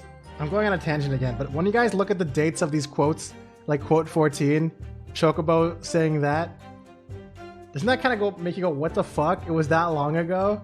I still get that every time you guys fucking sub for like a billion months in a row or some shit.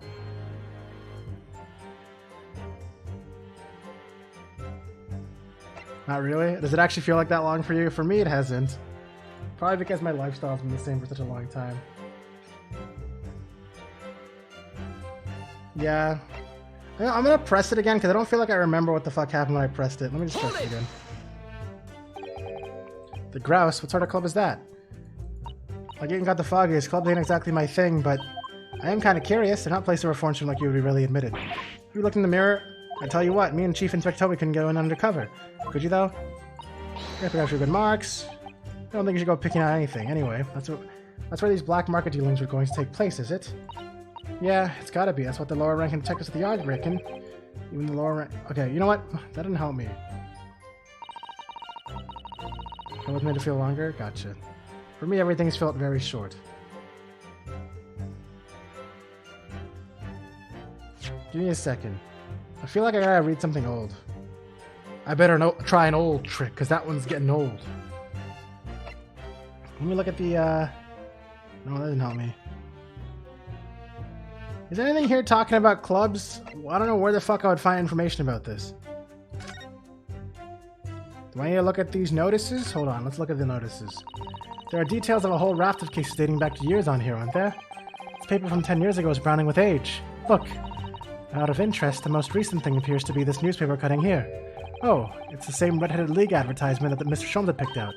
And do you remember, there was a red hair piece at the scene too. Was Inspector Gregson an exponent of Red-Headed League, the League then? That didn't help me. Why don't I check this? Wait, yeah, this.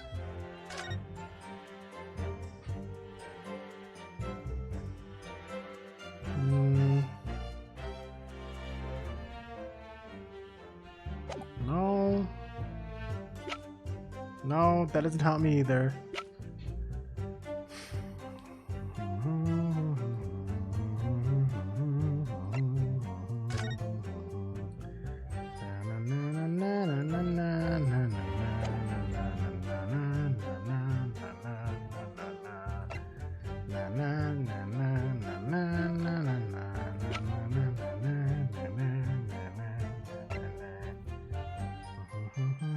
What a lie? It's not a lie. That's not a lie, Chocobo. Shut up. That's the truth.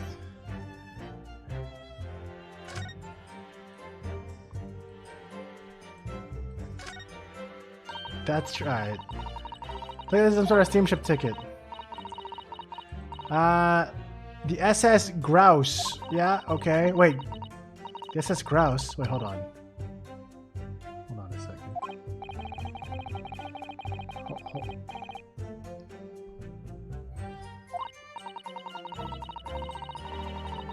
I think I called at Dunkirk on the north coast of France for a night before finally.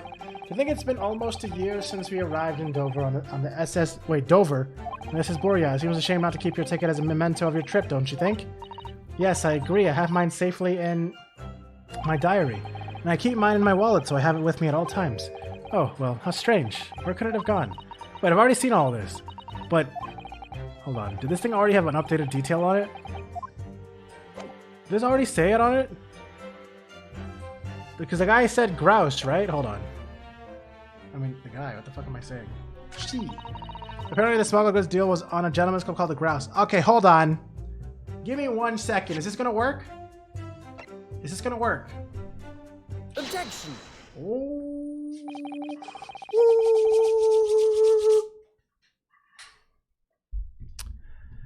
I've heard about these clubs that exist here in Britain. As I understand it, they're places where well-to-do gentlemen socialize with friends and colleagues. Don't imagine it for a second that a foreign student like you would be admitted. Seriously, is your mirror cracked or something?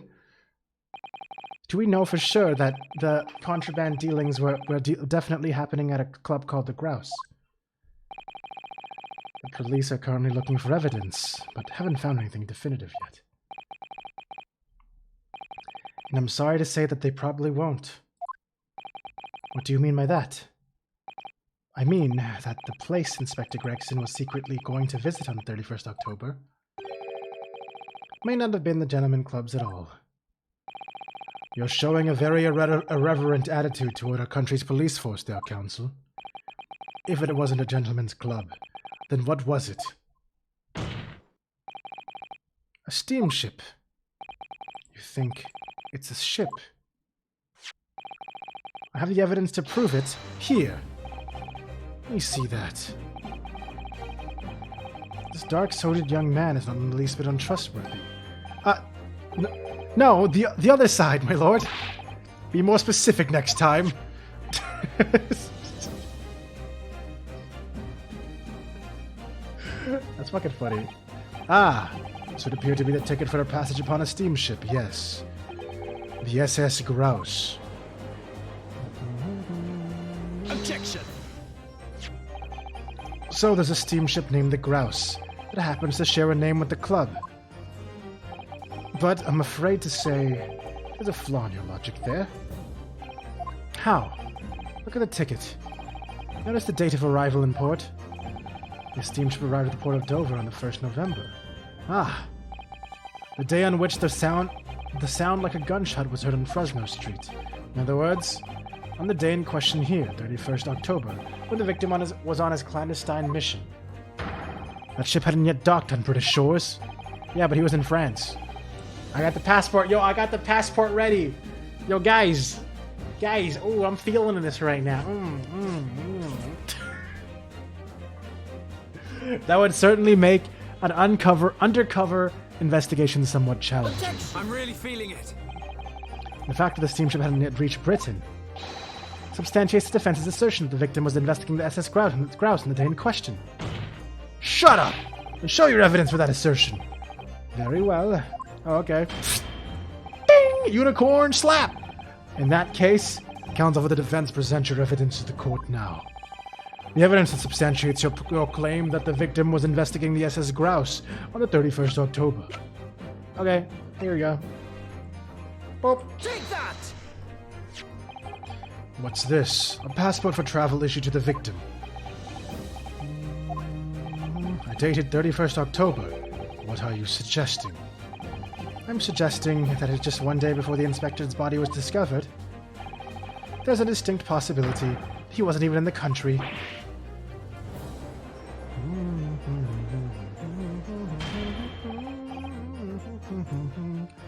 Order! Order!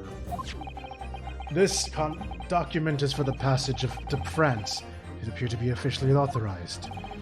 The day before the SS Grouse arrived in Dover, It docked on the northern coast of France for a night. According to my father, who was on board, at the port of Dunkirk. Dunkirk, France. What could possibly have taken the victim there? Good night, Chocobo. Sleep well. I hope you survive tomorrow. I saw you said it was really rough.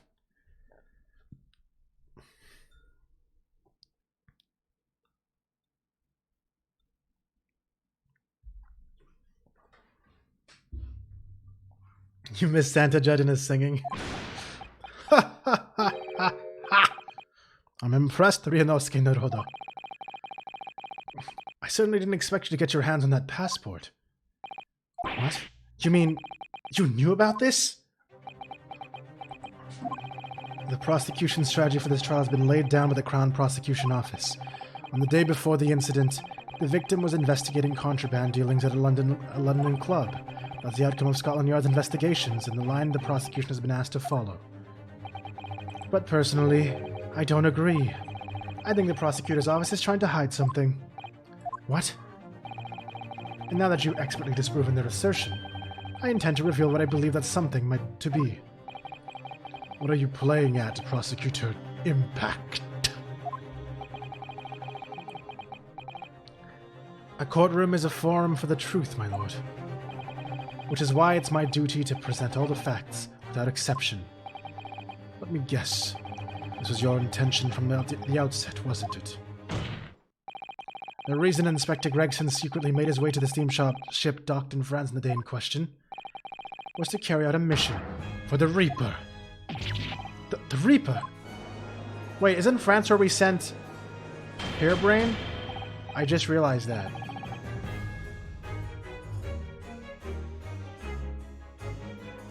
Uh-oh. Is Hairbrain dead?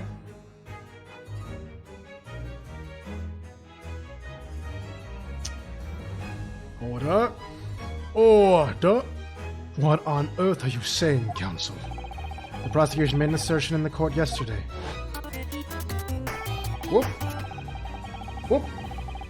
Who is that? My shit's... Darth? Darth? Thank you for the follow? Sorry, I don't know how to say this. I gotta kill that quote. 1 second.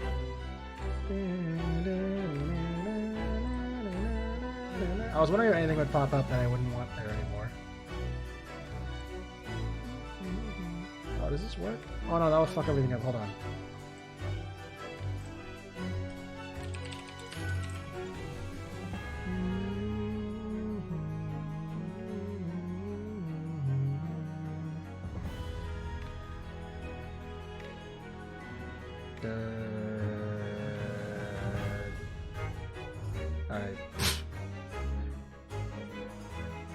Alright, it's all good. Just call me Darthist. Okay, Darthist, gotcha. I mean, K. Damn it! I should have said that first. Oh man, Bugsy beat me to it. Welcome, welcome. Have you played, are you an Ace Attorney big fan? Is that how you found me? Inspector Gregson was investigating the identity of the Reaper. When he discovered the location of the man's secret hideout, he was killed. As I'm sure everyone can imagine. You're a huge Ace Attorney fan? Hell yeah! This is probably the last one. This is literally the last one that I haven't played yet. I've played all the investigation games and all the other games. So I'm very excited. You just beat this case last night? Or you must be like... Knowing how I generally feel after finishing one of these games, you must be like in that emotional... No, it can't be over yet. I have to experience it some other way. As I'm sure everyone can imagine by the Reaper's hand. But yeah, you could definitely live vicariously through me, even though I don't know. I'm gonna be trying to finish this week because I'm playing this for today, tomorrow, and Wednesday, or until it's done. So I'm gonna try my best. I normally end around 3 a.m. my time.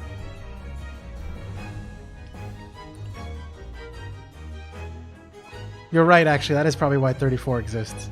The writing and the characters are... Yeah, I'm actually really enjoying it. At first, I was kind of like, all right, what are you playing at, game? And now it's all fucking going together. I'm like, okay. But in reality, the truth is the opposite of that. What? Inspector Gregson wasn't investigating the Reaper at all. He was, in fact, acting for the Reaper. So, you're saying the mission he was undertaking was, obviously, an assassination.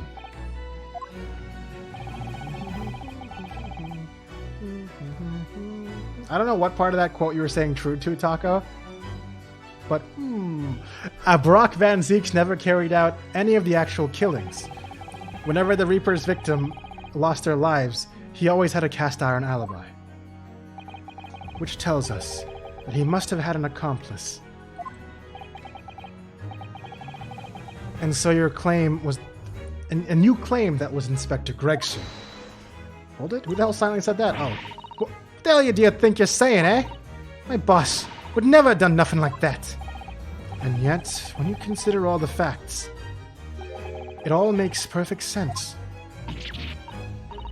No, it can't be. We also arrived at the same conclusion, didn't we? Inspector Gregson was operating as the Reaper? Even so, there's no way that the person giving him his orders was Lord Van Zieks. No, the true Reaper is somebody else. Brock Van Zieks is not the Reaper. A predictable response. From someone who's advocating for the man. And even if it's true that Gregson was operating as an agent of the Reaper, the suggestion that he went aboard the SS Grouse on an assassination mission doesn't follow at all. Oh, you have some solid reason for doubting the assertion, Counsel? Absolutely, it's very simple. On the day in question, nobody was killed aboard that steamship. Professor Mikotoba and Judge Jigoku were on that very ship. If someone had been assassinated, I'm certain we would have heard about it. What's so funny? You're right, of course. No suspicious deaths were reported on board the ship. But I think perhaps you've missed the point. Oh, you mean this point? Objection! Oh wow, that was perfectly timed. Okay, thanks, Kazuma. That's precisely why Inspector Gregson himself lost his life. What? Gregson did board the SS Grouse that night with the intention of dispatching his mark. But his mission ended in failure. Failure? It seems that the defense hasn't yet grasped a very important detail here. What are you talking about? What detail? Inspector Gino Lestrade? What? The victim's notebook that you read an excerpt from earlier. That doesn't contain details of its secret investigations at all. It describes 10 years of assassination plots to be carried out by the Reaper of the Bailey. You're lying! Even if all them bludgers what got taken out and at it coming. The boss weren't the Reaper. Poor Gina. There's no question that Tobias Gregson was heavily involved in the Reaper's activities. You may just be an apprentice, but if you've spent any time at Scotland Yard, you must have heard rumors. I ain't heard nothing, and I don't believe a word of it. Then testify again, as a representative of Scotland Yard. Consider it your chance to defend your boss. I don't... I concur. The witness will give a new formal testimony. Miss Lestrade, you will tell the court everything you know about Inspector Gregson's secret notebook.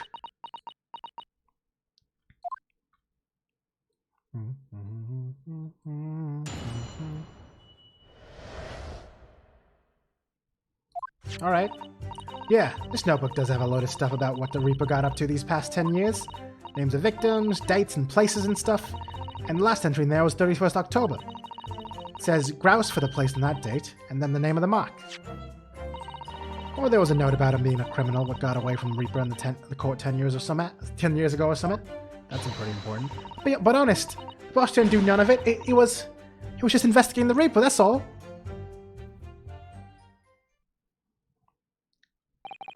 Keep personal opinion out of your testimony, witness. We require only established fact here. This must be so hard for her. You can't deny it now, surely, Ryunosuke Naruhodo. What can't I deny? Wait, I didn't mean to read it that way, but true. Also true. The notebook contained the name of the final mark, the location where the assassination would take place. That's information that the victim could only have known if he was working with the Reaper. Ah. So, who was to be this final mark? Go ahead, Inspector Lestrade. Read the name for the court. A name that's written alongside the entry that mentions the grouse on 31st October. Don't say harebrain, don't say harebrain. Huh? Oh, how do you read this then? Reading's still not her strong suit. That ain't the problem, alright, Otto? It's a funny name. It ain't English. It's hard to read. So it's someone from overseas. Oh shit, what is this? Let me have a bash at it. Seishiro? Seishiro? Is it?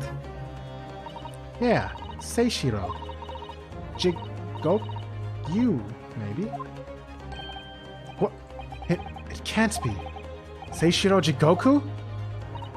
But that's Judge Jigoku, who's been missing suspiciously. Uh-oh. Seishiro Jigoku. Certainly not an English name, you're right. Objection! But that can't be right. I know Judge Jigoku. And I saw him the day before yesterday here in London. So I know for a fact the man hasn't been assassinated. As I said, the Reaper failed. Oh. Gregson missed his chance to kill his mark and return to British shores. But the Reaper wouldn't tolerate the mistake. So he killed the inspector. Personally.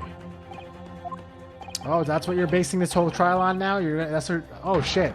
The Reaper, of course, being the accused Barack Van Zeeks. It's an undeniably logical argument.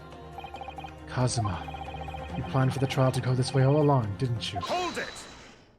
Oh, what the fuck? He said hold it? He coming in again to say hold it? Oh, and he got his... Oh, shit! The foot's right in my face!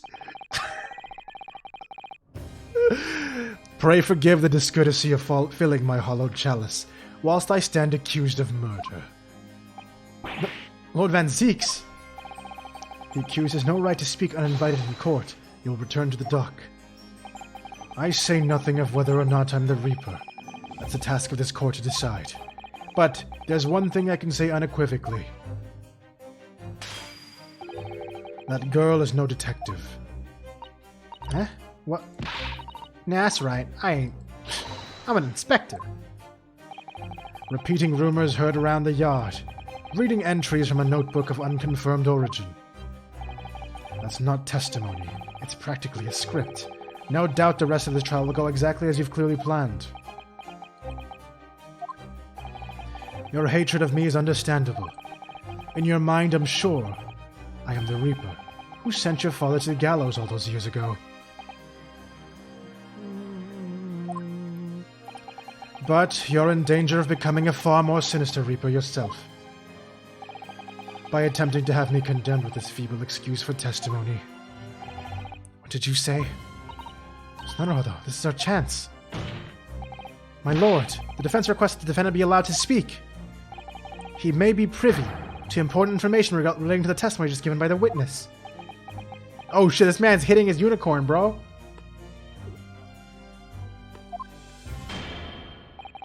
Very well. I'll make an exception and grant the request. The defendant may remain in the witness stand for the cross-examination. Then allow me to toast the court's impartiality. Don't raise your glass in my direction, sir. Counsel for the defense, begin the cross-examination immediately. Well, we're ready. At once, my lord. The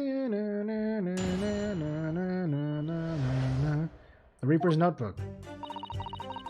Yeah, this notebook does have a load of stuff in it. Wait.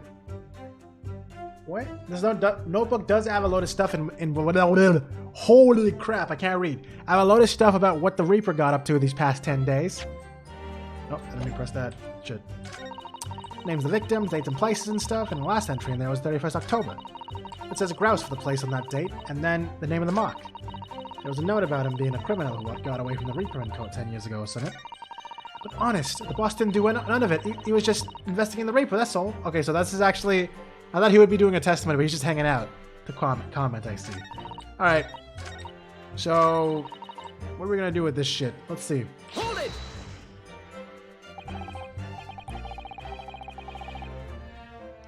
In other words, it shows that Gregson was basically acting as the Reaper. You and all? That ain't the only explanation, is it? He could have been out investigating the Reaper in secret, and that notebook said what he found. If I may, when originally people began referring to me as the Reaper, I didn't object. I believed the power to intimidate London's criminal classes into compliance with the law to be beneficial. But you carried out your own investigations into the true identity of the Reaper, didn't you? Yes, and those investigations proved conclusively that Gregson was one arm of the Reaper. One arm? What are you on about? The Reaper's victims were all extremely shrewd criminals at the top of their game. There's simply no way one person could have taken them on alone. The Reaper is an organization. With you at its head? I had spies at the yard keeping me abreast of Gregson's movements, letting me know when he was elsewhere. So I'd been able to check the most recent entry in his book. I knew the location. You knew it's at Grouse? Believing it to be a reference to the Gentleman's Club, I went there on the day in question to investigate, alone. Ah, so that explains why several members of the club claim to have seen you there. But of course, the inspector was not there. Because at the time, he was making his way to the steamship dock on the northern coast of France, as shown by the passport found in the victim's metal trunk. Very well then, back to your testimony about the contents of the notebook. Fine. Is something wrong, Miss Naruto? You seem a little shocked by something a moment ago. Oh no, it's alright. I'm overthinking this, aren't I? What? What do you mean? Why would... Okay, I'm just gonna keep pressing, I guess. What else do I do? Names of victims, dates, places, and stuff? What in particular? Well, besides the victim's name... besides the victim's name, this other name kept cropping up. What other name was that? It's the one I told you yesterday. The same name, written over and over again. You mean... Assassin? Not the assassin herself. Yes, that's the one. She's a friend of yours or something, isn't she? Were you even listening yesterday? Assassin. The assassin. He just noticed what the name sounded like.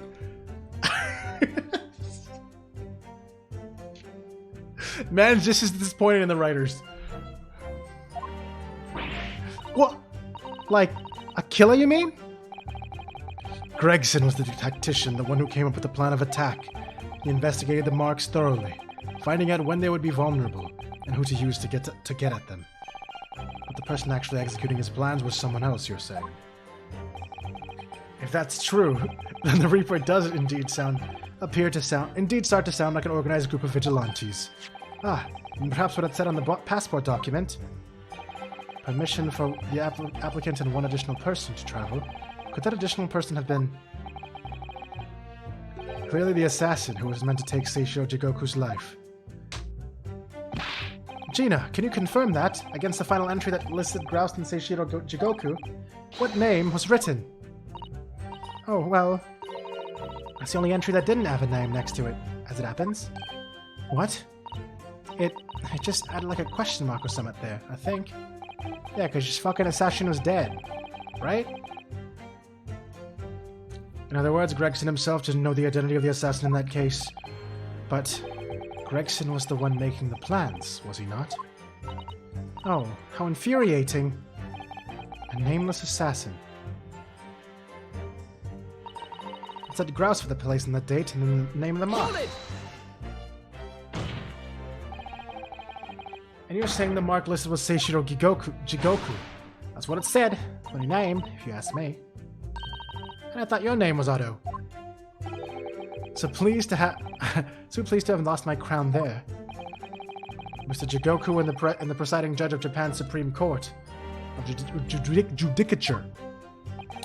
I remember the man who came to our country as a visiting student 16 years ago. Studying international law and diplomacy under your tutelage, Dr. Strongheart. That bearded young fellow was a very able man, I must say. So Strongheart was Judge Jigoku's mentor. If I'm not mistaken, he returned to Japan 10 years ago now. 10 years ago, after that fateful case. Precisely. In the aftermath of the Professor case, his repatriation was organized immediately. It's a mystery why such a man would be listed in the inspector's notebook. I didn't think it was possible, but the mood in the air has gotten even worse now. Maybe I'll just keep talking. There was a note about him being a criminal who got away with from the Reaper in court 10 years ago or something. Oops, I didn't mean to do that. Go back. Alright. Cover your eyes again. Hold on. Hold it! What do you mean a criminal? Judge Jigoku is no criminal. Well, don't ask me. I don't know nothing about it. Oh, do you remember what Father told us? That Judge Jigoku did once appear in court here in Britain. It was related to the Professor case, I'm sure. Yes, of course. You're right. Seishiro was trying to mitigate Genshin's guilt, so he took the stand to testify. But he got a little carried away and, actually managed to break the witness stand. He also said some contemptuous words about the British Empire, for which he was charged.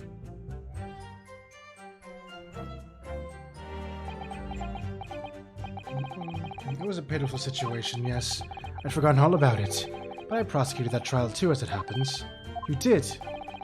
It's considered to be an adjunct to the Professor proceedings, you see. But he was acquitted after being told to make reparation for the damage caused to the stand. And there you have it. Have what? Surely the accused hasn't forgotten his own rule. That there's no saving anyone who faces the Reaper in court, guilty or innocent alike. No! Are you suggesting that the reason Judge Jigoku was targeted for assassination? The man was sent back to Japan immediately after that trial. The Reaper had no time to do his work. But then, 10 years later, the mark returns to Britain once more. Perhaps now you start to see how vindictive the Reaper is. Come on, that's absurd. To take someone's life for that. Isn't the whole premise of the Reapers absurd, killing those who have been found innocent? Clearly the rules by which the man operates are beyond the sane person's comprehension. But... Ooh. Right, I've just about had enough of this. Gina, all this nonsense about this boss planning to kill people. It's cobblers. Come on, Otto. Yes? Why ain't you saying nothing? Why ain't you yelling out objection or something? What? Gotta find a flaw. You do usually. Someone's lying here, no question. You gotta work out who it is. Please. For the boss.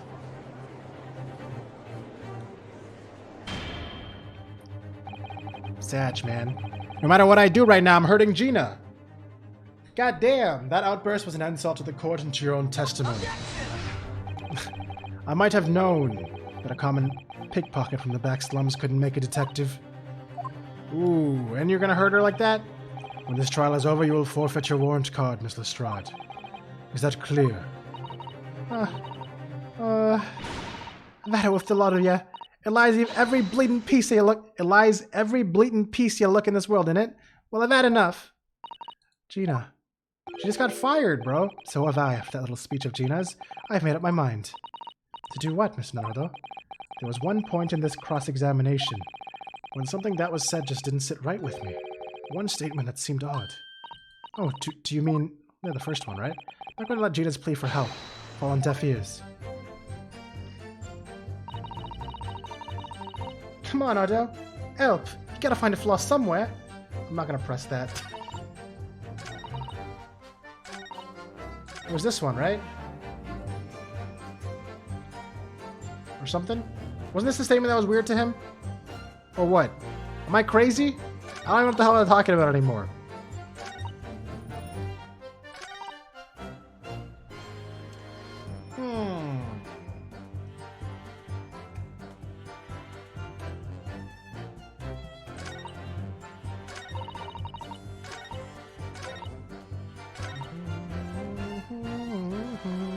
I'm gonna quote. I'm gonna hold this again just to see if it was. In other words, it shows a Gregson, not you and all. Okay. When originally people referred to call me as Reaper, I didn't object. I believe the power to intimidate. But you carried out your own investigation into the true identity of the Reaper, didn't you? Yes, and those investigations proved conclusively that Gregson was one arm of the Reaper. Okay, yeah. One arm, what are you on about? So that they were an organization. And he said he had spies. He knows Gregson. Believing it to be a reference to the Gentleman's Club, I went down the day in question to investigate alone. Oh. Okay. But of course, okay, he was definitely making his way. He was making his way into the steamship dock in the northern coast of France. Showing the passport found in the victim's metal trunk. Very well then. Back to your testimony about the contents of this notebook. Fine. There's something wrong, Mr. Nodo. You seemed a little shocked by something a moment ago. Oh no, it's all right. I'm overthinking this, aren't I? Yeah. Okay. So this is what he's definitely thinking about this statement for whatever reason. I don't know why though. I gotta figure this out. Clearly, this notebook does have a lot of stuff about what the Reaper got up to these past 10 years. Okay. Now, how is that relevant?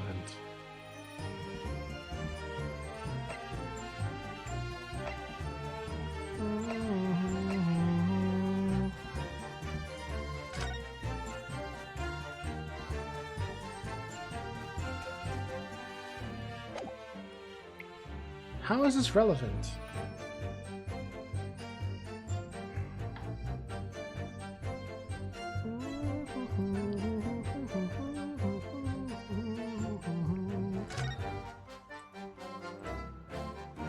Probably has nothing to do with this shit, right?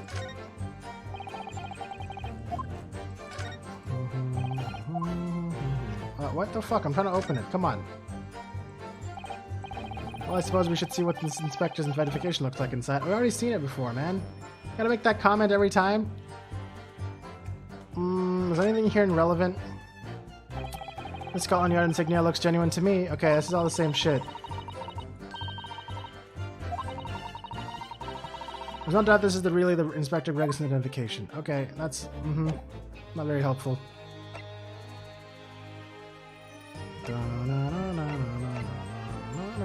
What here would have anything important to me?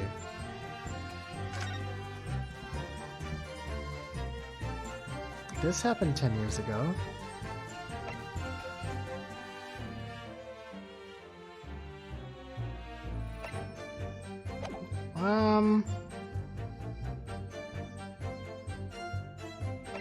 Why was that statement weird? I don't get it. Am I even looking in the right direction right now? Probably not the lucky charm.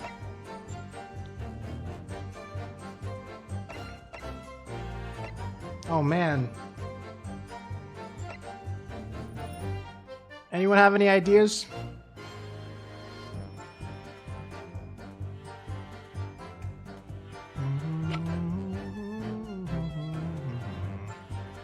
Well, I haven't really been saying anything because it's really late into the stream and I'm about to end soon. But, you spamming quotes for like the last 30 minutes has probably made chat very unwelcoming. Or at least hard to look at. Because I haven't been able to see if anyone's been saying anything.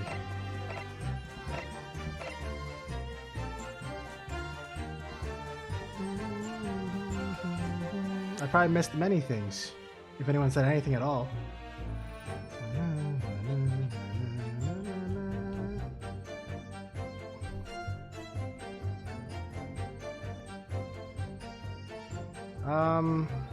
No ideas. It is, I mean, they're pointing out this statement for some reason, but like, why would it be this statement? Is it really this statement? It felt like it was a statement from the press, but like, I don't frickin' get it.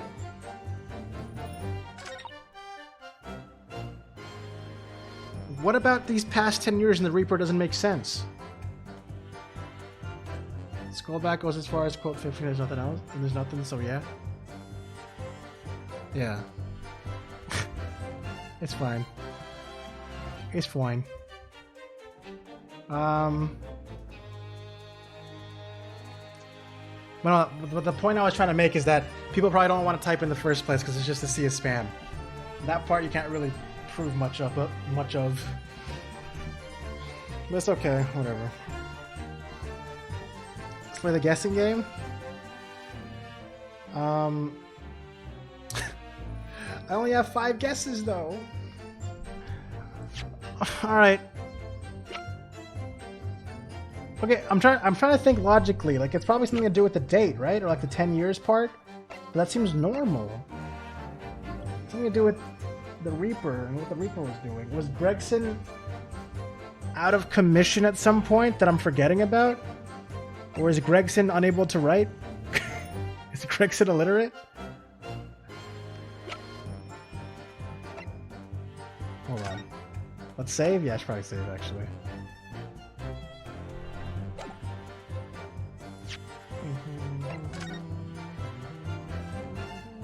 Dude, it says final, man. That's scary. Not even the fucking chapter 5. Just said chapter 5 in the first game. This is like straight up. Yeah, this is the arc you've been. This is the literal end of everything. Forever. It just feels so crazy, man. God damn.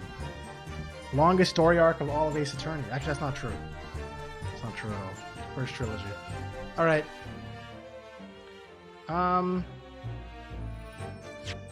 Guessing game, huh?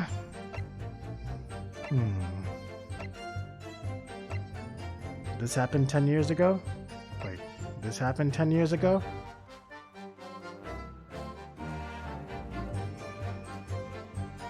Is Mr. Vigil actually the Reaper, using all the notes from the detective?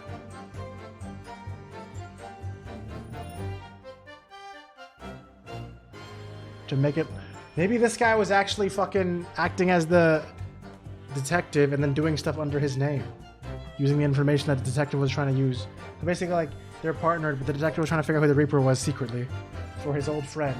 The old time Mr. Vigil was using this as an opportunity to kill people. I don't know. I'm probably overthinking things. Anyways, it has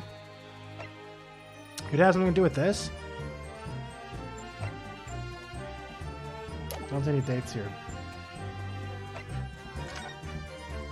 That's not helpful. Oh man. Oh god, oh man, oh god.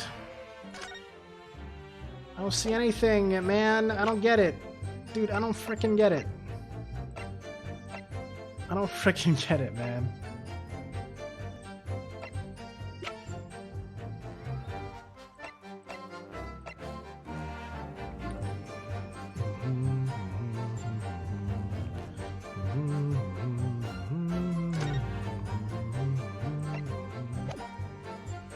Am I looking at, I feel like I'm looking at the wrong statement, man.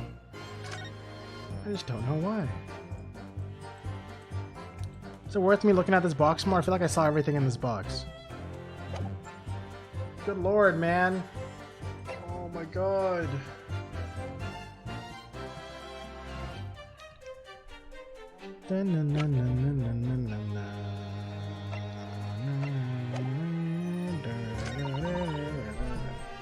Look at the board of the stuff, maybe? I did, and it basically just said there's like articles of the Reaper cases that date 10 years ago, but like, that doesn't really help because it just kind of sounds like it's relevant. You know what? What if I am gonna press this statement. Fuck it. Hold it! I want to thank you, Gina. You helped me find my resolve. Oh, he said it again. Eh? What do you mean? Amongst everything we've heard during this cross-examination, there's one thing that defies explanation. One inconsistency. What? An inconsistency? Really, Otto? I don't quite know what it means yet, but...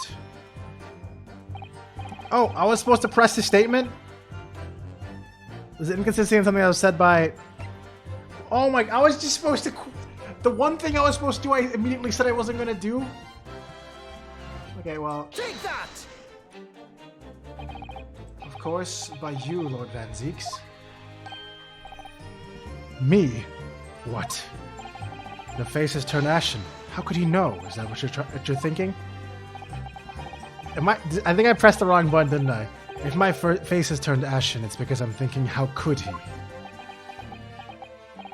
I don't know where you're going with this, but... Maybe the evidence you're obviously about to show or the court will clarify. In that case, the defense will present evidence to substantiate its claim. To which piece of evidence does this alleged consistency relate? Oh god, what have I done? Is this like a two-parter where I can fail at the beginning and just immediately be failing this whole time but not know? I don't know what the hell I'm doing! God, I don't know what I'm doing! What do you mean? How could he? What have I done?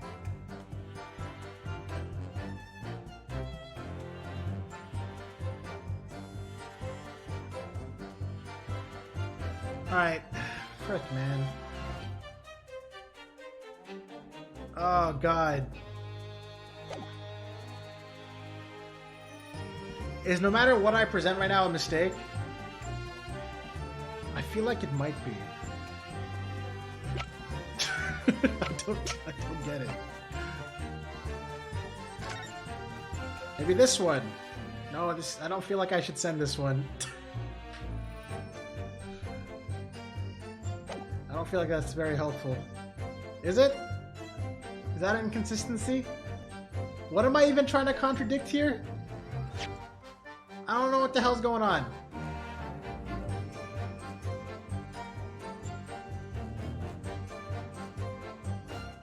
Yeah, we did, I guess. I gotta go back to see what the hell I fucking pressed out.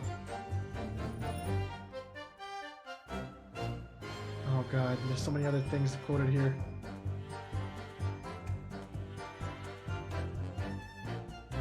Okay, oh, alright, hold on, over here. Okay. So, it says, yeah, the Reaper's an organization. With you at its head, I had spies at the yard, keeping me abreast of Gregson's movements, letting me know that when he was elsewhere. So I've been able to check the most recent entry in his book. I knew the location.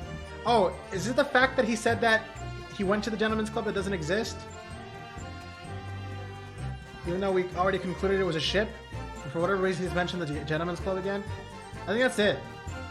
And I've been overthinking it. I mean, I'm underthinking it because I'm tired. Yeah, because we already established that there was no Gentleman's Club called the Grouse.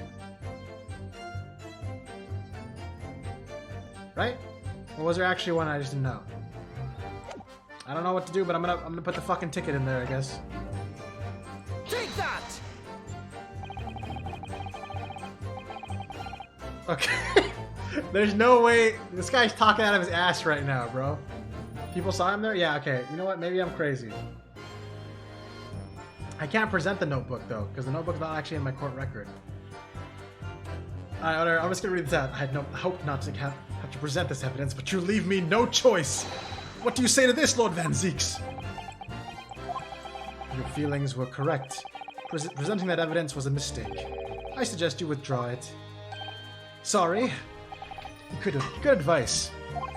Because you've turned decidedly ashen. I only hope the Reaper doesn't hold that against you. Ugh. Fingers crossed. I think this line of argument has run its course. I suggest you learn from your mistakes before you make a fatal one in the eyes of the Reaper. I better listen very carefully to the testimony again. They didn't give me a penalty for that. So, what? The hell is happening? They're giving me too much freedom in this testimony. So that's what we have to work with. It may help us that Lord Van Zeeks is in the stand too. Yes, perhaps. I'm sure Gina knows nothing she hasn't already told us. There's no point trying to get more out of her. Did you notice how Kazuma-sama reacted to Lord Van Zeek's words? When he called him an even more sinister Reaper, you mean? Well, I'm sure Kazuma intends to eliminate any shred of doubt that the man is guilty. He's looking for revenge against the person he considers to be his father's killer, after all. I do worry that if we fail to find a discrepancy in this testimony somewhere, the trial may end, and education won't go in our favor. Listen carefully again to what everybody is saying. Dude, this is hard. They've broadened this scope like wild, man. I gotta like pay attention to every single fucking thing.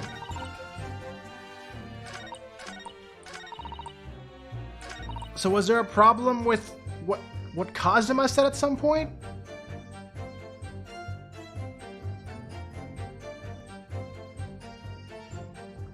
I don't know what it would be though. Do I have to press everything again and figure this out? Okay, this whole... shit, dude! Hold it! Alright, hold on. And stuff, what in particular? Well, besides the victim's name, the other name kept popping up. What other name was that? Asashira? Assassin? You mean... Assassin? Okay, yeah. Yeah, that's the one. Assassin. The assassin. What? Like a killer, you mean? Gregson was a tactician, the one who came up with the plan of attack. Investigating the marks thoroughly and finding out where it would be vulnerable, it would have used to get at him. But the person actually executing his plans was someone else, you're saying. If that's true, then the Reaper does not... Okay, I didn't mean to skip that. Then perhaps what it said on the passport document. Permission for the applicant and one additional person to travel, but that additional person would have been clearly the assassin. Okay. Gina, can you confirm that against the final entry that listed Grouse? Uh-huh. What name was written?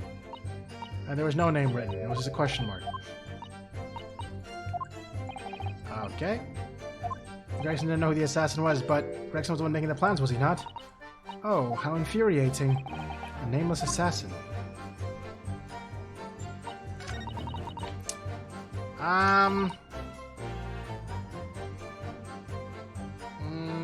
Guys, I'm so lost. I feel like I'm going to be stuck on this for a while. I'm probably going to end stream while still stuck on this. And you're saying that Mark listed was Seishiro Jigoku. That's what it said. Funny name. What's your name, Osato? Thanks. Mr. Jigoku is a presiding judge. Yep. He was a good man. He was very good at his job. Yes, I taught him well. Very good. He was very good, yes. Oh, so he was the mentor. Okay. I'm not mistaken. He returned to Japan 10 years ago. After, doing some bullshit. Which apparently... Okay.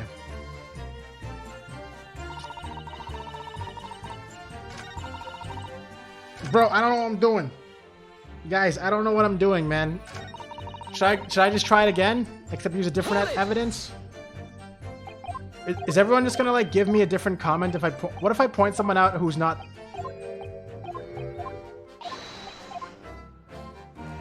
I mean, I didn't get a penalty when I said him. I think I just picked the wrong second thing.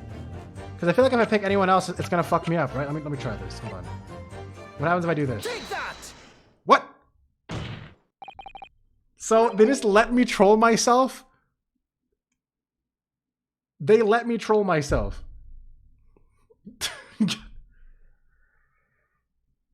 Okay. Alright. By you, Kazuma Asogi. Me.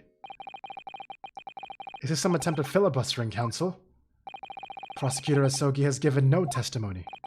What are you suggesting I said that was inconsistent? You let something slip that you shouldn't have.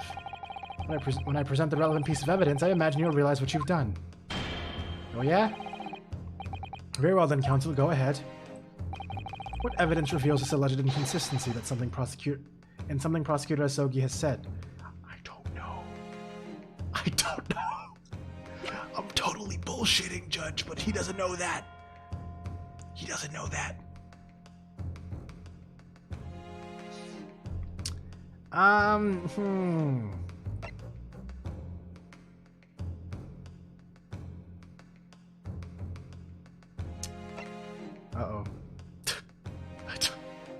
I don't know what I'm doing. Ah, shit. Do I really guess things now, or what? The letters? But no one's seen these letters. He hasn't even seen them because he refused to look at them when I tried to show it to him. Oh, man. I mean, maybe? I turned Ashen? Yo, straight up. Straight up. I'm gonna press the button and see what happens. Take that! Oh, he's not happy with me. He's not happy. You accuse your best friend of backing up with that? Clear that Ryunosuke Naruhodo I knew is dead? Ugh, struck down by my best friend. I believe what you intended to point out, Mr. Naruhodo, was when Kazuma said... Oh, here we go. Thank you. Because at the time he was making his way to the steamship dock in the northern coast of France. That's from the passport found in the victim's metal trunk. Yes, that's exactly it. Wait.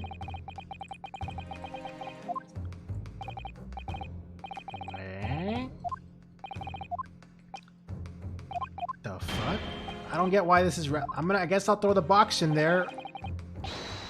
I guess I'll throw the box in there. Or the passport. I've got to be one of them got to be right? Take that! Oh, okay, hold on. This is a trunk that belonged to Inspector Gregson. A metal construction, is it? It's certainly very heavy. What's this? A blood stain. And a relatively fresh one, too. What? You mean that ain't grease from all the boss's fish and chips? Fresh blood on the inspector's trunk. That suggests that the victim was traveling with that luggage when he was killed. That can't be. There was no mention of any trunk in Scotland Yard's report. Yes, there was a reason for that. Immediately after the inspector's body was discovered, one of the street peddlers made off with the trunk, hoping to sell it. But I found it, me, with my nose for trouble. Which means that nobody should have known anything about the trunk. Unless, of course, we're talking about somebody who was present when the victim was killed. And yet, during the cross-examination of the witness just now, you said this, Kazuma. Because at the time, he was making his way to the steamship docking the northern coast of France. As shown with the passport found in the victim's metal trunk. Dude, I would have never known that if they didn't flash back me, bro. I thought he already claimed that he knew about the trunk, but I guess he specifically only said he knew about the passport. For whatever reason. So the question is, how did you know about the inspector's trunk? We know the man went on a trip to France. Where else would he have put his passport? Objection! But you knew it was a metal trunk. Answer me honestly, Kazuma. On 31st October, where exactly were you? At the port of Dunkirk, on board the SS Grouse. Is that the answer you're looking for, Ryunosuke? Kazuma, what did you... I hadn't considered the possibility before, but if Kazuma was there on the ship, then it can only have been for one purpose. Oh no, Miss Naruto. Surely you don't think... Dude, is Kazuma the Reaper? Come on, Ryunosuke. You know the rules, and so do I. The only thing that really talks in the courtroom is hard evidence. As I understand it, Inspector Gregson always took that case with him when he traveled. So as it stands, you've proven nothing. Kazuma, are you challenging me to prove it, beyond all reasonable doubt, that you were there that day, in the same place as the inspector? He was there, with Gregson. It's a clue you have overlooked, a secret that the trunk can tell us. The fucking sword, dude. Oh, you tried... Yeah, it sounds like you tried to kill Gregson, bro, and then he blocked her with his goddamn... Oh, alright. But I have a nasty feeling that I'm going to be right. The accusation being made is deeply disturbing, but nevertheless, we must test it. The defense will identify for the court where in the trunk this alleged clue is to be found. Yeah, it's the fucking knife, bro. It's right here. It's a shard of a knife. Right? Oops. I didn't mean to press that. Hold on. That. Have you seen this huge gash across the side of the trunk? It's gone right through the left. Okay, I think I need to open it first so I can open the blade. Hold on. Hold on.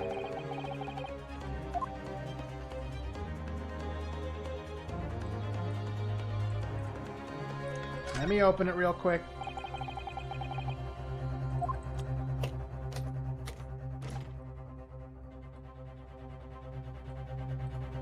Alright. This thing. Am I pointing at the right thing? Got it! Got it! It's a small piece of metal lodged in the wall of the trunk here. Like the tip of a blade. Wait, they can prove that by just making him unsheath his blade, bro. Hold up. A blade? Kazuma, slung around your waist as ever today, is the esteemed blade Karuma. Of course it is. Won't you draw it, here in this courtroom, for all to see? Exercise caution, my learned friend. That man is the son of London's most notorious killer. Bailiff, watch Prosecutor Asogi like a hawk. That won't be necessary. Oh, it is broken off. Oh no! The tip is broken. If the fragment of metal from the trunk fits together with the end of the sword, the question of who was there with Inspector Gregson will become answered. Agreed, Kazuma Asogi. What the hell is going on? Guys, what the fuck? What the hell? Question mark? Expertly done, Rinosuke. That's a point to you and well deserved. Do you mean to tell the court, Prosecutor Asogi? Yes, on 31st October, I accompanied Inspector Gregson to Dunkirk in order to carry out a mission. So the additional person authorized to travel was me, and the mission was the assassination of the Mark. What? What? What? You mean you're the killer whose name was omitted from this notebook? You were following the Reaper's orders to dispatch Judge Jigoku? Let me make one thing perfectly clear. I have killed no one. Explain. I accepted the assassination mission, yes, and I accompanied Gregson to Dunkirk, but I never had any intention of carrying out the plan. You were never going to do it. I can believe Kazuma-sama. I'm sure. After all, Judge Jigoku arrived safely in London the following day. On the 31st, I boarded a train from London with Inspector Gregson. We traveled to Dover from where we crossed the channel to Dunkirk. And then we boarded the SS Grouse and made for the cabin deck, as indicated in the plan. You went to Judge Jigoku's cabin? Exactly. He wasn't there, though. We decided to wait, but you've already told us you had no intention of going through with it anyway. I didn't come to Great Britain to take anyone's life, so I left Gregson and disembarked the ship. I spent that night in a boarding house in the town, and returned to England the following morning. Why did he have an assassination task, though? A boarding house in Dunkirk? My signature will be in the register book. It would be simple enough to verify. Then, what became of Jigoku? Gregson was no assassin, so the Mark was spared. I'm sure it's easy enough to imagine what happened after that. Is he still gonna say that the Reaper killed him? And the Reaper is Barak because he failed? Gregson returned to England as well, having failed to complete the mission. He met with the Reaper on that room in the Fresno Street to report the failure, causing the infuriated mastermind to pull the trigger and end his wretched agent's life.